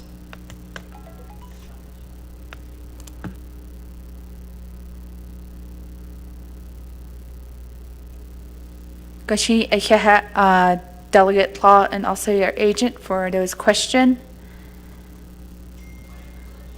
We have a point of privilege, Chair Parrish.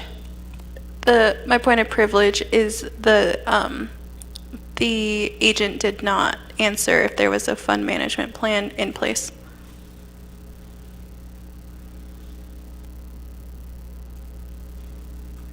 Delegate Law, I'm going to return the floor over to you and your agent to answer the specific question if there is a fund management plan for the GoFundMe account.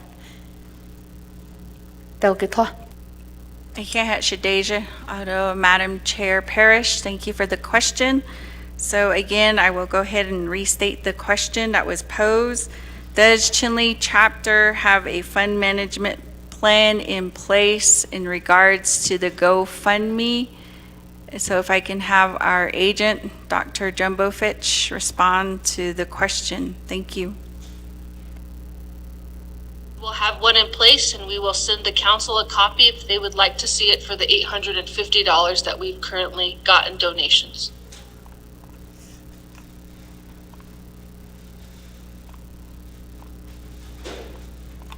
Delegate Law.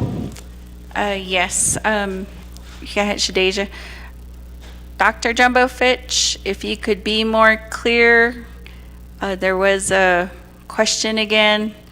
Does the chapter have a fund management plan in place currently for the GoFundMe? Thank you.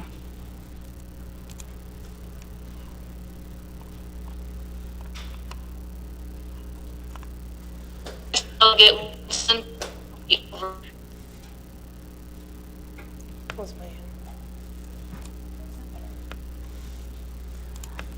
Chapter President, we could not hear your audio. It did go out in and out with an art in here in the chambers.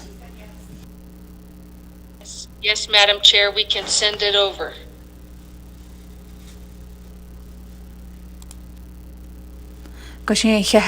Colleagues, are there any additional comments or questions to the legislation? If not, we'll go back around to reserve time. We do have reserve time by Chair Parrish with 32 seconds and also Delegate So with 25 seconds. Delegate Parrish, 32 seconds. Thank you, Speaker Curley, and thank you, Delegate Claw, for offering today's legislation. And thank you for including the Department of Emergency Management. I think it's important that we recognize all of our resources across the Navajo Nation. But we will continue, we wish that this legislation would have went before Budget and Finance, so that's why I have so many questions, Speaker. Thank you. Thank you, Delegate Parrish. Next, we do have reserve time with Delegate So with 25 seconds. Thank you very much. Can you hear me? Kuditsa. Okay. Well, these questions pertaining to fund management and how the chapter respond with financial help. We need to try to stay within the financial policy. And right now, just with whether you have a fund management and plan in place, well, it don't look good. But Delegate So, time. Goshi, we do have in queue, Vice Chair Johnson.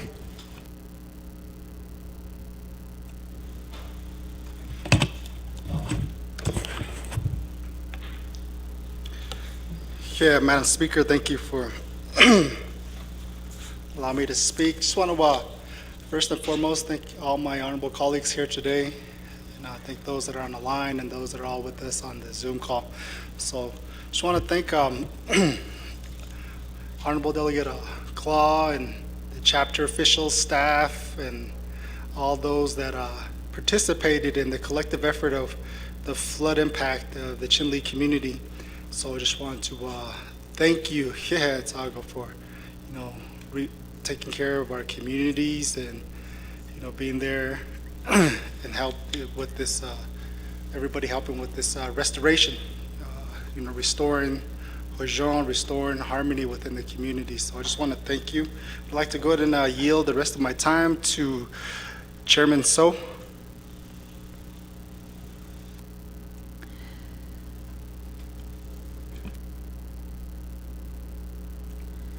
Reserve time, yielding time of 4 minutes and 11 seconds to Delegate So. Delegate So, do you accept? Yes, I do accept. Delegate So, you do have 4 minutes and 11 seconds. Thank you very much. Johnson for time. As we move forward, I think that as oversight, we really need to start looking at how the administrative, the emergency management, because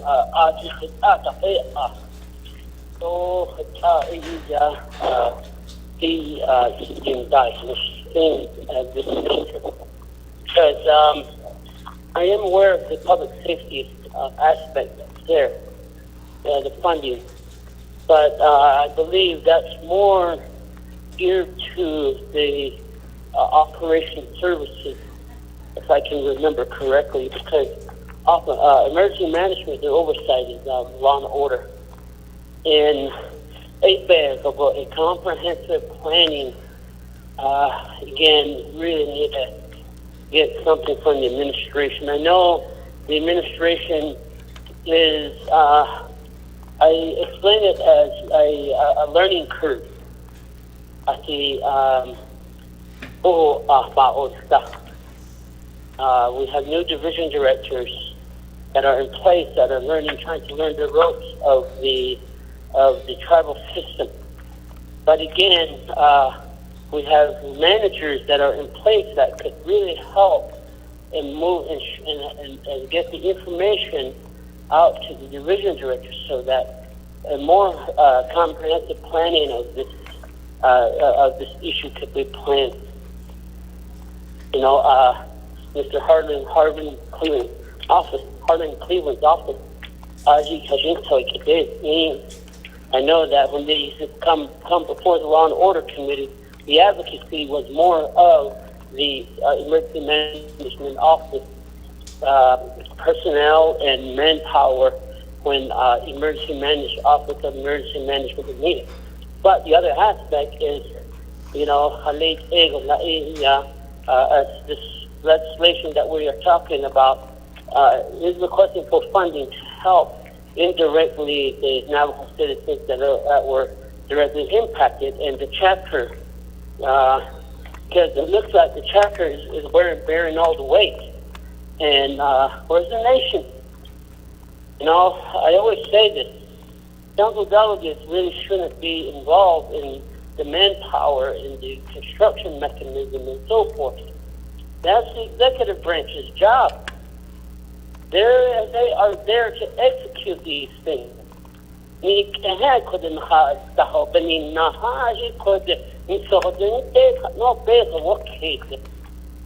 is the job of emergency management that's supposed to bring these issues to us. Oh, what's happened?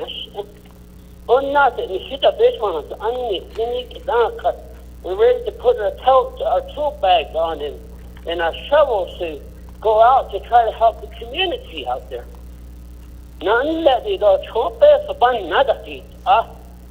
We appropriate funds on the comprehensive budget. As policymakers, somewhere we have to hold the administration responsible, whether they're on the learning curve or not. Oh, but I've been punished. So how's it hard enough? Oh, but ladies never talk to about. I know that need this way, has it asked these bases or in data, has it asked that when monies are appropriated and given to the executive branch, they are supposed to start moving. Not though they say they're not. So what do we do? Oh, not I'm running out of. Delegate So, time. We have Delegate Simpson to the main motion. Thank you, Madam Speaker, members of the 25th Council. Good afternoon. Madam Chair, I'd like to go yield my time, my reading time. I'd like to yield to Delegate So. Reserve time of yielding time of 4:50 to Delegate So. Delegate So, do you accept? Yes, I gladly share. You have 4 minutes and 50 seconds.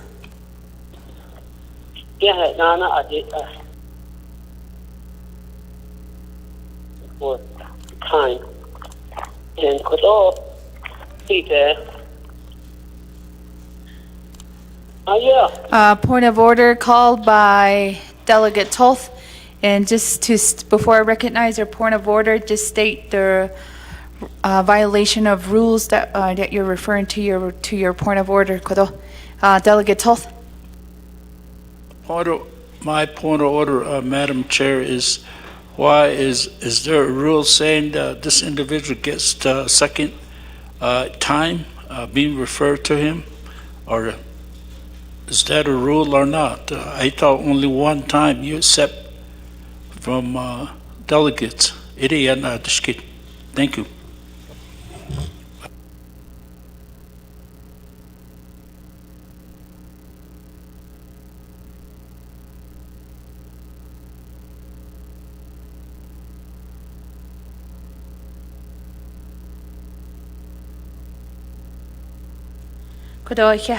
Delegate Toth, you did question the number of time a delegate can accept yielded time. If you look at Rule 11, debate, Rule 11C, it says a delegate recognized by the speaker shall be allowed a maximum of 5 minutes to debate the legislation or issue before the council.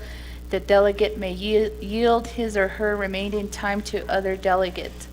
It does not say there is a limit on how many times a delegate can accept yielded time. So at that time, I did accepted the yielded time from Delegate Simpson to yielded time to Delegate So. Delegate Toll.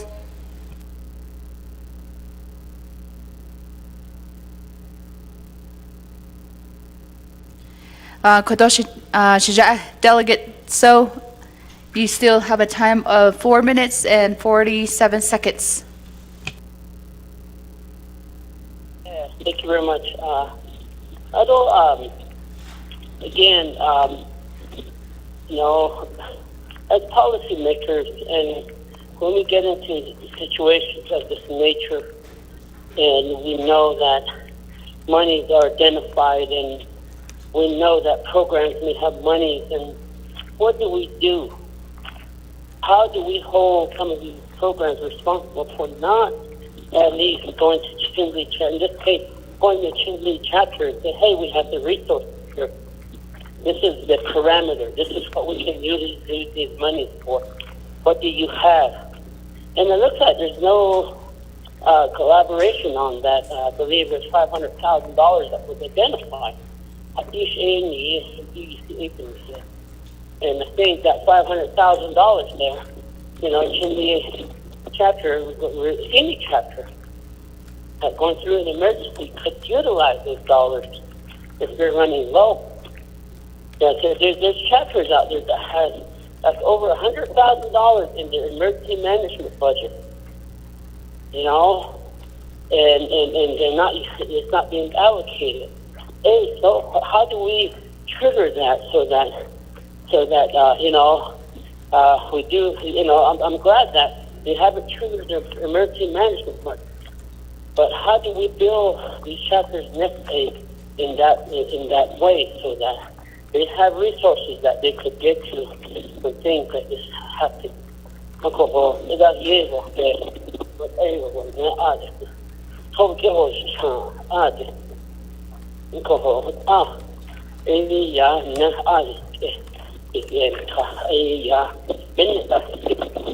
I don't, because it's their livelihood.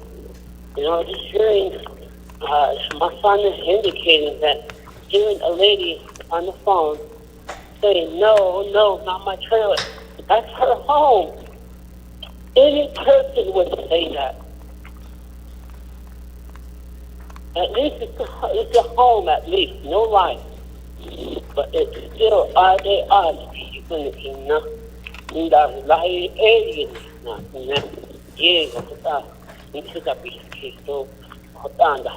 only that, you look at the community of Birch Spring. There's no flood, not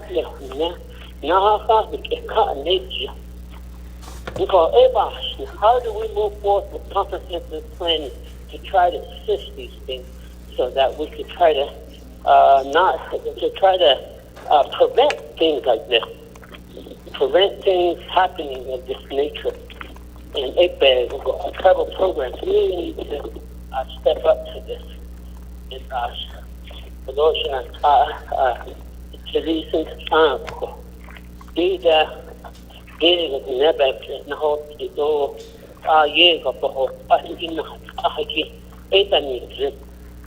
because we need your partnership on this.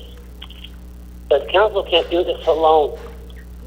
And ICBAG go Patapa, Ligo, Bana, Shiki, so Abe, the Nae, you say, I did, and yet, no, but to the story.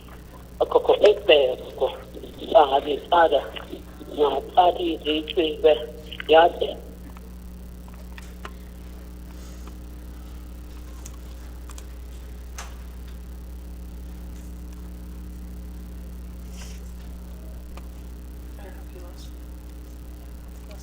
Kushi Ekehat Delegate So. Next we have Chair Brenda Jesus.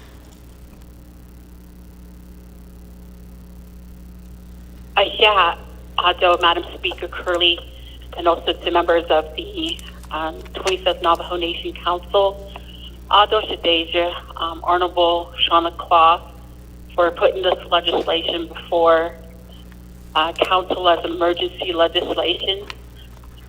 I just wanted to commend the team there at Chinle with Emergency Management, Public Safety Division, and also President's Office, and also Ms. Oshadeja, Honorable Shauna Clough. I know that every individual had equally distributed their contributions to this uneventful emergency. It's pretty much a natural disaster is how FEMA would look at this. And one of the things, accountability is always very important. And with accountability at the chapter level, you have to save all the receipts. So when FEMA asks us for a reimbursement, there's forms that need to be filled out, and all the receipts for payroll, what fund accounts were used, so that the chapter can get reimbursement from FEMA, but it's not going to be at 100%. When I worked with Rock Springs, purchasing the equipment for graders and backhoes, other items we only got 50% reimbursement, but you have to have all the proper documentation in place. Coco, I really commend everyone across the board for diligently working on this. And again, you know, we all go through lessons learned, trials and tribulations, and at the end, we know right from wrong. So because I worked at the chapter level for 12 years, you have to be accountable in every aspect. You know, you have to answer to Auditor General in case there's any misuse of funding or appropriation benoggled. When these emergency dollars come to the chapters, you'll always have to be mindful, you know, keeping your winter emergency and your summer emergency into consideration with the monsoon season.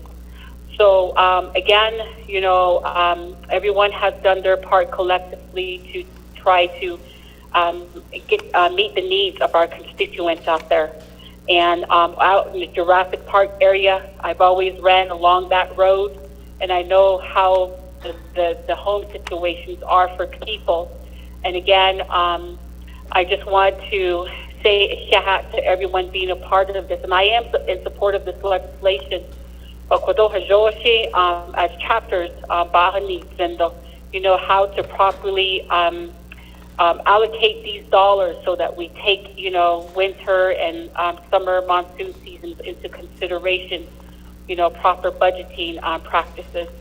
So, and then Mr. Otto So had a valid, you know, argument, and it is true that chapters, you know, really need to step up and start developing their emergency response plan, and that's how partnership and alliance is created. And I'm sure, you know, Chinle has done that because I know Honorable Claw and also the President, Ms. Dr. Jumbo Fitch, were sending out emails left and right. And again, and I'd like to give the support because right now, a lot of our constituents have been impacted by this unfortunate event. So again, at the chapter level, so that, you know, we're prepared for these types of, you know, natural disasters or even just other emergency issues. So with that, I'd like to go ahead and waive the rest of my time, Madam Speaker. Back to you. Thank you, Chair Jesus. I don't see anybody else in queue for questions and comments. I'll return the floor back to our prime sponsor, Delegate Law. Deja, Madam Speaker Curley, Ado Shitsui and Linigi, Honorable Otto So, thank you for your comments. And then also, just to answer some of the questions that you had regarding the partnership with DEM, and then also with the chapters, and then also the questioning on why there is a funding amount that was requested again when they already have money set aside in the budget. So as I mentioned, the Incident Command Center was spearheaded by the Department of Emergency Management. And so they do have the annual comprehensive budget that is received. But as we know, we are mid-year through the fiscal year. So with that, that $500,000 is going to replenish what the DEM had in their comprehensive budget. As we know, across the whole Navajo Nation, the Department of Emergency Management is not regional, but it is comprehensive of the entire Navajo Nation. So whatever emergency happens all across the 110 chapters, they will have the responsibility to go and aid the chapters. So with that, that's where the funding source is going to be allocated. And so as far as working in partnership with the chapters, please understand, colleagues, that this legislation is only between these chapters right now, but in forecasting future emergencies, the DEM will be working with other chapters, as we heard from Shedden Linigi Brenda Jesus. And so that would answer the question. And then also going back to our LOC, that we do need for the DEM to work cohesively with the committees, that we do take note of that as well, and moving forward with the comprehensive plan. And then also, Shatui, thank you for your comment stating that the chapters do need to step up to their responsibility to also be better prepared. And then this falls in line with Shedden Linigi, Madam Chair Jesus, regarding the chapters and how every year they receive emergency funding.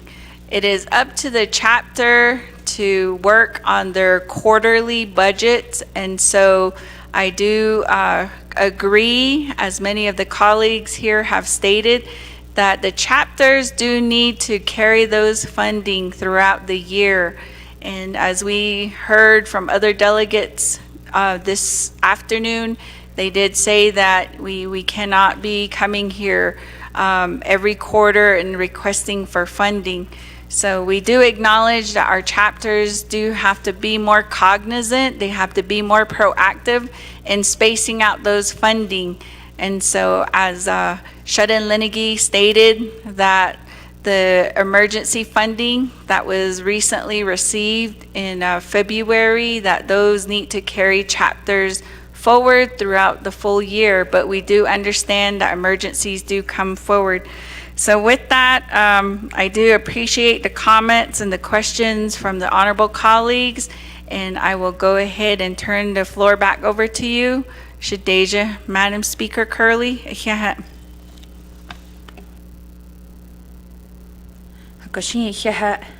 Honorable Tlaw. Colleagues, are there any additional questions? I don't have any reserved time as well. Second call, online.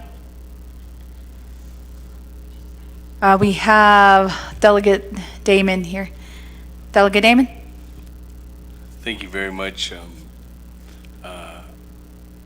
Madam Chair, and thank you very much for the presentation and the position that you're stating before the Navajo Nation Council today, Honorable Shauna Claw, for the communities that you represented, and thank you for your agents to be on the call. I have a possible amendment. I just want to see if Office of Legislative Counsel has that available. I reserve my time. We have reserved time of 4:32.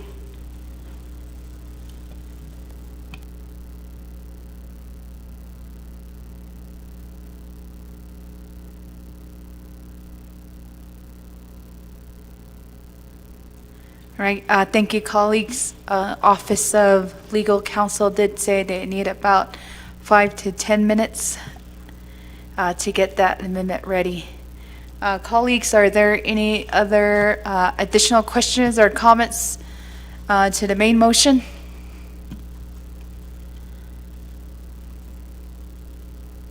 And we just only have one reserved time.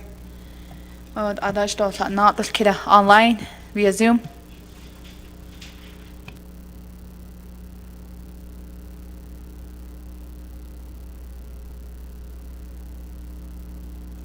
Since we do have Office of Legal Counsel who needs additional time for that amendment, colleagues, maybe you can recess for 10 minutes if there's no objections. And I'll see no objections. Colleagues, let's recess at 2:25 p.m. and reconvene at 2:35 p.m.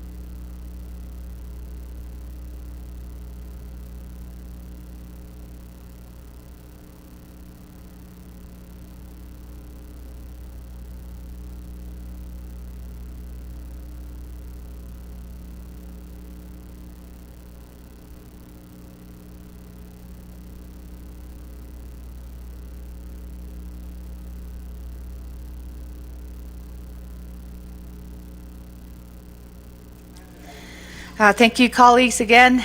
Good afternoon to colleagues of the 25th Navajo Nation Council. Right now, colleagues, we did recess for 10 minutes, and we'll proceed with a roll call. We'll proceed with a roll call before we reconvene. Staff, could you help us with a roll call?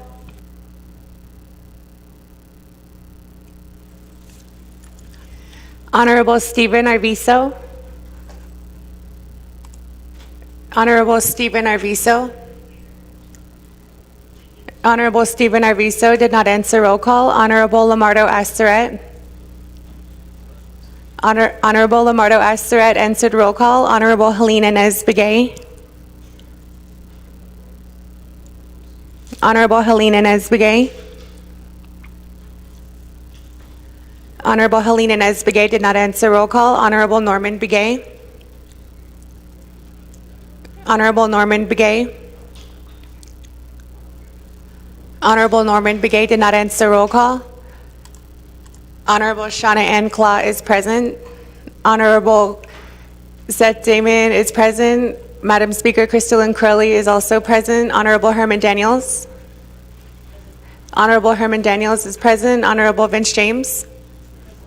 Honorable Vince James entered roll call via text. Honorable Brenda Jesus. Honorable Brenda Jesus. Honorable Brenda Jesus entered roll call via text. Honorable Rick Nez. Honorable Rick Nez answered roll call. Honorable Jermaine Simonson.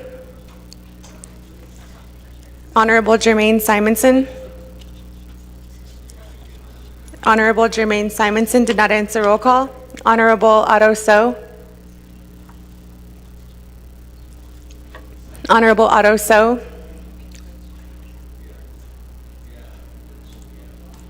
Honorable Otto So did not answer roll call. Honorable Norman Begay answered roll call. Honorable Curtis Cianito. Honorable Curtis Cianito. Honorable Curtis Cianito did not answer roll call. Honorable Sherilyn Yazzie. Honorable Sherilyn Yazzie entered roll call via text. Going back up to Honorable Helena Nesbegay. Honorable Helena Nesbegay did not answer roll call. Honorable Jermaine Simonson. Honorable Jermaine Simonson did not answer roll call. Honorable Otto So. Honorable Otto So did not answer roll call. Honorable Curtis Cianito. Honorable Curtis Cianito did not answer roll call. Honorable Amber Canez Bakrati and Honorable Dr. Andy Nez answered roll call via text. Honorable Dr. Andy Nez also is present in the chambers. For the record, Honorable Eugenia Charles Newton and Carl Slater are excused. With that, Madam Speaker, you have 18 delegates, including yourself, who answered roll call via Zoom, text, or are present in the chambers.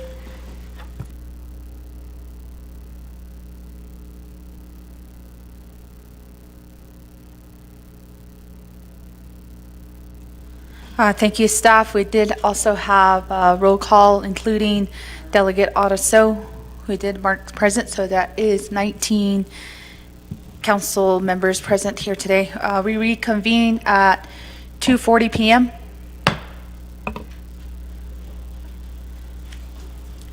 Colleagues, we are still on the main motion of the legislation.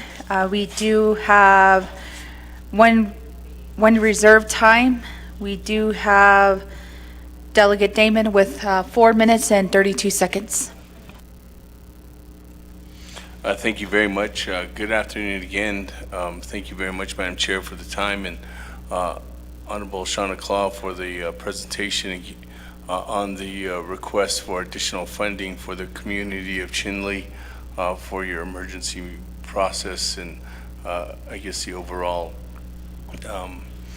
disaster relief effort that you're continuing to press forward with the council here today. With that, colleagues, I have request an amendment to the legislation to add on $1,267,995 from the UUFB for the legislative branch entities. When we went and discussed this, there's nothing's changed from legislation 98-23.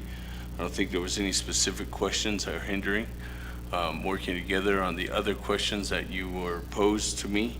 I'm still working on Daltech's, Office of the Controller, and Office of President, Vice President to get those documents squared away. As I get them, I will continue to press forward to get these dollars across to the President's desk. I respectfully ask for, in this request, is specifically to help the programs, the committees, and the overall organizational structure of the Navajo Nation Legislative Branch. With that, Madam Chair, I'll go ahead and yield back to the floor, but that's my motion and for an amendment to this UUFB legislation. Thank you. Thank you, Honorable Damon. We do have a motion for amendment number 2, and we do have a second by Chair Parrish. Staff, could you help us read amendment number 2 into the record, please? Amendment number 2 to legislation 0119-23. 1, on page 1 at line 15 after the word chapter, insert the following new language. Chapter, underline, approving $1,267,995 from the UUFB for certain legislative branch entities. And 2, on page 2, starting at line 9, after the end of paragraph C, insert a new paragraph D as follows. Underline D, this resolution is being offered as an emergency action because certain legislative branch entities need additional funding to cover their personnel and other operating expenses for the remainder of FY 2023. These standing committees, legislative offices, and commissions are critical to the daily operation of the Navajo Nation government. Without the requested funding, these entities will be unable to continue providing needed government services for the public health and welfare. Furthermore, these entities will not be able to continue functioning, and the work of the Navajo Nation government will come to a standstill. 3, on page 5, starting at line 6, after the end of paragraph N, insert the following new paragraphs.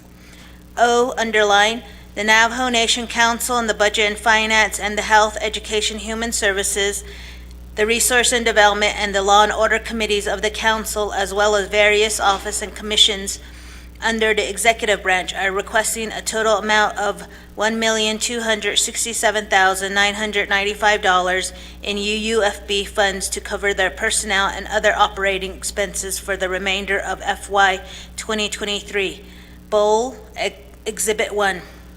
Underline, P, the required budget forms 1 and 2 and 4, along with Appendix K, supplemental funding proposal summary for the $50,000 in proposed expenditures for the Navajo Nation Council are attached as Bold Exhibit 2.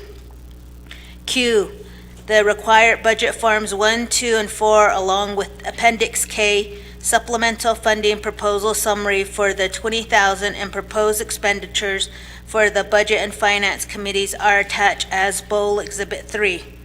Underline, R, the required budget forms 1, 2, and 4, along with Appendix K, supplemental funding proposal summary for the $50,000 in proposed expenditures for the Navajo Nation Labor Commission are attached as Bold Exhibit 4. Underline, S, the required budget forms 1, 2, and 4, along with Appendix K, supplemental funding proposal summary for the $222,000 in proposed expenditures for the Office of the Speaker are attached as Bold Exhibit 5. Underline, T, the required budget forms 1, 2, and 4, along with the Appendix K, supplemental funding proposal summary for the $50,468 in proposed expenditures for the Office of Navajo Government Development are attached as Bold Exhibit 6. Underline U, the required budget forms 1, 2, and 4, along with Appendix K, supplemental funding proposal summary for the $100,000 and proposed expenditures for the Office of Legislative Counsel are attached as Bowl Exhibit 7. Underline. V, the required budget forms 1, 2, and 4, along with Appendix K supplemental funding proposal summary for the $120,000 and proposed expenditures for the Office of Legislative Services are attached as Bowl Exhibit 8.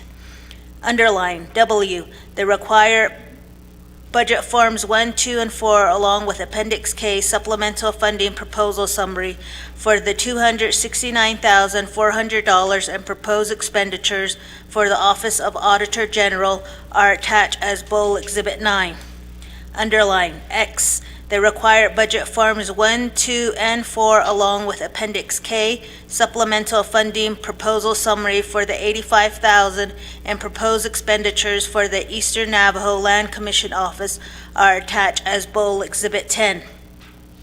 Y, the required budget forms 1, 2, and 4, along with Appendix K supplemental funding proposal summary for the $43,130 and proposed expenditures for the Office of Navajo Nation Human Rights Commissions are attached as Bowl Exhibit 11.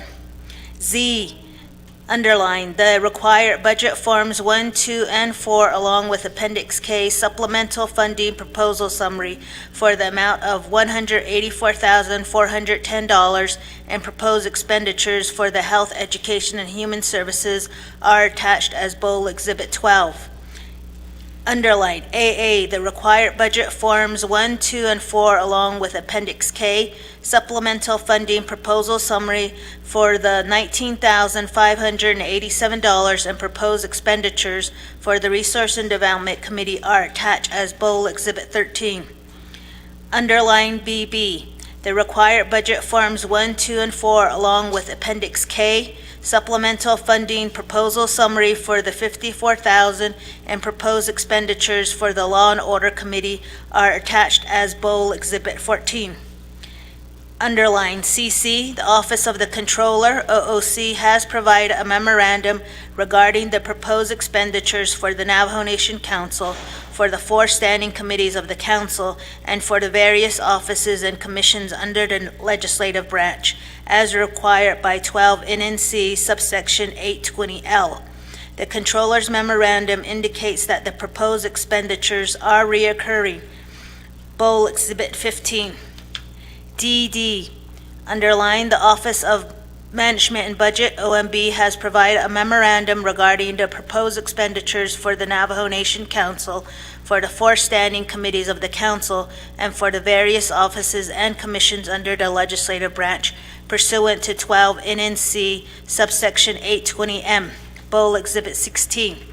Underline EE, the Navajo Nation has determined that approving the requested UUFB funds for the various legislative branch entities described herein is an urgent and critical priority for the Navajo Nation needing immediate action. 4. Insert as new Bowl Exhibit 1 the memo from Manuel Rico to the 25th Navajo Nation Council dated April 27, 2023 that accompanies this amendment. 5. Insert as new Bowl Exhibit 2 through and including Bowl Exhibit 14, the various legislative branch entities, budget forms 1, 2, and 4, their Appendix K supplemental funding proposal summary forms. 6. Insert as new Bowl Exhibit 15 and Bowl Exhibit 16, the OOC and OMB memos for each funding request, both of which accompany this amendment. 7. On page 7, starting at line 7, insert a new Section 9 and new paragraphs as follows. Bowl underline Section 9, approval of $1,267,995 from the UUFB for certain legislative branch entities. A underlined, the Navajo Nation hereby approves $1,267,995 from the UUFB to various legislative branch entities to cover their expenses for the remainder of FY 2023 as shown in the forms attached hereinto as Bowl Exhibits 2 through 14. B underline, This supplemental appropriation shall be from those funds that exceed the minimum fund reserve balance in the UUFB required by 12 NNC subsection 820J as determined by the controller. C, underline, the approved UUFB fund shall be promptly transferred into those budget line items as indicated in the forms attached hereto as Bowl Exhibit 2 to Bowl Exhibit 14. 8, on page 7 at line 12 after G, add the following new clause. As shown in Exhibit Bowl D and G, underline, and to allow UUFB funds to be allocated to and used by the various legislative branch entities described herein. These waivers are ... 9, renumber or re-letter succeeding paragraphs, sections, and exhibits as necessary and appropriate. The Office of Legislative Services and the Office of Legislative Counsel are authorized to make technical edits to this legislation and its exhibits to implement the council's intent. This amendment supersedes inconsistent language in any other amendments. Madam Speaker. Yeah, staff, we do have a motion by Delegate Damon and a second by Delegate Parrish. Aro kodosh la nadol kit on amendment number 2. Colleagues,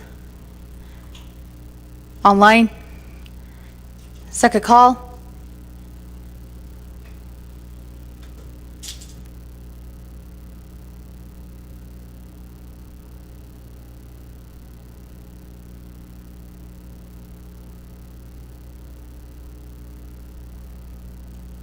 Third call, no comments or question. Go into a vote, roll call vote.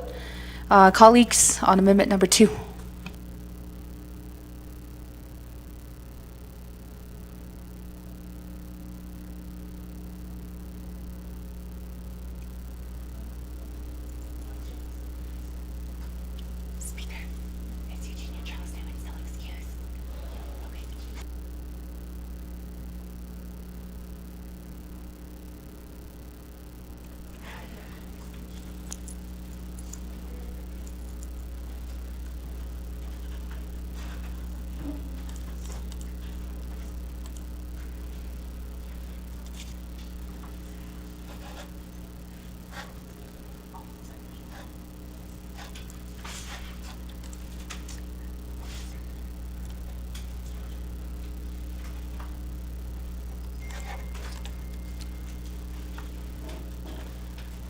For the record, Honorable Eugenia Charles Newton, Honorable Jermaine Simonson, and Honorable Carl Slater are excused. Beginning with Honorable Lamardo Aseret, how do you vote? Lamardo Aseret.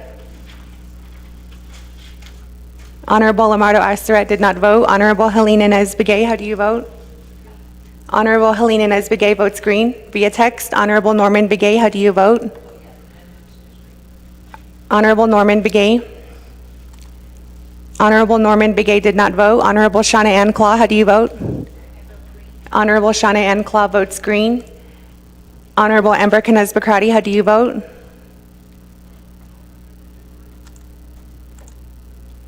Honorable Norman Begay votes green. Once more, Honorable Amber Canez Bacrati, how do you vote?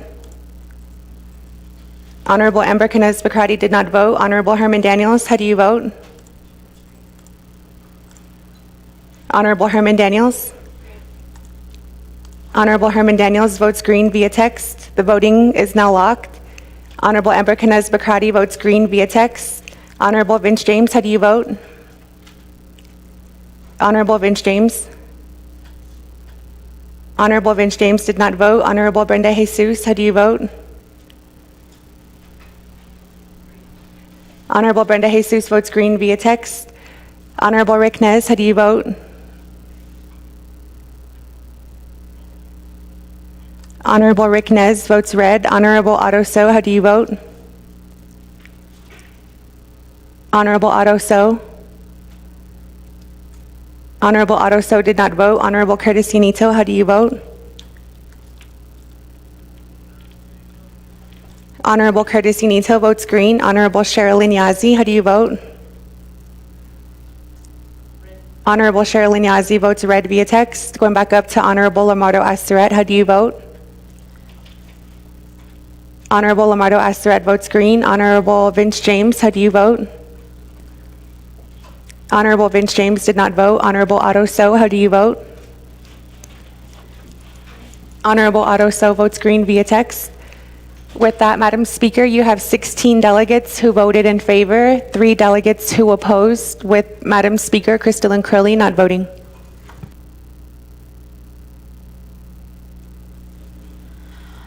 Thank you, staff. We do have a vote of 16 in favor, 3 opposed, and speaker not voting, and with 2 not voting. The amendment number 2 carries.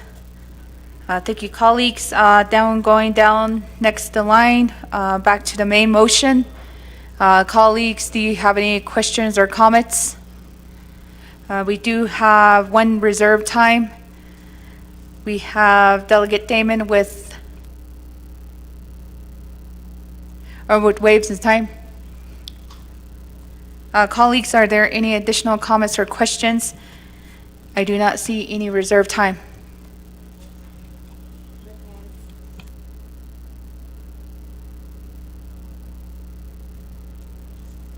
All right, Delegate Nez, he did waive his time. Colleagues, are there any other additional questions or comments?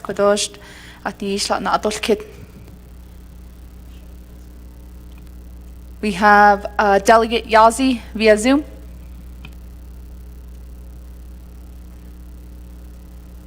Good afternoon, can you hear me? Vice Chair, we can hear you. Thank you, everybody, for being in the council chambers and for everybody listening online, and for Delegate Claus bringing this legislation for your community in this emergency. I did have a question for you, though. I wanted to know, I had seen that Chinle has a GoFundMe for the Chinle flooding area. I don't know if you're aware of that. I do want to know from the sponsors or the agents how they're planning to make sure that that fund goes to the flooding, how they're tracking it. And I asked this question because we've had during the pandemic several GoFundMe accounts that were put into question, and I think a lot of our constituents still ask questions about how those funds are being accounted for and how we're being transparent with them. So I reserve my time. Thank you. 3:59. Reserve time of 3:59, Vice Chair. Kudo saago na kid. Kudo shishade Delegate Law. There were specific questions. Oh, yeah. Vice Chair Sherilyn Yazzie, thank you for joining us this afternoon on this particular legislation. Thank you for the question regarding the GoFundMe account. This question was posed earlier, and we did hear from our chapter president, Rosanna Jumbo Fitch. So some of the questions that were asked earlier was regarding the fund management plan, if there was one that was in place for this specific funding source. The chapter president did send us a response that they will send it in, and so that was the response as far as the GoFundMe account. But I do thank you for the questions, and at this time, I will go ahead and allow for the agent, Dr. Rosanna Jumbo Fitch, if you may respond to Honorable Yazzie. Thank you.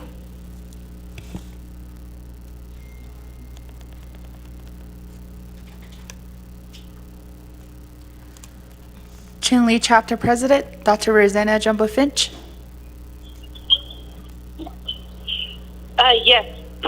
So we did discuss the GoFundMe already, and we do have a fund management plan in place for the $850 that has been donated to date.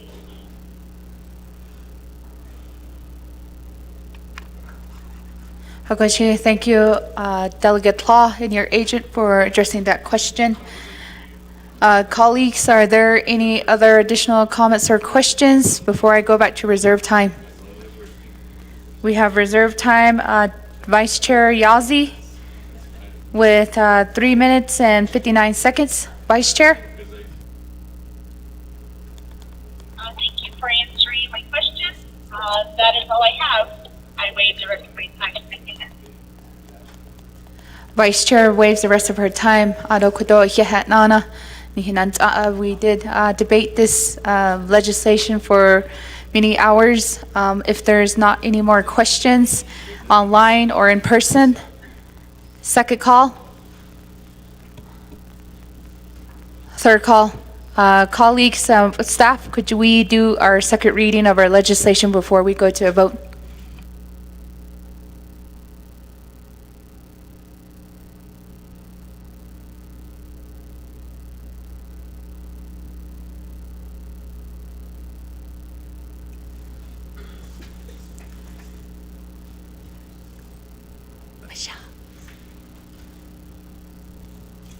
Okay. Amendment 1 to legislation number 0119-23. In Exhibit H, replace current Appendix K with the new Appendix K. 2, in Exhibit H, insert Budget Form 2 and Budget Form 4 after Budget Form 1. 3, replace the current Exhibit E with the new Exhibit E. 4, replace the Exhibit F with the new Exhibit F. 5, renumber or re-letter succeeding paragraphs, sections, and exhibits as necessary and appropriate. The Office of Legislative Services and the Office of Legislative Counsel are authorized to make technical edits to this legislation and its exhibits to implement the Navajo Nation Council's intent. This amendment supersedes inconsistent language in any other amendments, which language shall be conformed to this amendment. Amendment 2 to legislation 0119-23. On page 1 at line 15, after the word chapter, insert the following new language. Bold underline chapter, bold underline approving $1,267,995 from the UUFB for certain legislative branch entities. And 2, on page 2, starting at line 9, after the end of paragraph C, insert a new paragraph D as follows. Underlying D, this resolution is being offered as an emergency action because certain legislative branch entities need additional funding to cover their personnel and other operating expenses for the remainder of FY 2023. These standing committees, legislative offices, and commissions are critical to the daily operation of the Navajo Nation government. Without the requested funding, these entities will be unable to continue providing needed government services for the public health and welfare. Furthermore, these entities will not be able to continue functioning, and the work of the Navajo Nation government will come to a standstill. 3, on page 5, starting at line 6, after the end of paragraph N, insert the following new paragraphs. Underline O, the Navajo Nation Council and the Budget and Finance, the Health, Education, and Human Services, the Resource and Development, and the Law and Order Committees of the Council, as well as various offices and commissions under the legislative branch, are requesting a total amount of $1,267,995 in UUFB funds to cover their personnel and other operating expenses for the remainder of FY 2023. Bold Exhibit 1. P, underline, the required budget forms 1, 2, and 4, along with Appendix K supplemental funding proposal summary for the $50,000 in proposed expenditures for the Navajo Nation Council are attached as Bold Exhibit 2. Q, underline, the required budget forms 1, 2, and 4, along with Appendix K supplemental funding proposal summary for the $20,000 in proposed expenditures for the Budget and Finance Committee are attached as Bold Exhibit 3. R, underline, the required budget forms 1, 2, and 4, along with Appendix K supplemental funding proposal summary for the $50,000 in proposed expenditures for the Navajo Nation Labor Commission are attached as Exhibit 4. S underline, the required budget forms 1, 2, and 4, along with Appendix K supplemental funding proposal summary for the $222,000 and proposed expenditures for the office of the Speaker are attached as Exhibit Bowl 5. T, underline, the required budget forms 1, 2, and 4, along with Appendix K supplemental funding proposal summary for the $50,468 and proposed expenditures for the Office of Navajo Government Development are attached as Bowl Exhibit 6. U, underline, the required budget forms 1, 2, and 4, along with Appendix K supplemental funding proposal summary for the $100,000 and proposed expenditures for the Office of Legislative Counsel are attached as Bowl Exhibit 7. Underline, V, the required budget forms 1, 2, and 4, along with Appendix K supplemental funding proposal summary for the $120,000 and proposed expenditures for the Office of Legislative Services are attached as Bowl Exhibit 8. W, underline, the required budget forms 1, 2, and 4, along with Appendix K supplemental funding proposal summary for the $269,400 and proposed expenditures for the Office of Auditor General are attached as Bowl Exhibit 9. X, the required budget forms 1, 2, and 4, along with Appendix K supplemental funding proposal summary for the $85,000 and proposed expenditures for the Eastern Navajo Land Commission Office are attached as Bowl Exhibit 10. Y, underline, the required budget forms 1, 2, and 4, along with Appendix K supplemental funding proposal summary for the $43,130 and proposed expenditures for the Office of Navajo Nation Human Rights Commission are attached as Exhibit 11. Z, the required budget forms 1, 2, and 4, along with Appendix K supplemental funding proposal summary for the $184,410 and proposed expenditures for the Health, Education, and Human Services Committee are attached as Bowl Exhibit 12. AA, underlined, the required budget forms 1, 2, and 4, along with the Appendix K supplemental funding proposal summary for the $19,587 and proposed expenditures for the Resource and Development Committee are attached as Bowl Exhibit 13. BB, underline, the required budget forms 1, 2, and 4, along with Appendix K supplemental funding proposal summary for the $54,000 and proposed expenditures for the Law and Order Committee are attached as Bowl Exhibit 14. CC, underline, the Office of the Controller has provided a memorandum regarding the proposed expenditures for the Navajo Nation Council, for the 4 standing committees of the Council, and for the various offices and commissions under the legislative branch, as required by 12 NNC subsection 820L. The Controller's memorandum indicates that the proposed expenditures are reoccurring. Bowl Exhibit 15. DD, underlined, the Office of Management and Budget, OMB, has provided a memorandum regarding the proposed expenditures for the Navajo Nation Council, for the 4 standing committees of the Council, and for the various offices and commissions under the legislative branch, pursuant to 12 NNC subsection 820M, Bowl Exhibit 16. EE, underlined, the Navajo Nation has determined that approving the requested UUFB funds for the various legislative branch entities described herein is an urgent and critical priority for the Navajo Nation, needing immediate action. 4, insert as new Bowl Exhibit 1 the memo from Manuel Rico to the 25th Navajo Nation Council dated April 27, 2023 that accompanies this amendment. 5, insert as new Bowl Exhibit B through and including Bowl Exhibit 14, the various legislative branch entities, budget forms 1, 2, and 4, their Appendix K supplemental funding proposal summary forms. 6, insert as new Bowl Exhibit 15 and Bowl Exhibit 16, the OOC and OMB memos for each funding request, both of which accompany this amendment. 7, on page 7, starting at line 7, insert a new Section 9 and new paragraph as follows.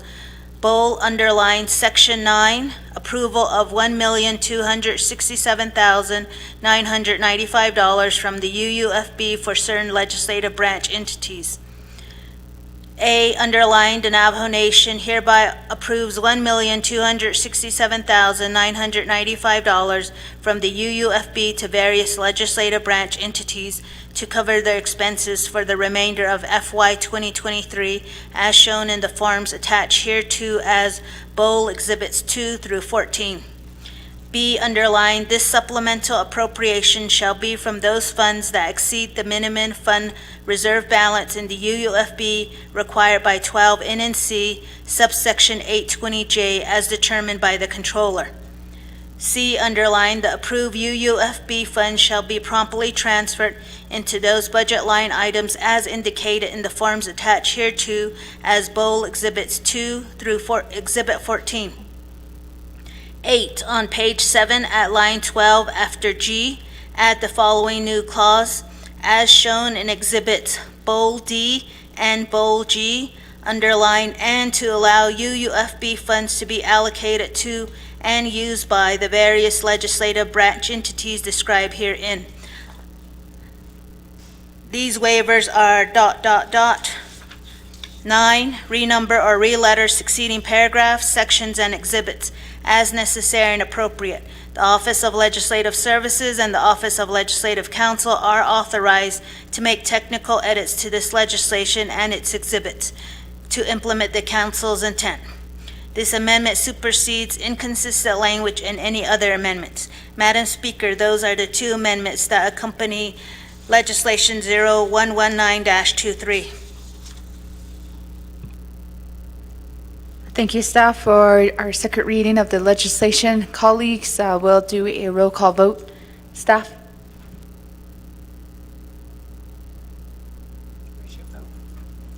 This will require a 2/3 vote, meaning 16 votes.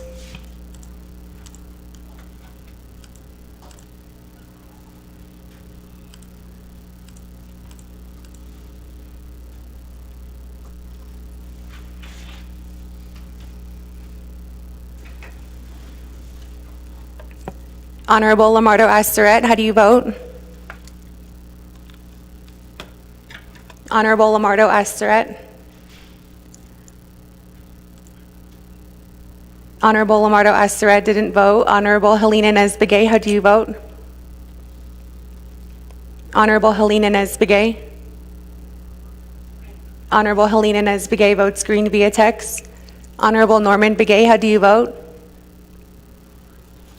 Honorable Norman Begay votes green. Honorable Shauna Anclaw, how do you vote?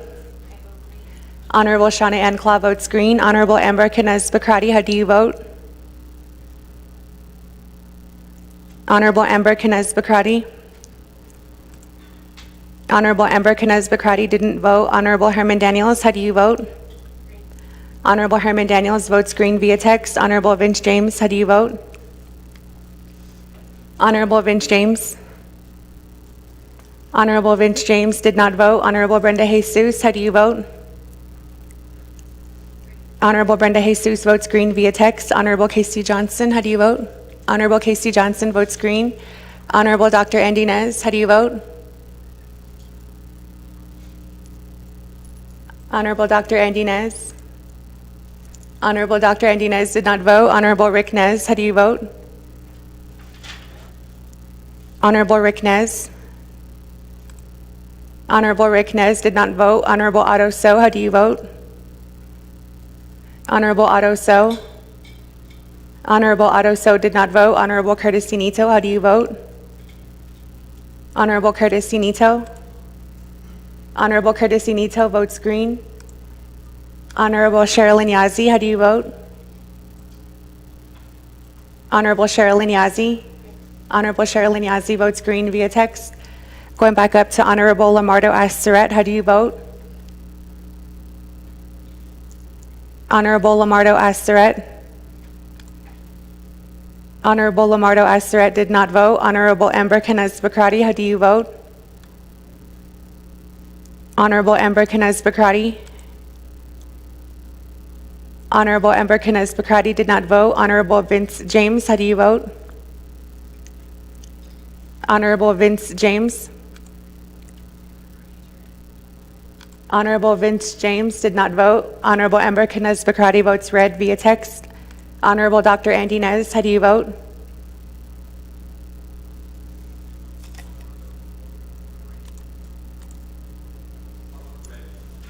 Honorable Dr. Andy Nez votes red, and Honorable Lamardo Asseret votes green. Honorable Vince James also votes green via text. Honorable Rick Nez, how do you vote? Honorable Rick Nez votes green. Honorable Otto So, how do you vote? Honorable Otto So. Going 3 times, Honorable Otto So. Honorable Otto So did not vote. For the record, Honorable Eugenia Charles Newton, Jermaine Simonson, and Carl Slater are excused. With that, Madam Speaker, you have 17 delegates who are in favor, 2 who oppose, with Madam Speaker Crystalline Curley not voting. Staff, we do have 17 in favor, 2 opposed, Speaker not voting, and 2 not voting. And we do have, the motion does carry.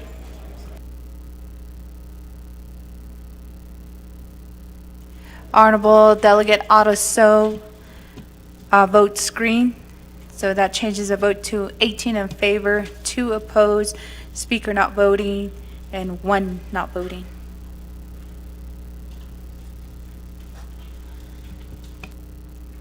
Thank you, colleagues. Next, going down the line, we have Delegate Chair Parrish. Thank you, Speaker, and thank you, members of the 25th Navajo Nation Council, and welcome to everybody who's online and in the chambers listening to today's special council session. Speaker, today I would like to motion to suspend floor rules to add legislation 012123 to today's agenda. This legislation is an action relating to the emergency an action relating to an emergency and the Navajo Nation Council opposing H.R. 2811 Limit Save Grow Act of 2023, urging the United States Congress to amend H.R. 211 Section 201, 202 to protect the spending cuts of tribal programs. Thank you, Delegate Parrish, and we do have a second by Honorable Damon. Just give us a few minutes to add that on the board. Staff, could you help us read that legislation into the record? Legislation 0121-23, an action relating to an emergency and the Navajo Nation Council opposing H.R. 2811 Limit Save Grow Act of 2023, urging the United States Congress to amend H.R. 2811 subsection 201 to 202 to protect spending cuts to tribal programs. This legislation is sponsored by Honorable Shondine Parrish, co-sponsored by Honorable Madam Speaker Crystalline Curley. Madam Speaker. Thank you,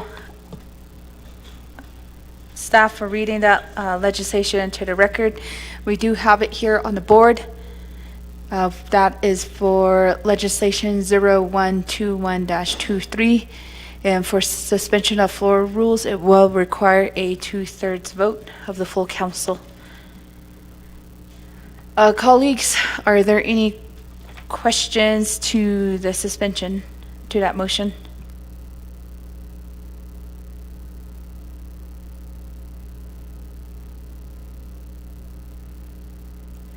I think we have no one's in queue. Second call, online. Third call, staff, can we do a roll call vote for suspension of floor rules?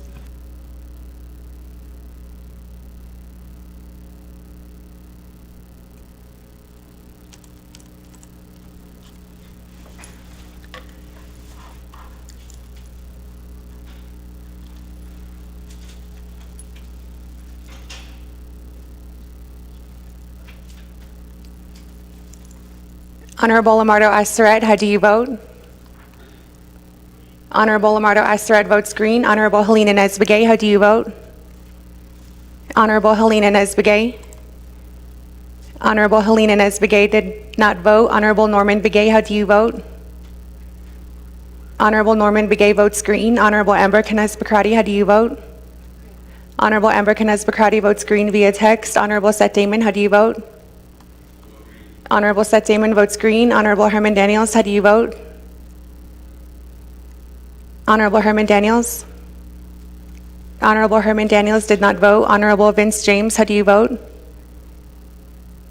Honorable Vince James votes green via text. Honorable Brenda Jesus, how do you vote? Honorable Brenda Jesus. Honorable Brenda Jesus did not vote. Honorable Rick Nez, how do you vote?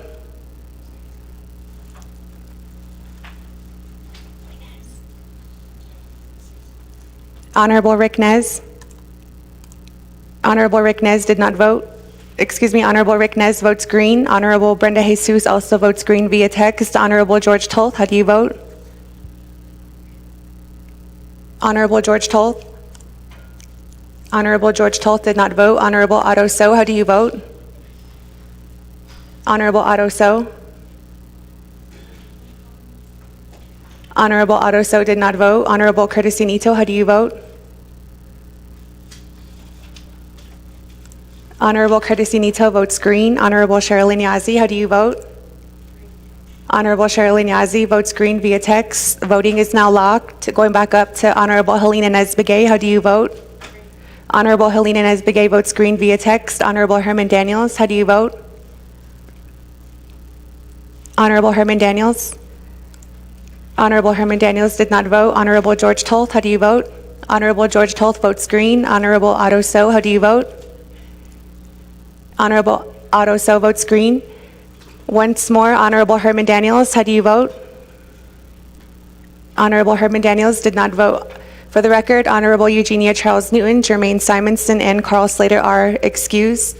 With that, Madam Speaker, you have 19 delegates who voted in favor, 0 delegates who oppose, with Madam Speaker Crystalline Curley not voting. Thank you, staff. We do have a vote of 19 in favor, 0 opposed, speaker not voting, and with 2 not voting. It will be added on to the agenda as item H.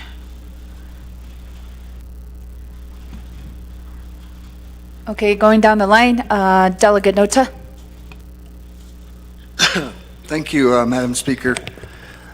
I would like to ask to suspend the rules as well and move legislation F 9323 up above E, which is next, 2623.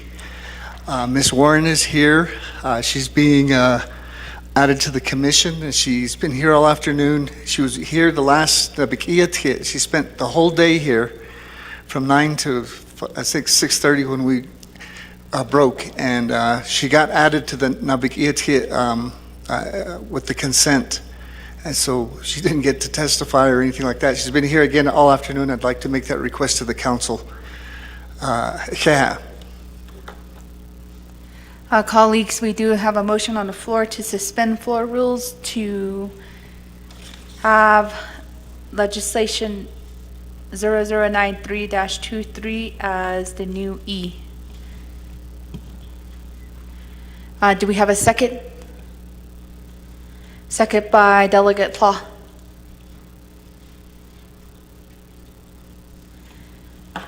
Colleagues, do we have any questions or comments? Second call.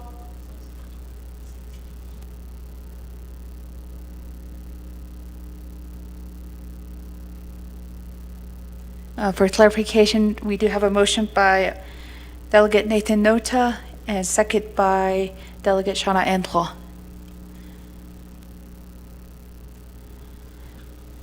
Delegate Simpson?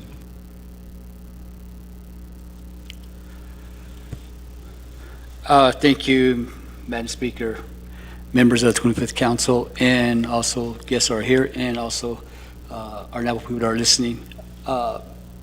Madam Chair and members of the 25th Council, you know, the next four legislation are a simple majority, and I think they will go by quickly. And so the next legislation that's on the agenda, we do have individual that has been waiting all day too.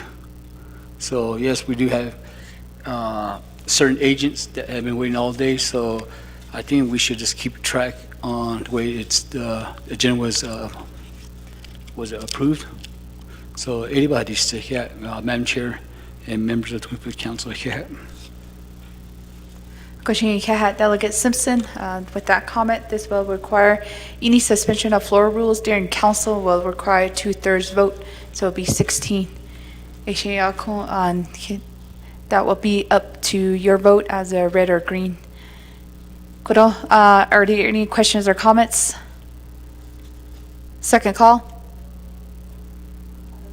We have Delegate So. Thank you very much. I do agree with Honorable Simpson that we need to just go as how the legislation is set, how the agenda is set. I urge the body to keep going the way it is, and we'll get to the legislation when time permits. So, wait the rest of my time. Delegate So. Are there any other questions? Second call. Third call. We're going for a roll call vote on the suspension of the floor rules. Will require 16 votes.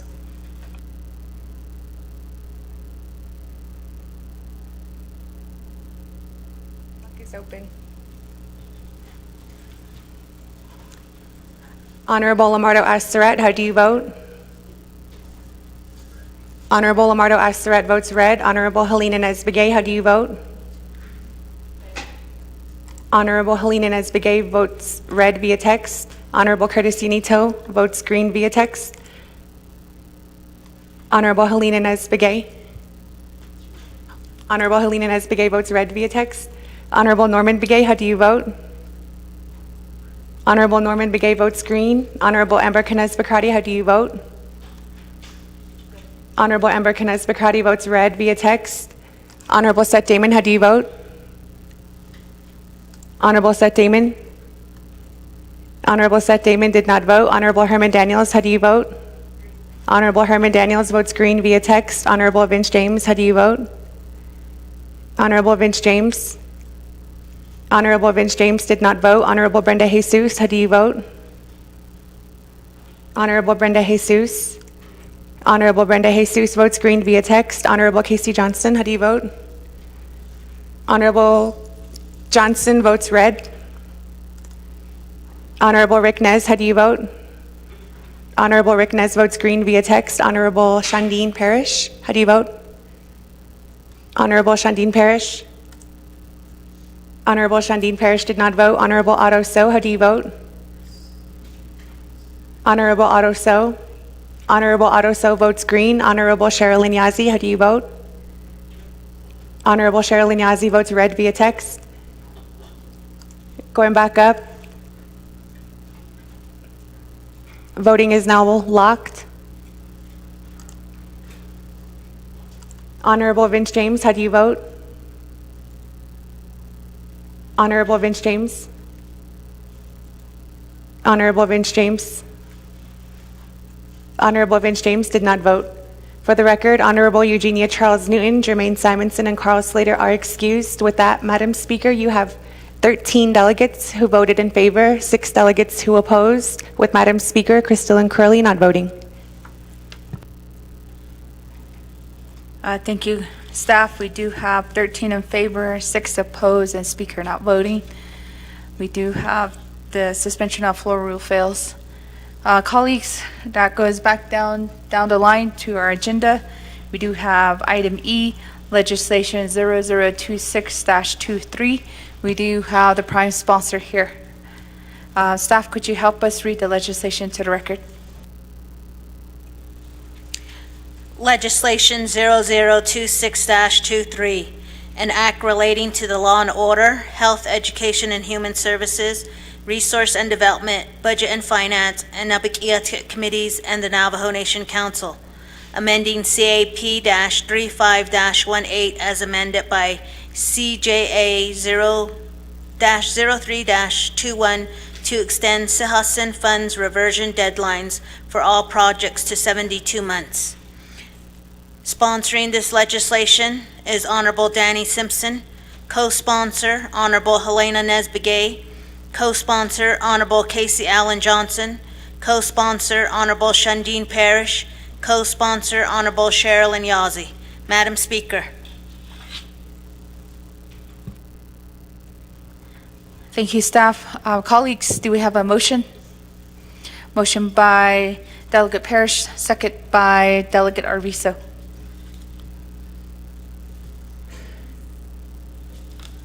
Colleagues, do we have any questions to this legislation? Online? Second call? It was motioned by Delegate Parrish and second by Delegate Arvizo. Colleagues, are there any questions? Second call? Online?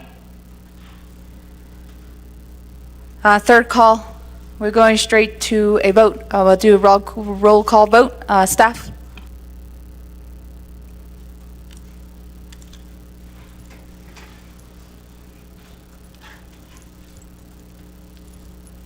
Honorable Lamardo Astaret, how do you vote? Honorable Lamardo Astaret? Honorable Lamardo Astaret did not vote. Honorable Helena Nesbegay, how do you vote? Honorable Helena Nesbegay? Honorable Helena Nesbegay did not vote. Honorable Norman Begay, how do you vote? Honorable Norman Begay votes green. Honorable Curtis Unito votes green, also via text. Honorable Shauna Ann Claw, how do you vote? Honorable Shauna Ann Claw votes green. Honorable Amber Canez Bakrati, how do you vote? Honorable Amber Canez Bakrati votes green via text. Honorable Seth Damon, how do you vote? Honorable Seth Damon votes green. Honorable Herman Daniels, how do you vote? Honorable Herman Daniels votes green via text. Honorable Vince James, how do you vote? Honorable Vince James? Honorable Vince James did not vote. Honorable Brenda Jesus, how do you vote? Honorable Brenda Jesus votes green via text. Honorable Rick Nez, how do you vote? Honorable Rick Nez? Honorable Rick Nez did not vote. Honorable Danny Simpson, how do you vote? Honorable Danny Simpson votes green. Honorable George Toth votes green. Honorable Otto So, how do you vote? Honorable Otto So? Honorable Otto So votes green. Honorable Sherilyn Yazzie, how do you vote? Honorable Sherilyn Yazzie votes green via text. Going back up to Honorable Lamardo Astaret, how do you vote? Honorable Lamardo Astaret? Going 3 times, Honorable Lamardo Astaret? Honorable Lamardo Astaret did not vote. Honorable Helena Nesbegay, how do you vote? Honorable Helena Nesbegay votes green via text. Voting is now locked. Honorable Vince James, how do you vote? Honorable Vince James? Honorable Vince James did not vote. Honorable Lamardo Astaret votes green. Honorable Rick Nez, how do you vote?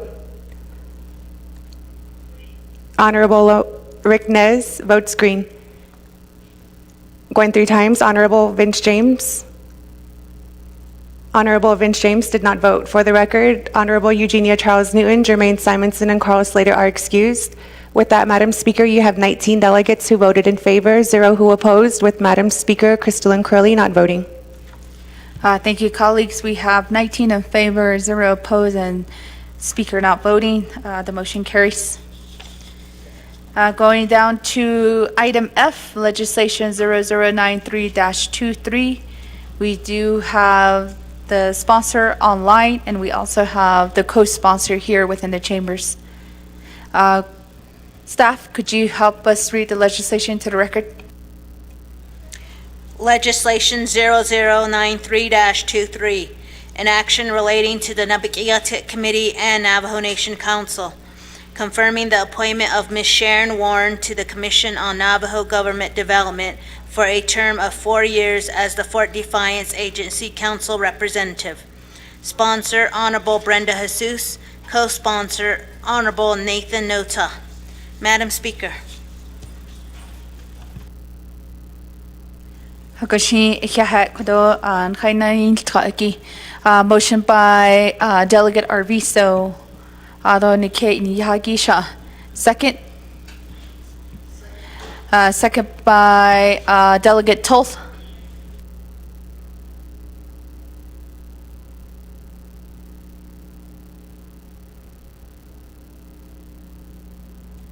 Colleagues, we do have questions on this legislation.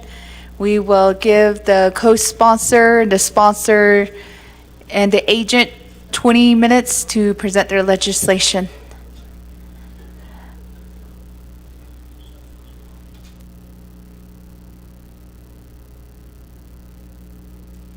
We do have a motion by Delegate Arviso. Ado Yiket ni Yahagi e Kodo Delegate Toth. We do have a second by Delegate Toth.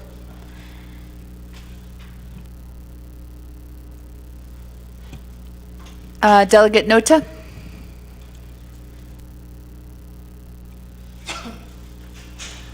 You will have 20 minutes to present your legislation. Yate Speaker, to Council Delegates, adot on the Naso Tanido, Dysnot Sagi, Anot Council Delegates, the Nothinigi, just the general public.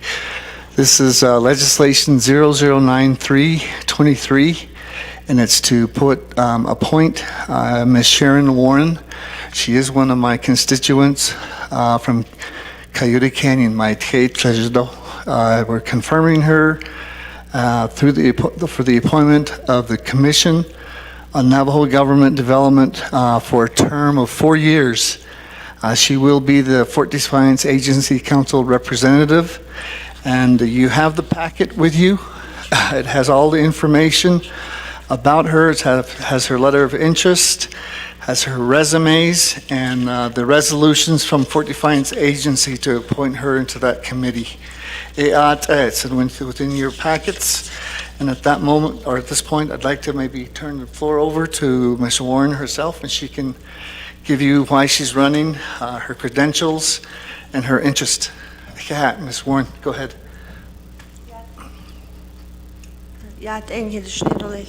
Arnold Swahon Gilfonothlonigido, then he's not Igi. I don't hear to the council members.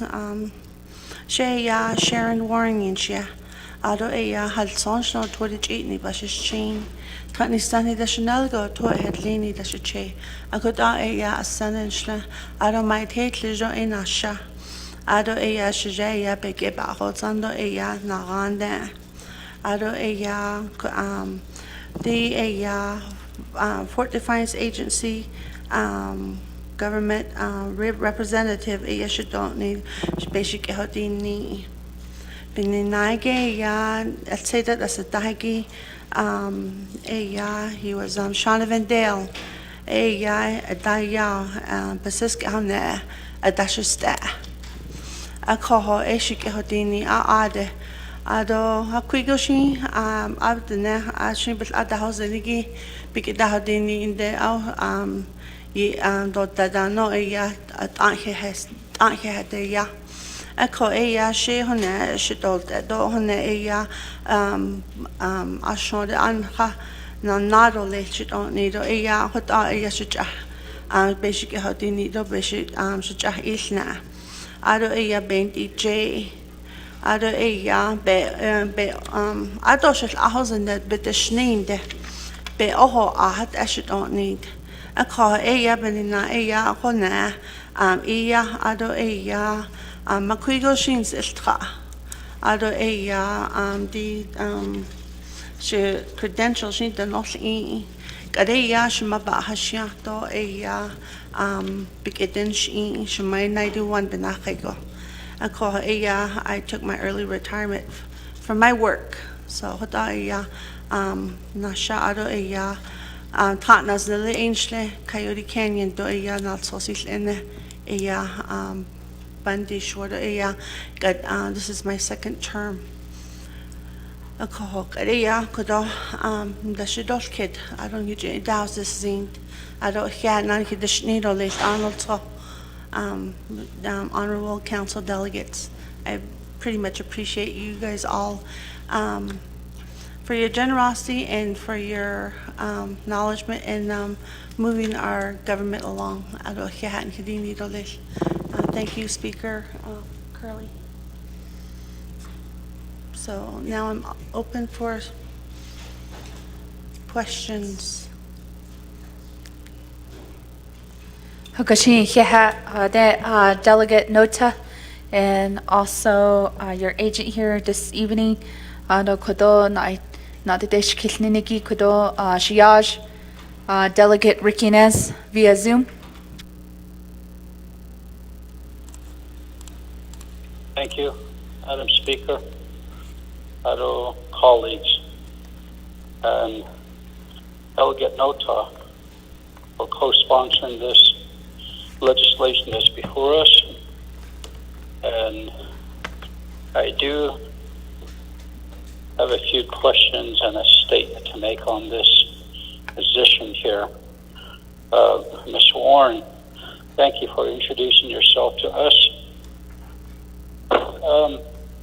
Just to let you know, I have been observing the Office of Navajo Government Development for a number of years now. And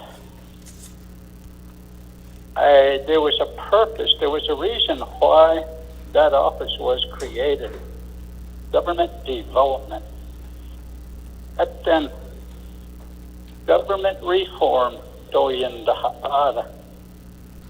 I know there's a few chapter officials on that commission, and when you have chapter officials on the commission, they protect their stipends.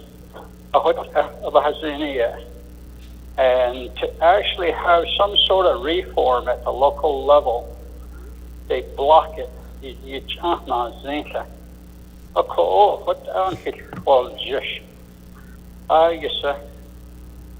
Three states, New Mexico, Arizona, and Utah. There's a total of 77 counties. We're smaller than the three states, and we pretty much have like 110 counties.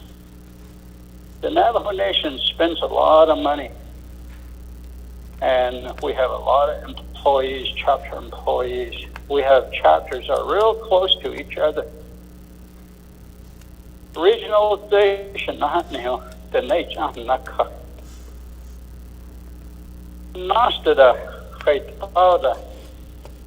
reform. What was the intent of government development? Constitution, no, the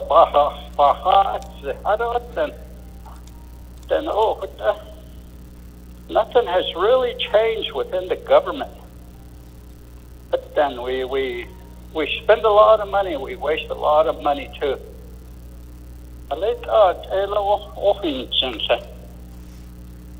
And I would like to hear your plan on how you would like to help with government reform, starting from the local level to the top. I'd like to reserve the rest of my time. Thank you. 2:05. Reserve time of 2:05, Shiaj. Rokune Nana Delegate Toll.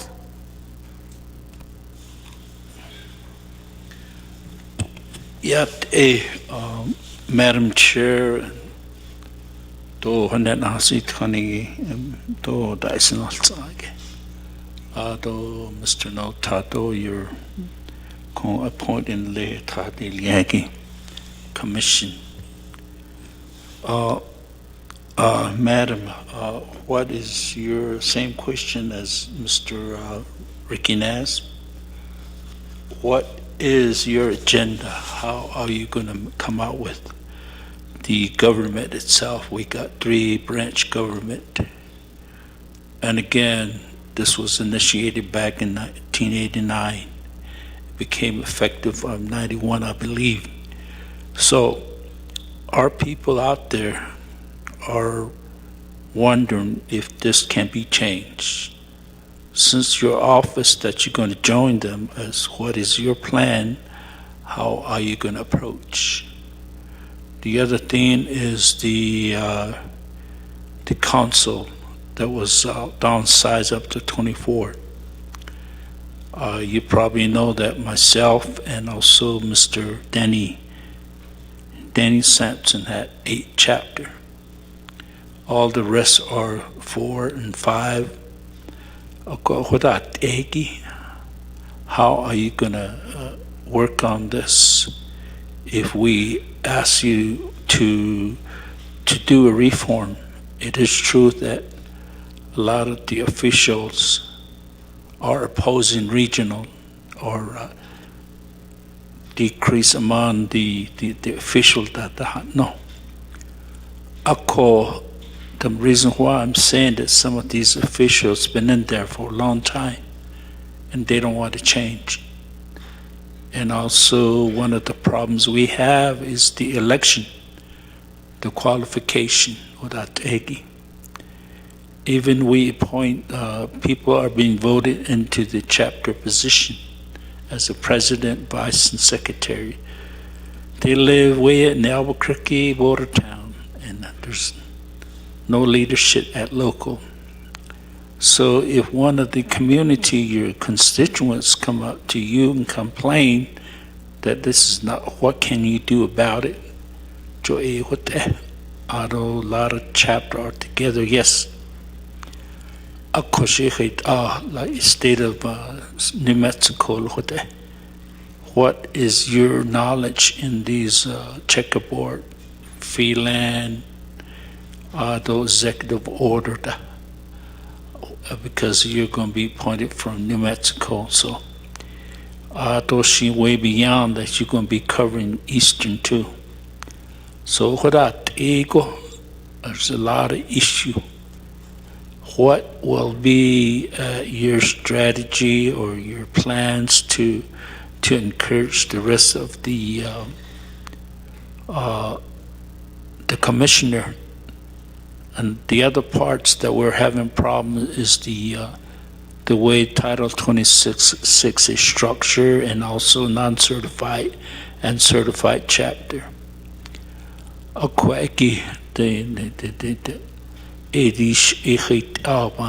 case.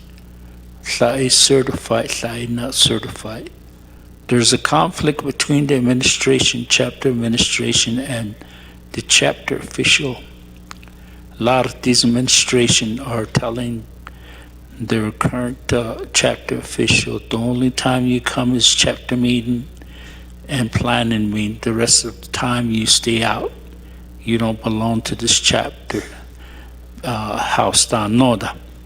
There's a lot of conflict going on. So what is your plan? Are you just going to be there following the commissioner, whatever they say?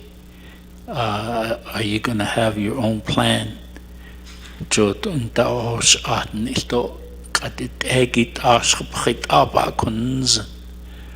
As this government goes forward,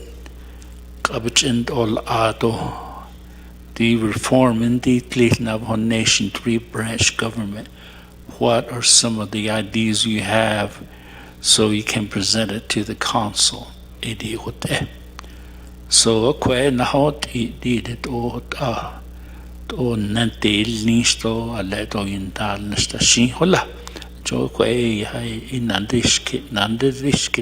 thank you. Yeah, Delegate Todd, Ado Kunenana, Shada, Delegate Tlaw. Good afternoon, Doyade, and then also nice to meet you, Ms. Warren. And then also, just as my colleagues have mentioned, there are some concerns regarding chapter officials being as commissioners, and I too feel the same. We do have our representation from central agency, but we have not heard a report from the person that was assigned there. And even, to give a plan of what they want to do and how they want to move forward.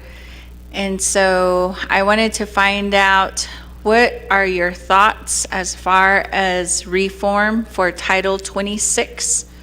Those are some of the questions that I have. And then also, do you know the demographics of Fort Defiance? How many chapters within your area are certified and non-certified? And then also, are you familiar with what the DOJ chapter union has planned? I know they have the 4 options, and I would like to hear some of your thoughts on some of those proposals. And then also, with your standing as a chapter official, what is the status of your chapter? Is it non-certified or certified? So those are some of the questions that I have, and I will reserve the rest of my time. Reserve time of 3:28. At this time, I'll give the floor back over to our sponsor and co-sponsor, Delegate Nota. I can't, non-speaker. Delegate Nez, Delegate Toth, Delegate Claw. Those are some good questions about reform. Some of you feel like that kind of continues to be blocked. Those plans have been those kid land status, the certified, non-certified chapters. She can explain her thoughts and her plans and ideas as part of this commission. Ms. Warren, go ahead.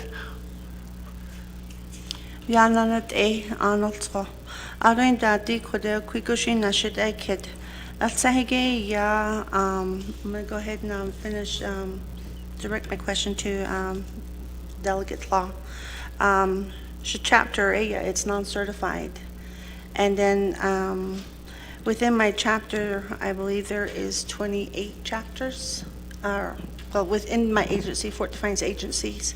Aroin da ya no report I need just since I wasn't even on, I guess I haven't been confirmed yet, so I couldn't be on the agenda to talk. So I did listen for a few, and I did attend one a meeting, and just listening, I know that several people have said that they want to start hearing reports at their agency council.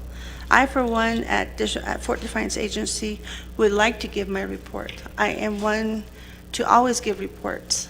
I don't like to keep my constituents or any of my chapters that I represent in the dark. And that's just how I am. Even at my own local level, I do give all my reports, and I'm transparent about everything, as a matter of fact. Title 26. Shamanle Hakina Haida Shin chapter meeting go Asho.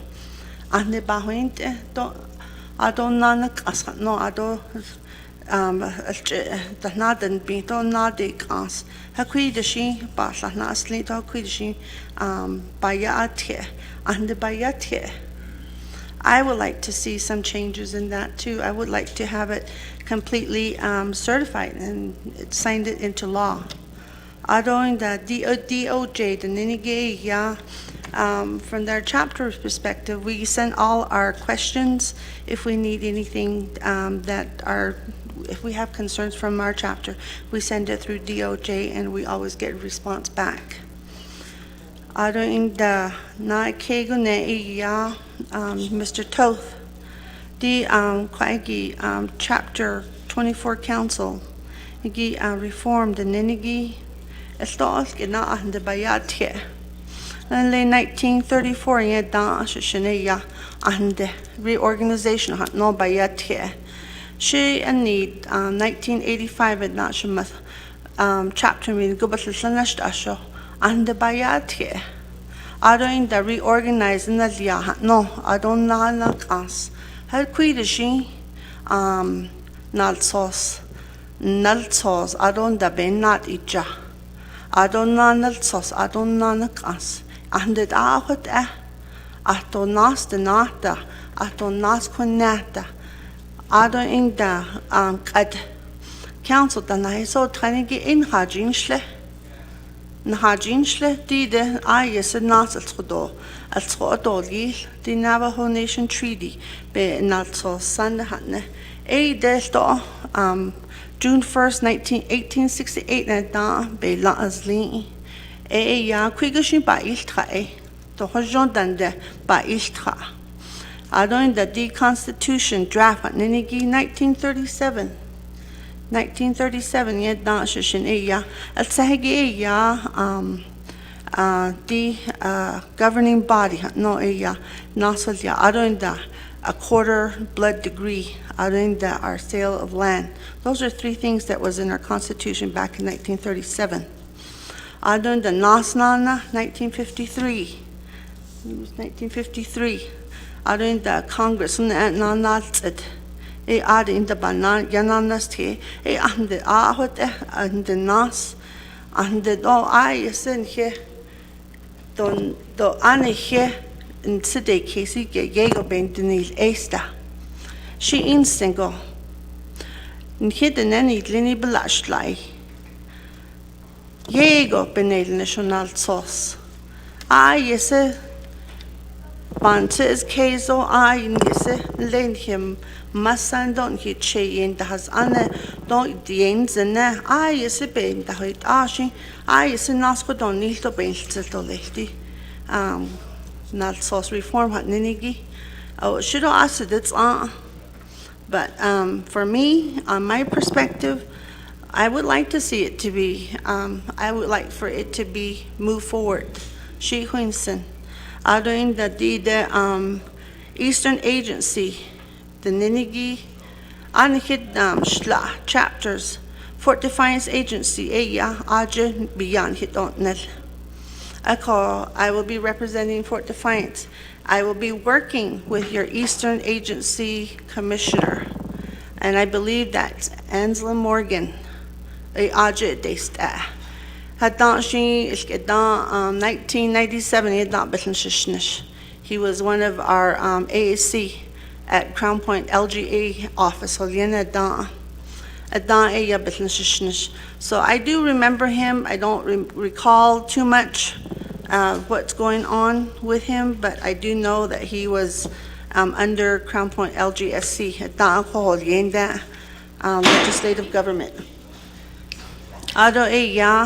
The council, the Ninigi 24 anal kid about Mel Brigade, that's a done I believe was in 2010 or so. A 24 council Hanalia. Abe the ne Bandel Nishigi, do and hat that is Niligi. Digi Benina Hodano Hanalia. Ado Ashini, yes in the Hajin Hidishne. Yes, Ashon the deeder, not sausage, yes, a bendatn show. Nasco datle, Jun he need, and he catered a kahido, as get a hunt named there. I need that kaigi, or bad that don't hear and bad that it needed than his needed him, my son, don't he che. Chapter Hasna Yajaraho. Studio Sani Hone Yadastio, Jesus on. And he don't hada. And he catered day kahagi and hatchin about the day that day. Ad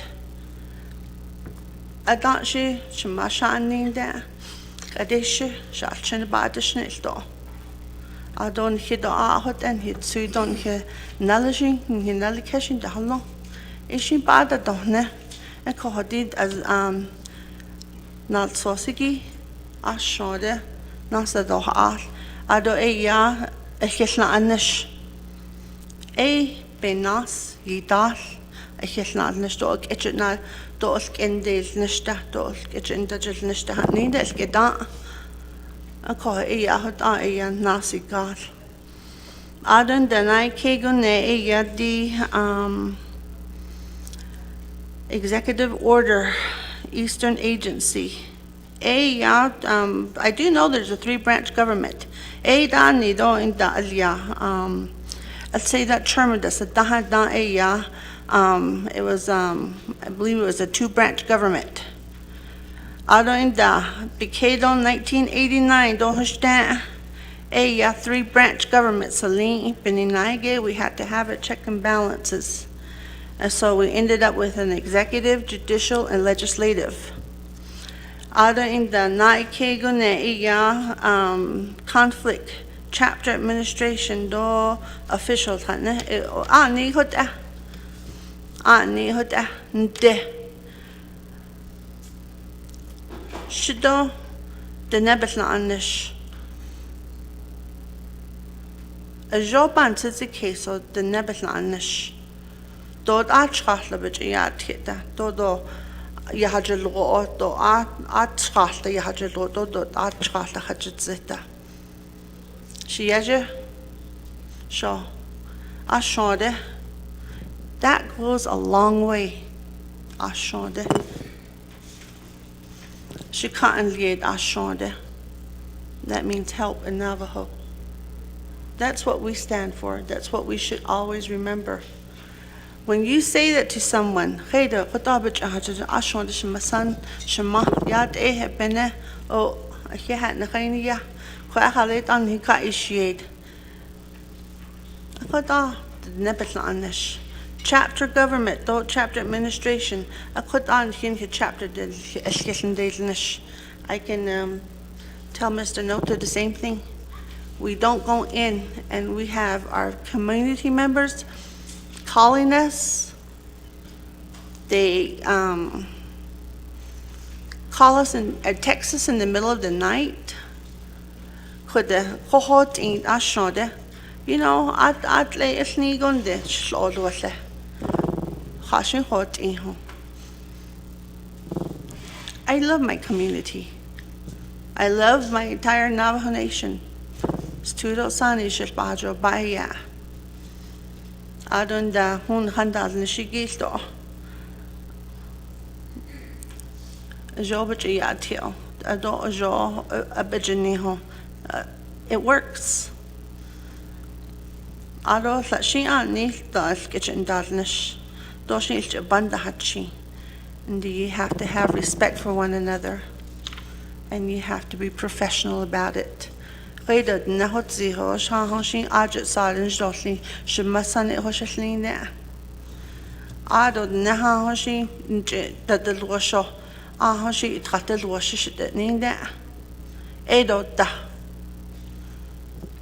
When di dane all as donina dot asaj an jashnet da hasnilin nashmasan.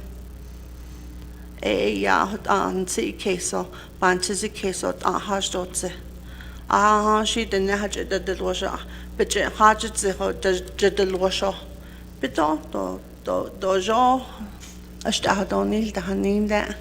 So that's what I say. And like I said, I take care of my mom, and I promised her and my dad that I would never put him in a nursing home.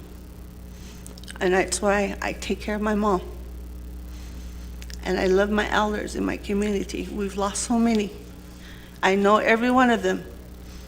Chapter meeting, oh, yad shiyaja das no, hazay dat shido. It makes you feel good, So my government reform would probably say, I would say we need to work together and come up with a plan together. And honestly, I will be the only one that probably will be even giving out ideas.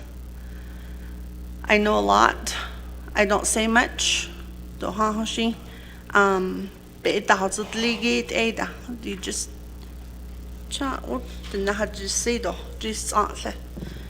I've been here a couple weeks ago, sitting here all day listening. And he's in song. And then again today, and I appreciate it because it really gives me a lot of information. And I think about, oh wow. I mean, I respect every one of you. And I appreciate all of you working hard for our community members and our elders and our young ones and our school students. At summer youth, jitna holjish. Ado beso ha ninigita. You know, we have to work about that. So, but as a representative for Fort Defiance Agency, I will be the one to give reports. I mean, if there's meeting minutes, you can read those. As far as attending my first meeting, official meeting, I haven't been to one yet. They told me not to say anything, so I just sat there and listened. And I didn't vote or nothing, I just observed. I'll put that. Is that okay? Slash don't not oskeda. Thank you, Kudo. Delegate Nota, Ado Kudo. Shamashin, Ms. Sworn, Ado Kudo, Hehet. Next in queue, Kudo, Delegate Arviso. Ms. Warren, yet, although, congratulations to your appointment. Did Navajo Nation government is linigi. You know, we have legislative, executive, and judicial. Seems like we always blame the chapters. And the chapters are always the last ones, and then nile chapter the dado lapon deho. Some chapters do very well. They do really good on their own. We tend to put them all in the same bad basket.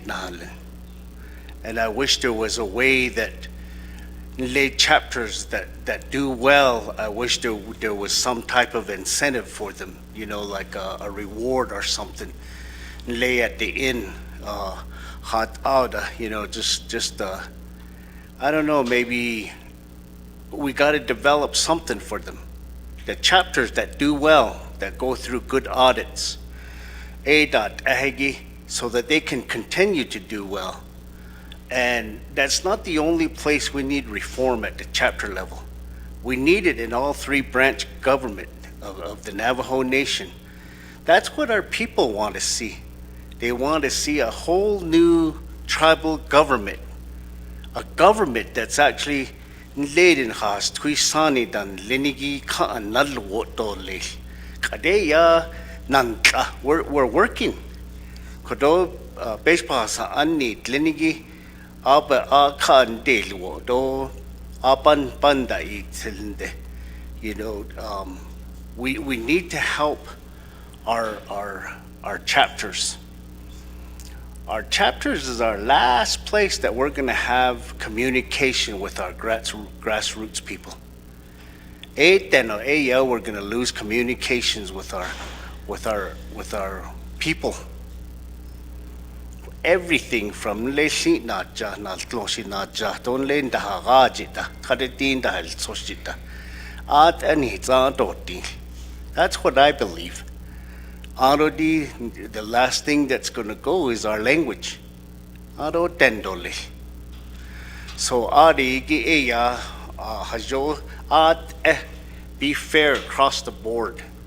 On so bansis case kodoisens. It's not just the chapters. It's also the three branch government that needs reform. Thank you, Madam Speaker. I reserve my time. Reserve time of 2:07. I'm going to go back to reserve time. We have Delegate Riquinez with 2 minutes and 5 seconds. Kodoshi Yash. Delegate Nez. Thank you, Madam Speaker. Colleagues, Mr. Nota, certainly appreciate your views.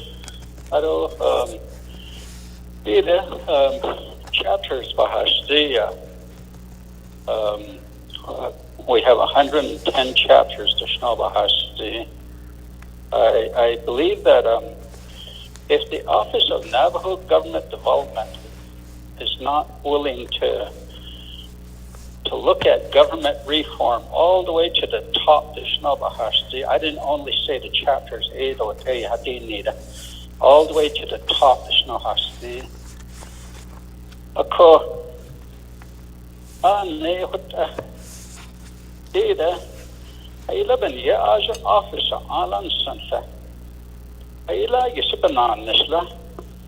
Maybe we need to change the office and create a task force and call it government reform. Office of Navajo Government Development, and I say, oh,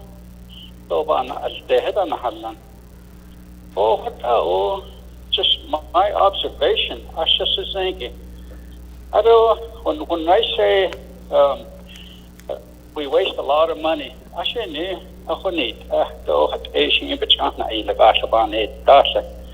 and I went out without an LDA for one whole year, and I realized I really don't need an LDA.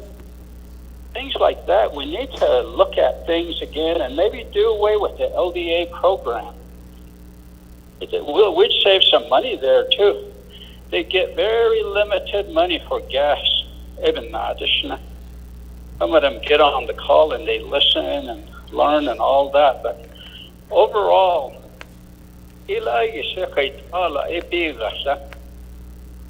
government reform.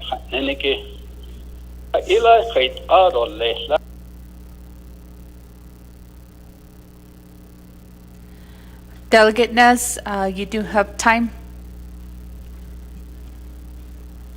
We have for reserve time Delegate Tlaw with 3 minutes and 28 seconds.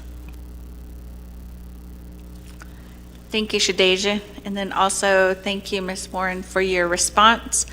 And then also for your history.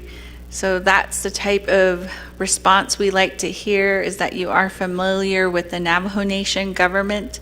But then I also hope that you have your mindset open to new possibilities.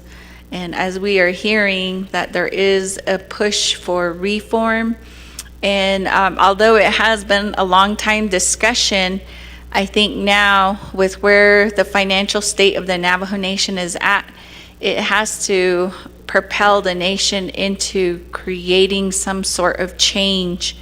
And so I just hope that you are open to working with the legislative branch as well as the executive and then as well as the judicial branch, because it is inclusive of the 3 branches.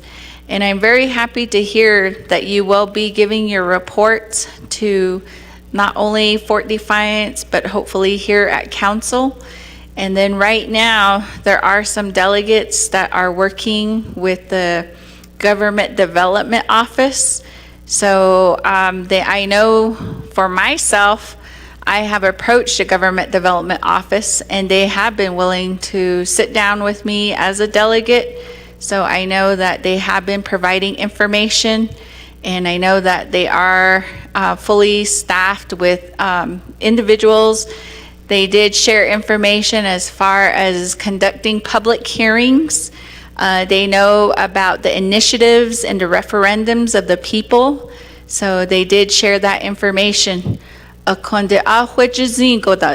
have to go in and get that information on your own, and the information that you want to create that change. So I hope that you do go into their office, sit down with the staff and talk to them. And then also it would be good to do presentations and classes for our community. We do have YouTube and Facebook, and I think that our communities are yearning for those types of classes. I know that we do have social media, and I do know there are YouTube influencers out there. So if we can get that education going and reinvigorate people into learning more about their government, I think that would be very great. And then also, I would like to encourage you, for myself as a delegate, one of the things I want to do is get a curriculum for our students and families so that they learn about the 3-branch government. So I just want to extend that to you, an opportunity for you to look into that as well.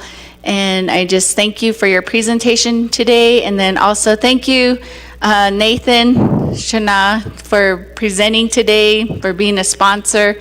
And with that, Madam Speaker, I will go ahead and waive the rest of my time. Delegate Claw, Otto Anana. We have Chair Jesus via Zoom.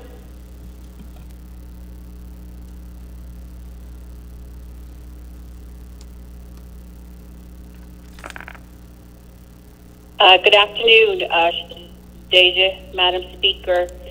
As the sponsor, what I wanted to do was Honorable Rick Nev, was a really good point in regards to some of the issues related to Office of Government Development. So if Honorable Rick Nev would like, I'd like to yield the rest of my time over to Honorable Nev. Back to you, Madam Speaker. 438. 438 yielding to witness. 438 to witness. Yields time, Chair, 4 minutes and 38 seconds to Delegate Ricky Nez. Do you accept? Yes, I will accept. Delegate Nez, you do have the floor. Thank you, Madam Speaker, colleagues, Arosha Chair Jesus, for giving me your time. Ms.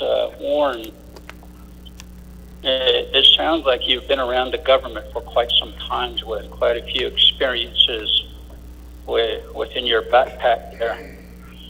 Back in 1927, John Hunter was the superintendent and created the first chapter out at Loop. From there, LST, chapters, and with the recent $1.8 billion through ARPA, you peso, what Washington there. Ako didi gi peso gi estin koko. Neveja ingi esto kayentamain that el cow were minus 50 million. No, atan bahahol G's. Edi gi benachin sus keso yashti and le naste. A late chapters fun il indo lehla. Ashbinika, will we be able to afford that? How can we start planning now? Will we dip into the permanent trust fund when the time comes? The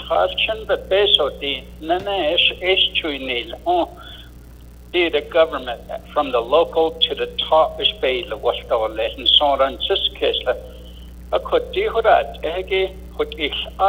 when you're around government, knowing that we don't have 50 million like we did, and soon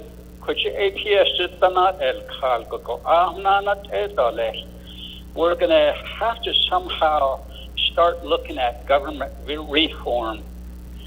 And it takes a person, a leader of courage to really speak out.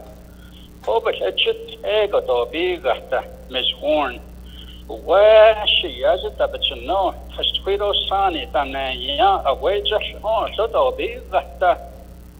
Even in Ordinenda, he chanced. Though what Edens and Ahwajit Edo Lesh, Nana at then. Oh, where she has it, I didn't know what any order be that. Go to school. You're going to have a good job. I'm just concerned about our government. What will it look like 10 years from now? What money are the leaders going to be using? We have to start planting seeds now. These chapters are adequate membership. Very few. If we could combine some of them, that would be great. What in this case, even us, there used to be 88 delegates. We're down to 24, which is good. And yet, the assistant Navajo LDA, why couldn't they just go to 48 delegates if we're going to hire LDAs, so your position is going to require some really tough decisions, and you're going to be faced with these commissioners that are chapter officials. I say chapters. So chapter I agree. Some chapters are good, some officials are good. Let's make an assessment of it. Let's look at what government reform can look like for our people in the future. How are we going to generate revenue to support these chapters that are scattered throughout the Navajo Nation?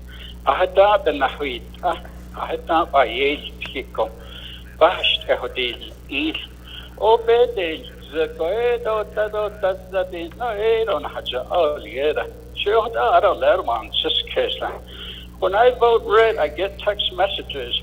Why did you vote red?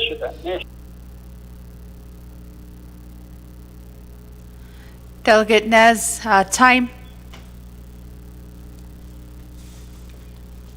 Gashi Heha Kodonana, Naisadol Kidiki. Kwaikishi, sponsor, co-sponsor. Delegate Nota, we'll give you back the floor. Goshi Speaker Curley, Nana Heha. To questions being died, those Kidiki, to by Hehwinson, do Heha. I think the questions we got from Delegate Arvizo that issues related chapter level, legislative, judicial, executive. Another one was by Representative Delegate Claw, education of constituents and students.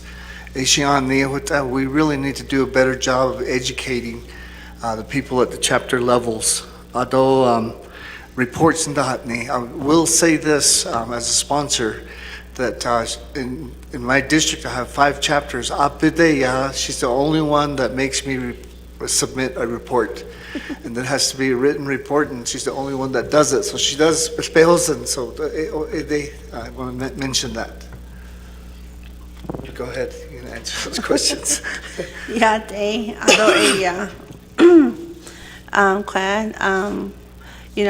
first you were talking about the Miss Delegate Claw, you're talking about curriculum.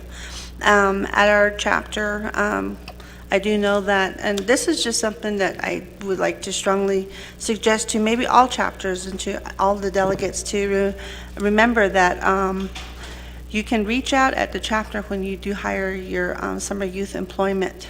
We have done that so many times to the Navajo Nation, Miss Navajo. She came out and taught our students how to butcher. And then she demonstrated it. And then how to get from one azagagidike only a cheat clean as yeto only Gian el Inja. So I do know that we have a few of our students that knew that. Adoin dadi ase language bahayos nahdo hakwikoshi adahayon no. You know, we brought in himasan sa'yo atlo. We hired her, and she came in and helped us put some looms up and helped our summer youth learn how to weave. And we still have those, and we sold some. In the social media, Facebook, YouTube, those are all good options to work with and to get the word out. But what we don't have is the $50 million that we used to generate from the from the oil companies and the mine. I understand that. You know, this is not the first time. This was coming up 30 years ago. First it was the climate, and then it was this koho. Hakwigoshin council delegate Belindahanne. Di koho that is car. Kui years hatzi. Ado peso sha. And the ahot no that is car. So yeah, we don't have that much money, but you know what? we need to go back to teaching our young ones to start bringing business sense. Len hial chenetla anda istra do hotaho taol taigi yitaho ado ada na kaho ado inda kude akado washanana oh hayugo beche danda del kash ani. I mean, my kids are like that. I should be in Haeya anle anda istraho. They don't want to come back. But we also need to know that a lot of our students that have graduated from school have went to work elsewhere. And they want to come back. I mean, I know my kids do. They want to learn and they want to help. But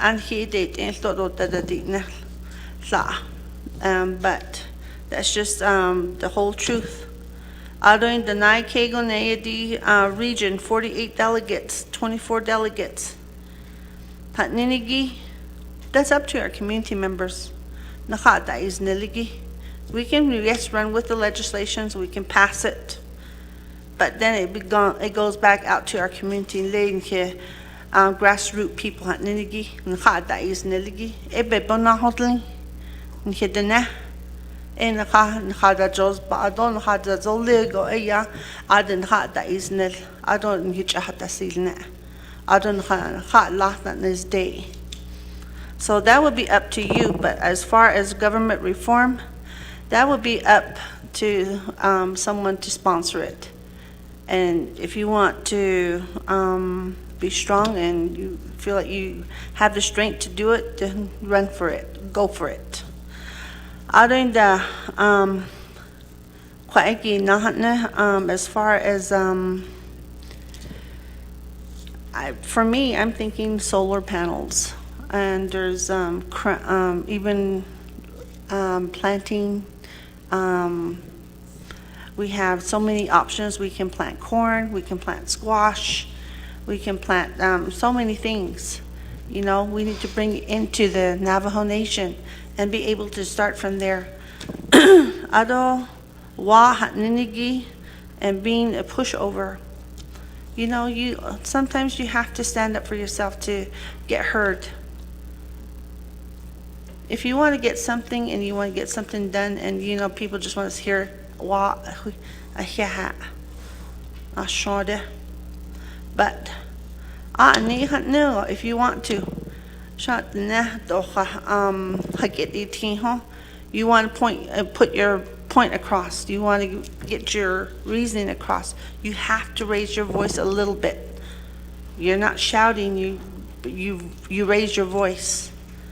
Just as like us mothers, when we have our kids that are misbehaving, we always have to raise our voice for them to hear us. Ado eya donada isai betskis. I still believe in it. I mean, shema nashenes shadalaho. Ado biget ita. Honanada. Adon the ARPA. I need $1.7 million in this. Anigi, we need to get those done. Not sauce.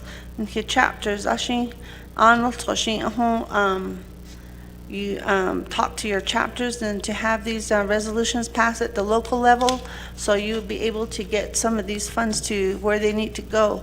I know for our chapter, we had some for our chapter, our grader, because they've been going nonstop.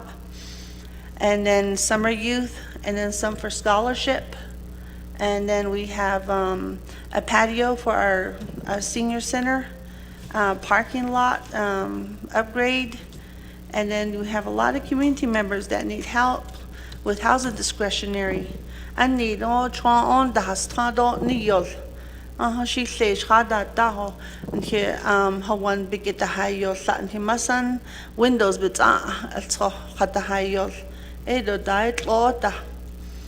You know, we need to remember that we need to help them too. We need to fix those.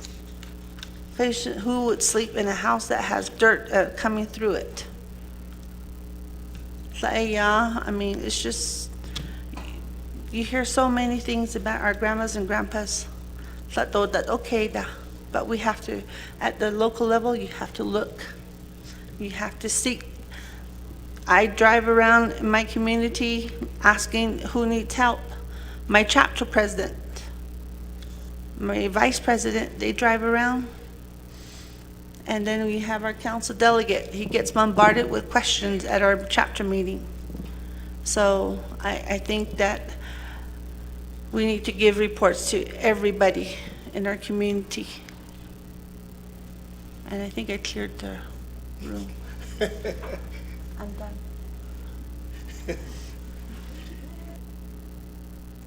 Gachi Ikehet, Ms. Warren, Ado Kodo, Delegate Nota, Ado Kodo, Not Kita, colleagues, and we do have reserve time. Delegate Arviso, 2 minutes and 7 seconds. Madam Speaker, thank you. If Delegate Nez would like, he could have my time. Thank you.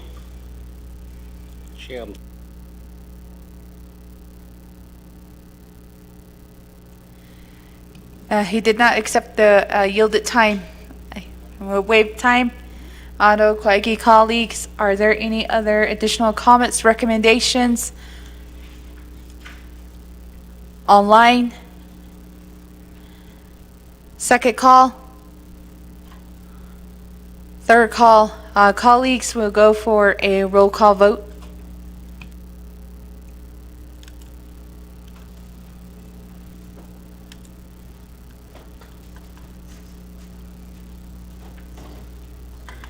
Honorable Arviso. Honorable Arviso votes green. Honorable Azaret. Honorable Azaret.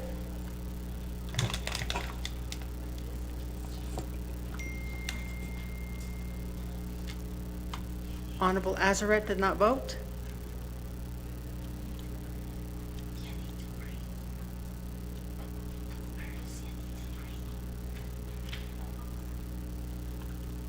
Honorable Helen Nesbegay. Honorable Helen Nesbegay. Honorable Helen Nesbegay did not vote. Honorable Norman Begay.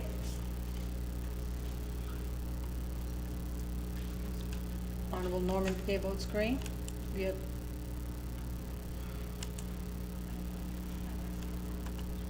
Honorable Eugenia Charles Noon is excused.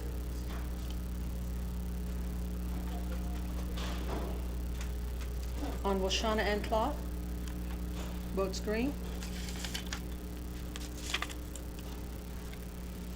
Honorable Amber Kanaswa-Crotty. Honorable Amber Kanaswa-Crotty votes green.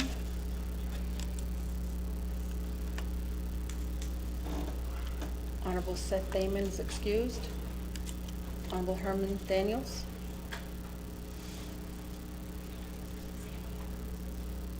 Honorable Herman Daniels.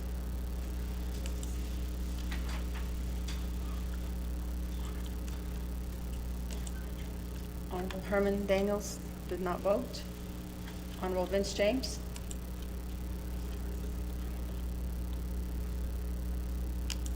Honorable Vince James. Honorable Vince James did not vote. Honorable Brenda Jesus. Honorable Brenda Jesus votes green. Honorable Casey Johnson votes green. Honorable Dr. Andy Nez is excused.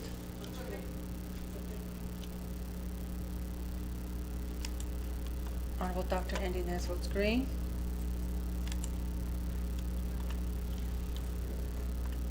Honorable Rick Nez.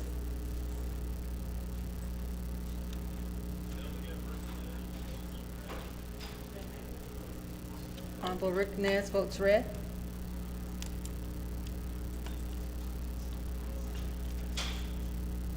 Honorable Nathan Nota. Honorable Nathan Nota votes green.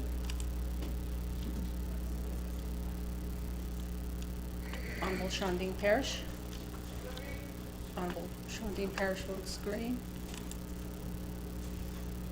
Honorable Jermaine Simonson is excused. Honorable Daniel Simpson votes green. Honorable Carl Slater is excused. Honorable George Toth votes green. Honorable Otto So. Honorable Otto So. Honorable Otto So did not vote. Honorable Otto So votes green. Honorable Curtis Yanito via text votes green. Honorable Sherilyn Yazzie. Honorable Sherilyn Yazzie via text votes green. Going back up. Honorable Lamardo Azaret. Honorable Lamardo Azaret votes red. Honorable Helena Nesbegay.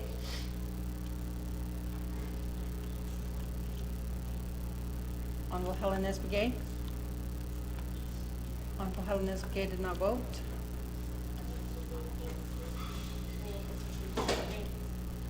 Honorable Helen Nesbegay votes green. Honorable Herman Daniels. Honorable Herman Daniels.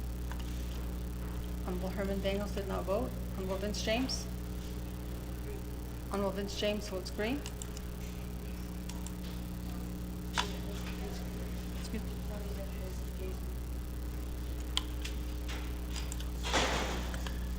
That, Madam Speaker, you have a vote of 16 in favor, 2 opposed, and 4 excused, with Madam Speaker not voting.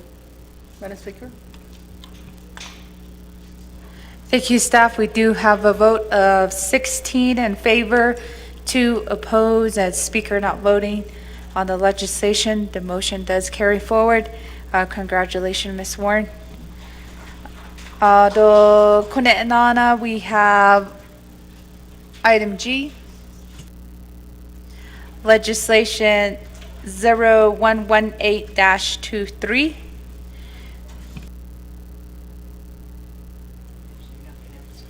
Do we have the sponsor here with us in the chambers or online?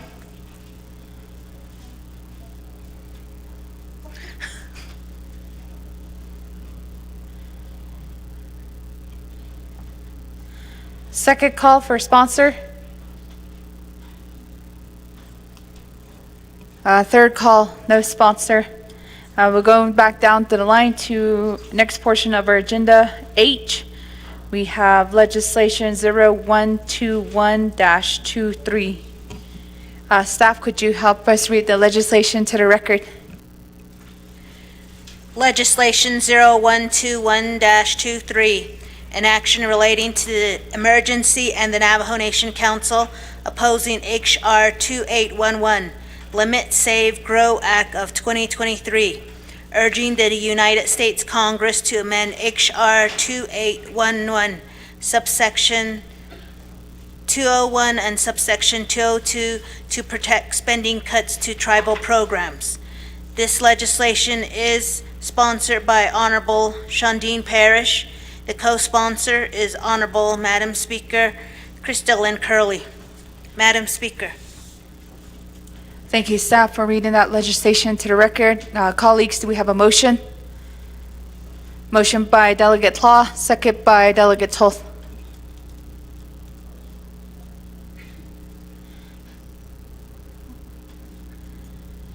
Colleagues, do we have any questions on the floor?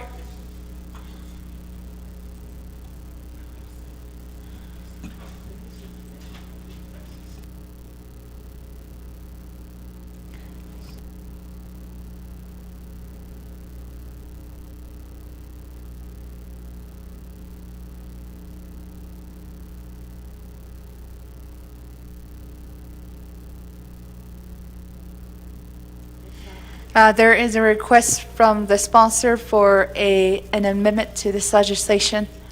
I'll give sponsor here a few minutes to present her legislation. Thank you, Speaker Curley Otto. Yeah, it's a 25th Navajo Nation Council. Good evening to everybody who is on the call and everybody who is in the chamber. This evening, I'd like to present legislation 012123.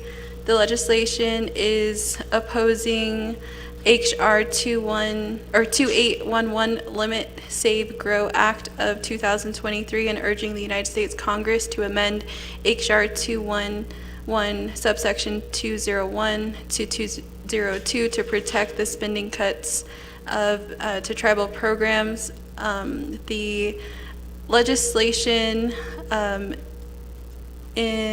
page 4 says, therefore, be it resolved, the Navajo Nation Council opposes the Limit Save Grow Act 2023 HR 2811 as currently written, so respectfully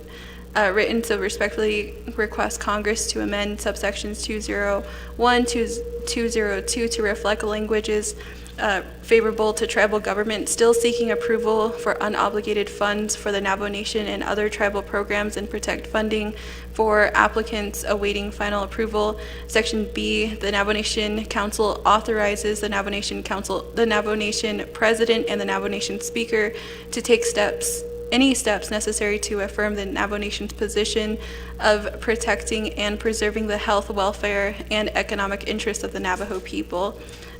This is the legislation opposing the movement in regards to the debt ceiling.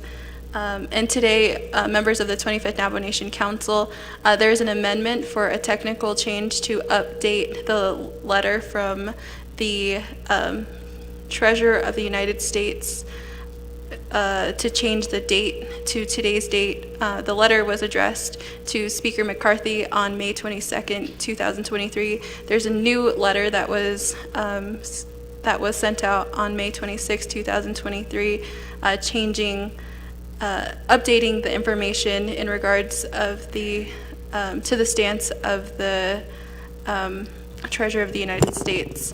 Thank you for the time, Speaker.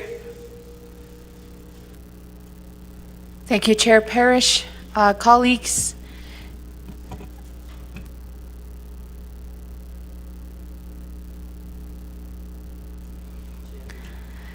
the amendment was sent out earlier today with that request from Chair Parrish.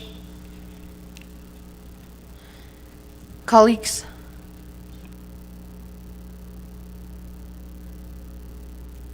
Delegate Simpson.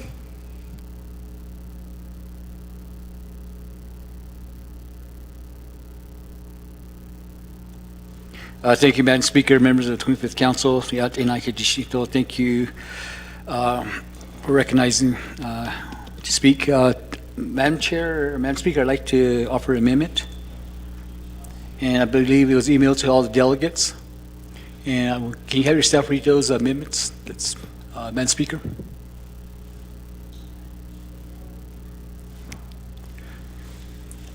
Thank you, Delegate Simpson. We'll have staff read that amendment number 1 into the record. Amendment number 1 to legislation number 0121-23. 1, on page 2, line 1, remove, strike through May 22nd, 2023, and add underline May 26, 2023. 2, on page 2, line 3, remove, strike through June 1st, 2023, and add underline June 5th, 2023. 3, on page 5, on page 2, line 5, after history, add underline, the Secretary of Treasury further states that waiting until the last minute to increase the debt limit can cause serious harm to business, consumer confidence, raise short-term borrowing costs for taxpayer, and cause severe hardship to American families. 4, remove Bowl Exhibit A, letter from J. Yellen dated May 22nd, 2023, and add new Bowl Exhibit A, letter from J. Yellen dated May 22nd, 2023. 5, renumber or re-letter succeeding paragraphs. Okay. My mistake. It is dated May 26, 2023. Okay. Number 5, renumber or re-letter succeeding paragraphs, sections, and exhibits as necessary and appropriate. The Office of Legislative Services, the Office of Legislative Counsel, and the Office of Management and Budget, with notice to the sponsor of the legislation, are hereby authorized to make technical edits to this legislation and its exhibits as necessary and appropriate, to correct grammatical and/or scrivener errors, and to correct numerical errors, so long as such edits implement the Navajo Nation Council's intent in approving this legislation. This amendment shall supersede inconsistent language contained in any other amendment, which language shall be conformed to the intent or language of this amendment. Madam Speaker, that is Amendment 1. Thank you, staff, for reading amendment number 1 into the record.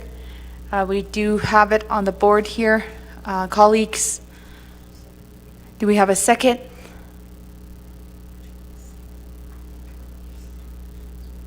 We have second by Delegate Claw.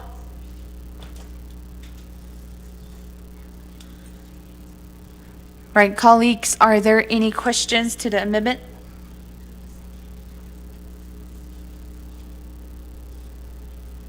Online? Second call? Third call? Going for a vote for amendment number 1. Roll call vote?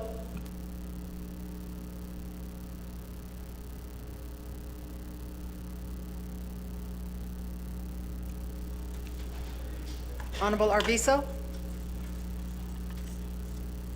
Honorable Arvizo? Honorable Arvizo did not vote. Honorable Azaret? Honorable Azaret votes green.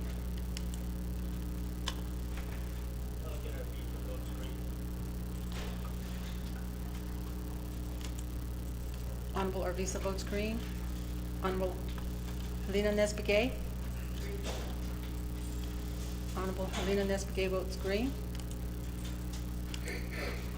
Honorable Norman Begay? Honorable Norman Begay votes green. Honorable Regina Charles Noon is excused.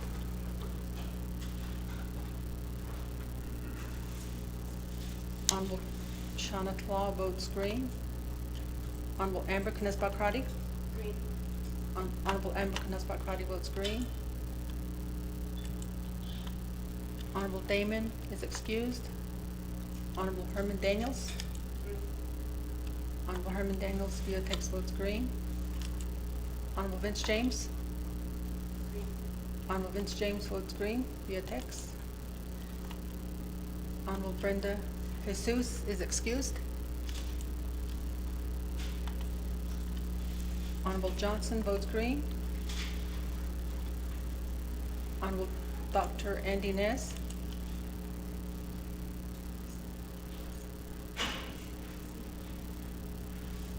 Honorable Dr. Andy Ness. Honorable Dr. Andy Ness did not vote. Honorable Rick Ness. Honorable Rick Ness. Honorable Rick Ness votes green. Honorable Nota votes green. Honorable Parrish. Honorable Parrish votes green. Honorable Jermaine Simonson is excused. Honorable Danny Simpson votes green. Honorable Carl Slater is excused.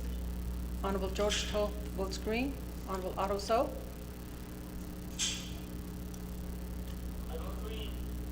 Honorable Otto So votes green. Honorable Curtis Yanito.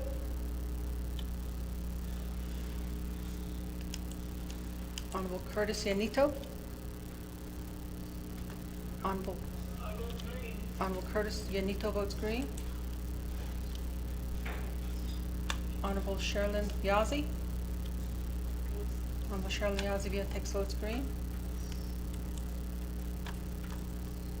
With that, Madam Speaker, you have a vote of 17 in favor, 0 opposed, with 6 excused. Madam Speaker not voting? Madam Speaker? Thank you, staff, Kodoshima, Linda. We do have a vote of 17 in favor, 0 opposed, and speaker not voting on amendment number 1. Amendment 1 does pass. Back to the main motion. Colleagues, do we have any other questions or comments? Online? Second call?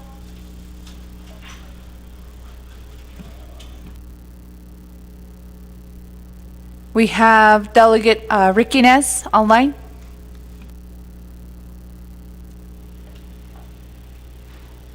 I didn't request to speak. I did. Hakoshin Shiaj. Honorable colleagues, I don't see anybody else in queue. Second call.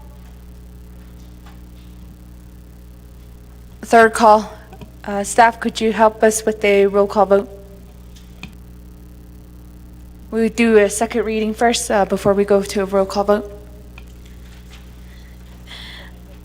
Amendment number 1 to legislation number 0121-23. On page 2, line 1, remove strike through May 22nd, 2023, and add underline May 26, 2023. On page 2, line 3, remove strike through June 1st, 2023, and add underline June 5th, 2023.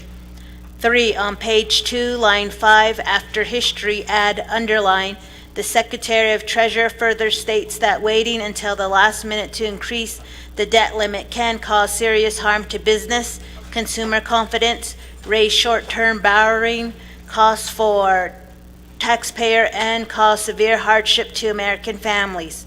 4, remove Exhibit A, letter from J. Yellen dated May 22nd, 2023, and add new bold Exhibit A, letter from J. Yellen dated May 26, 2023.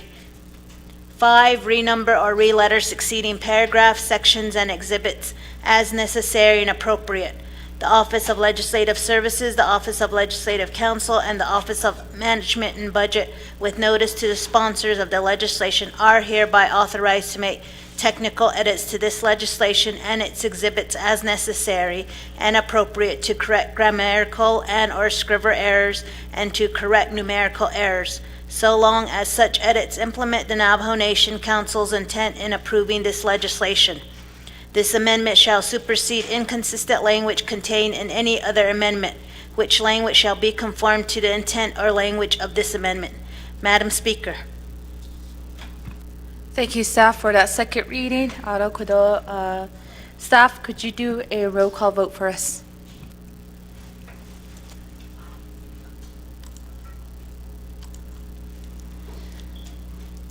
Honorable Stephen Arvizo, how do you vote? Honorable Stephen Arvizo? Honorable Stephen Arvizo votes green. Honorable Lamardo Asteret, how do you vote? Honorable Lamardo Asteret votes green. Honorable Helena Inez-Begay, how do you vote? Honorable Helena Inez-Begay? Honorable Helena Inez-Begay did not vote. Honorable Norman Begay, how do you vote? Honorable Norman Begay? Honorable Norman Begay did not vote. Honorable Amber Canez-Bacrati, how do you vote? Honorable Amber Canez-Bacrati votes green via text. Honorable Herman Daniels, how do you vote? Honorable Herman Daniels votes green via text. Honorable Vince James, how do you vote? Honorable Vince James? Honorable Vince James did not vote. Honorable Dr. Andy Nez, how do you vote? Honorable Dr. Andy Nez votes green. Honorable Shandine Parrish, how do you vote? Honorable Shandine Parrish votes green. Honorable Otto So, how do you vote? Honorable Otto So. Honorable Otto So votes green. Honorable Curtis Nito, how do you vote? Honorable Curtis Nito votes green. Honorable Sherilyn Yazzie, how do you vote? Honorable Sherilyn Yazzie. Honorable Sherilyn Yazzie did not vote. Going back up, Honorable Helena Nesbegay, how do you vote? Honorable Helena Nesbegay. Honorable Helena Nesbegay did not vote. Honorable Norman Begay, how do you vote? Honorable Helena Nesbegay votes green. Voting is now locked. Honorable Norman Begay, how do you vote? Honorable Norman Begay did not vote. Honorable Vince James, how do you vote? Honorable Vince James did not vote. Honorable Curtis Nito, how do you vote?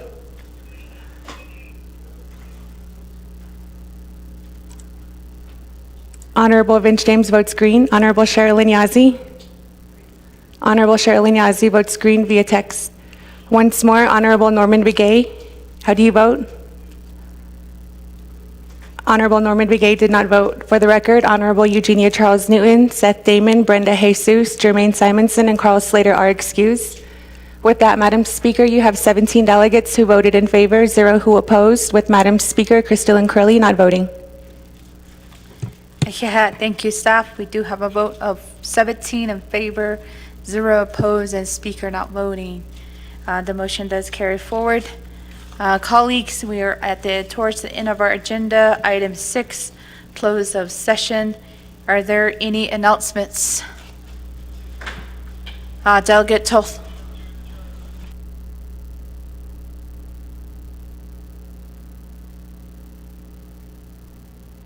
Could announcement, Delegate Toth? Oh, ja, es tuna na ato hotanda ho kan hit need sitsu ja ashin ko do ja de dishnil ko hon za e bishwas an lenigi ko honoslonigi ta no hyunsen ko na so tani ashin hot e bilchen hit all le hinna bana hado adsen ta do le Ako edi ba hitni singto staff na Lenigi, we appreciate for your time. I hope the legislative branch service can give you overtime because some of these times are, you need time to take care of your family. So I hope they can give you overtime or day off. So you've been here mostly in the morning. Ako ideya nakajo pa dati ko. Tigin kita no do mandigo eya event bandi Casimir Lake. We're gonna have a Memorial Day for our local veterans spoused on Lenigi. We're gonna unfold and refold, and then we're gonna have if you gonna be there. Ako arot eda not in hida need o de obane ko joto le hointen do ben hitrat not anit lengi ede ya akoro be hatis to chair yegonte no matter what comes to you, sometime positive and negative, but we support you. So you have family too, you have loved ones too, and you have a place. So give yourself a day off at least, that's where your staff comes in and put them to work only during work time. Thank you. Honorable Toth. Thank you, colleagues, for being here with us on this Friday evening. And Monday is a holiday, and just be with your communities on that day for Memorial Day. For Memorial Day service at the Veterans Park, starting at 8 o'clock a.m. Delegate Parrish, announcements. Thank you, Speaker Curley, and thank you, 25th Navajo Nation Council. I also wanted to make an announcement for Memorial Day at the Denahotso chapter. We will be hosting a memorial trail ride for honoring our fallen heroes on May 29, 2023. Registration begins at 7 a.m. The trail ride begins at 8 a.m. The starting point is Tisnezai and the ending point is Denahotso chapter. Free t-shirts for the first 50 registered riders for the trail ride in Denahotso on Monday. The sponsors are Trenton, Castillo, and family. So I invite everyone to come to Dennahotso on Monday. I know our Memorial Day recognitions will begin at 6 a.m. sunrise and continue throughout the day. So everyone's welcome to come to Dennahotso. Thank you, Speaker Curley. Delegate Azeret, announcements. Yeah, take care, Speaker. So, when I thought Kani Pishmas and one announcement, Pishmas and Liniki, Happy Veterans Day in Kitishnido. Ado around the Navajo Nation, that's not right. Happy Veterans Day in Genoshi. That's not week Monday. Yeah, Goshi eheha delegate or Azeret don lede elto dag ehalane de elto alahit leto lel for Memorial Day. The chapter will be hosting, and the local veterans group will be hosting a bike ride and a song and dance and a flag folding and wreath laying. It will be starting 6 a.m. in the morning, and festivities and activities throughout the day. Announcement na ohleta. And then go A, I did hear a motion to adjourn by Delegate Nez, and we have a second by Vice Chair Johnson.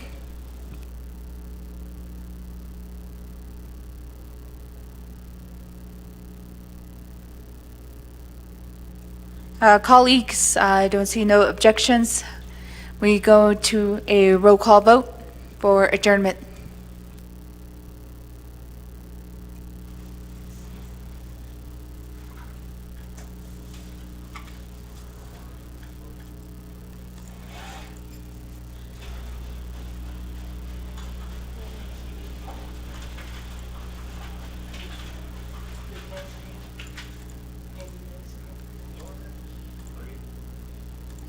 Okay. Okay. Shirley?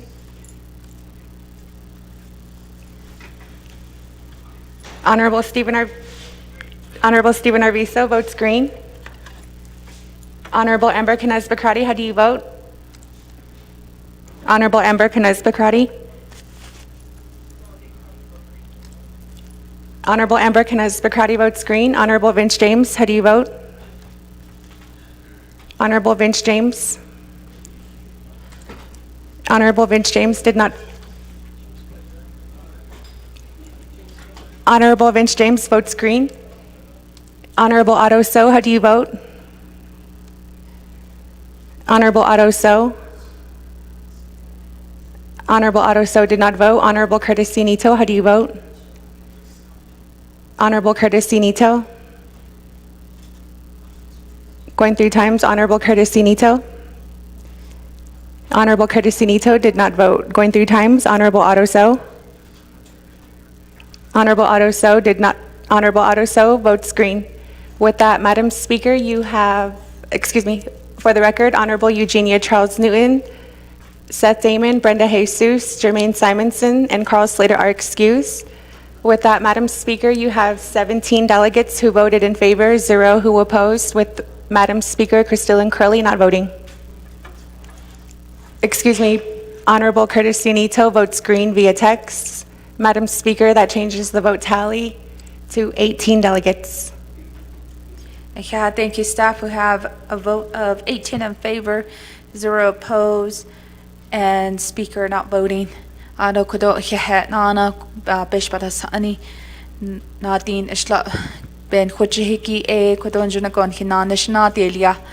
Thank you, colleagues, for being here with us throughout this whole day and discussing and voting on important legislation. Kudo e o hihet hidini to lel. With that, we adjourn at 5:05 p.m.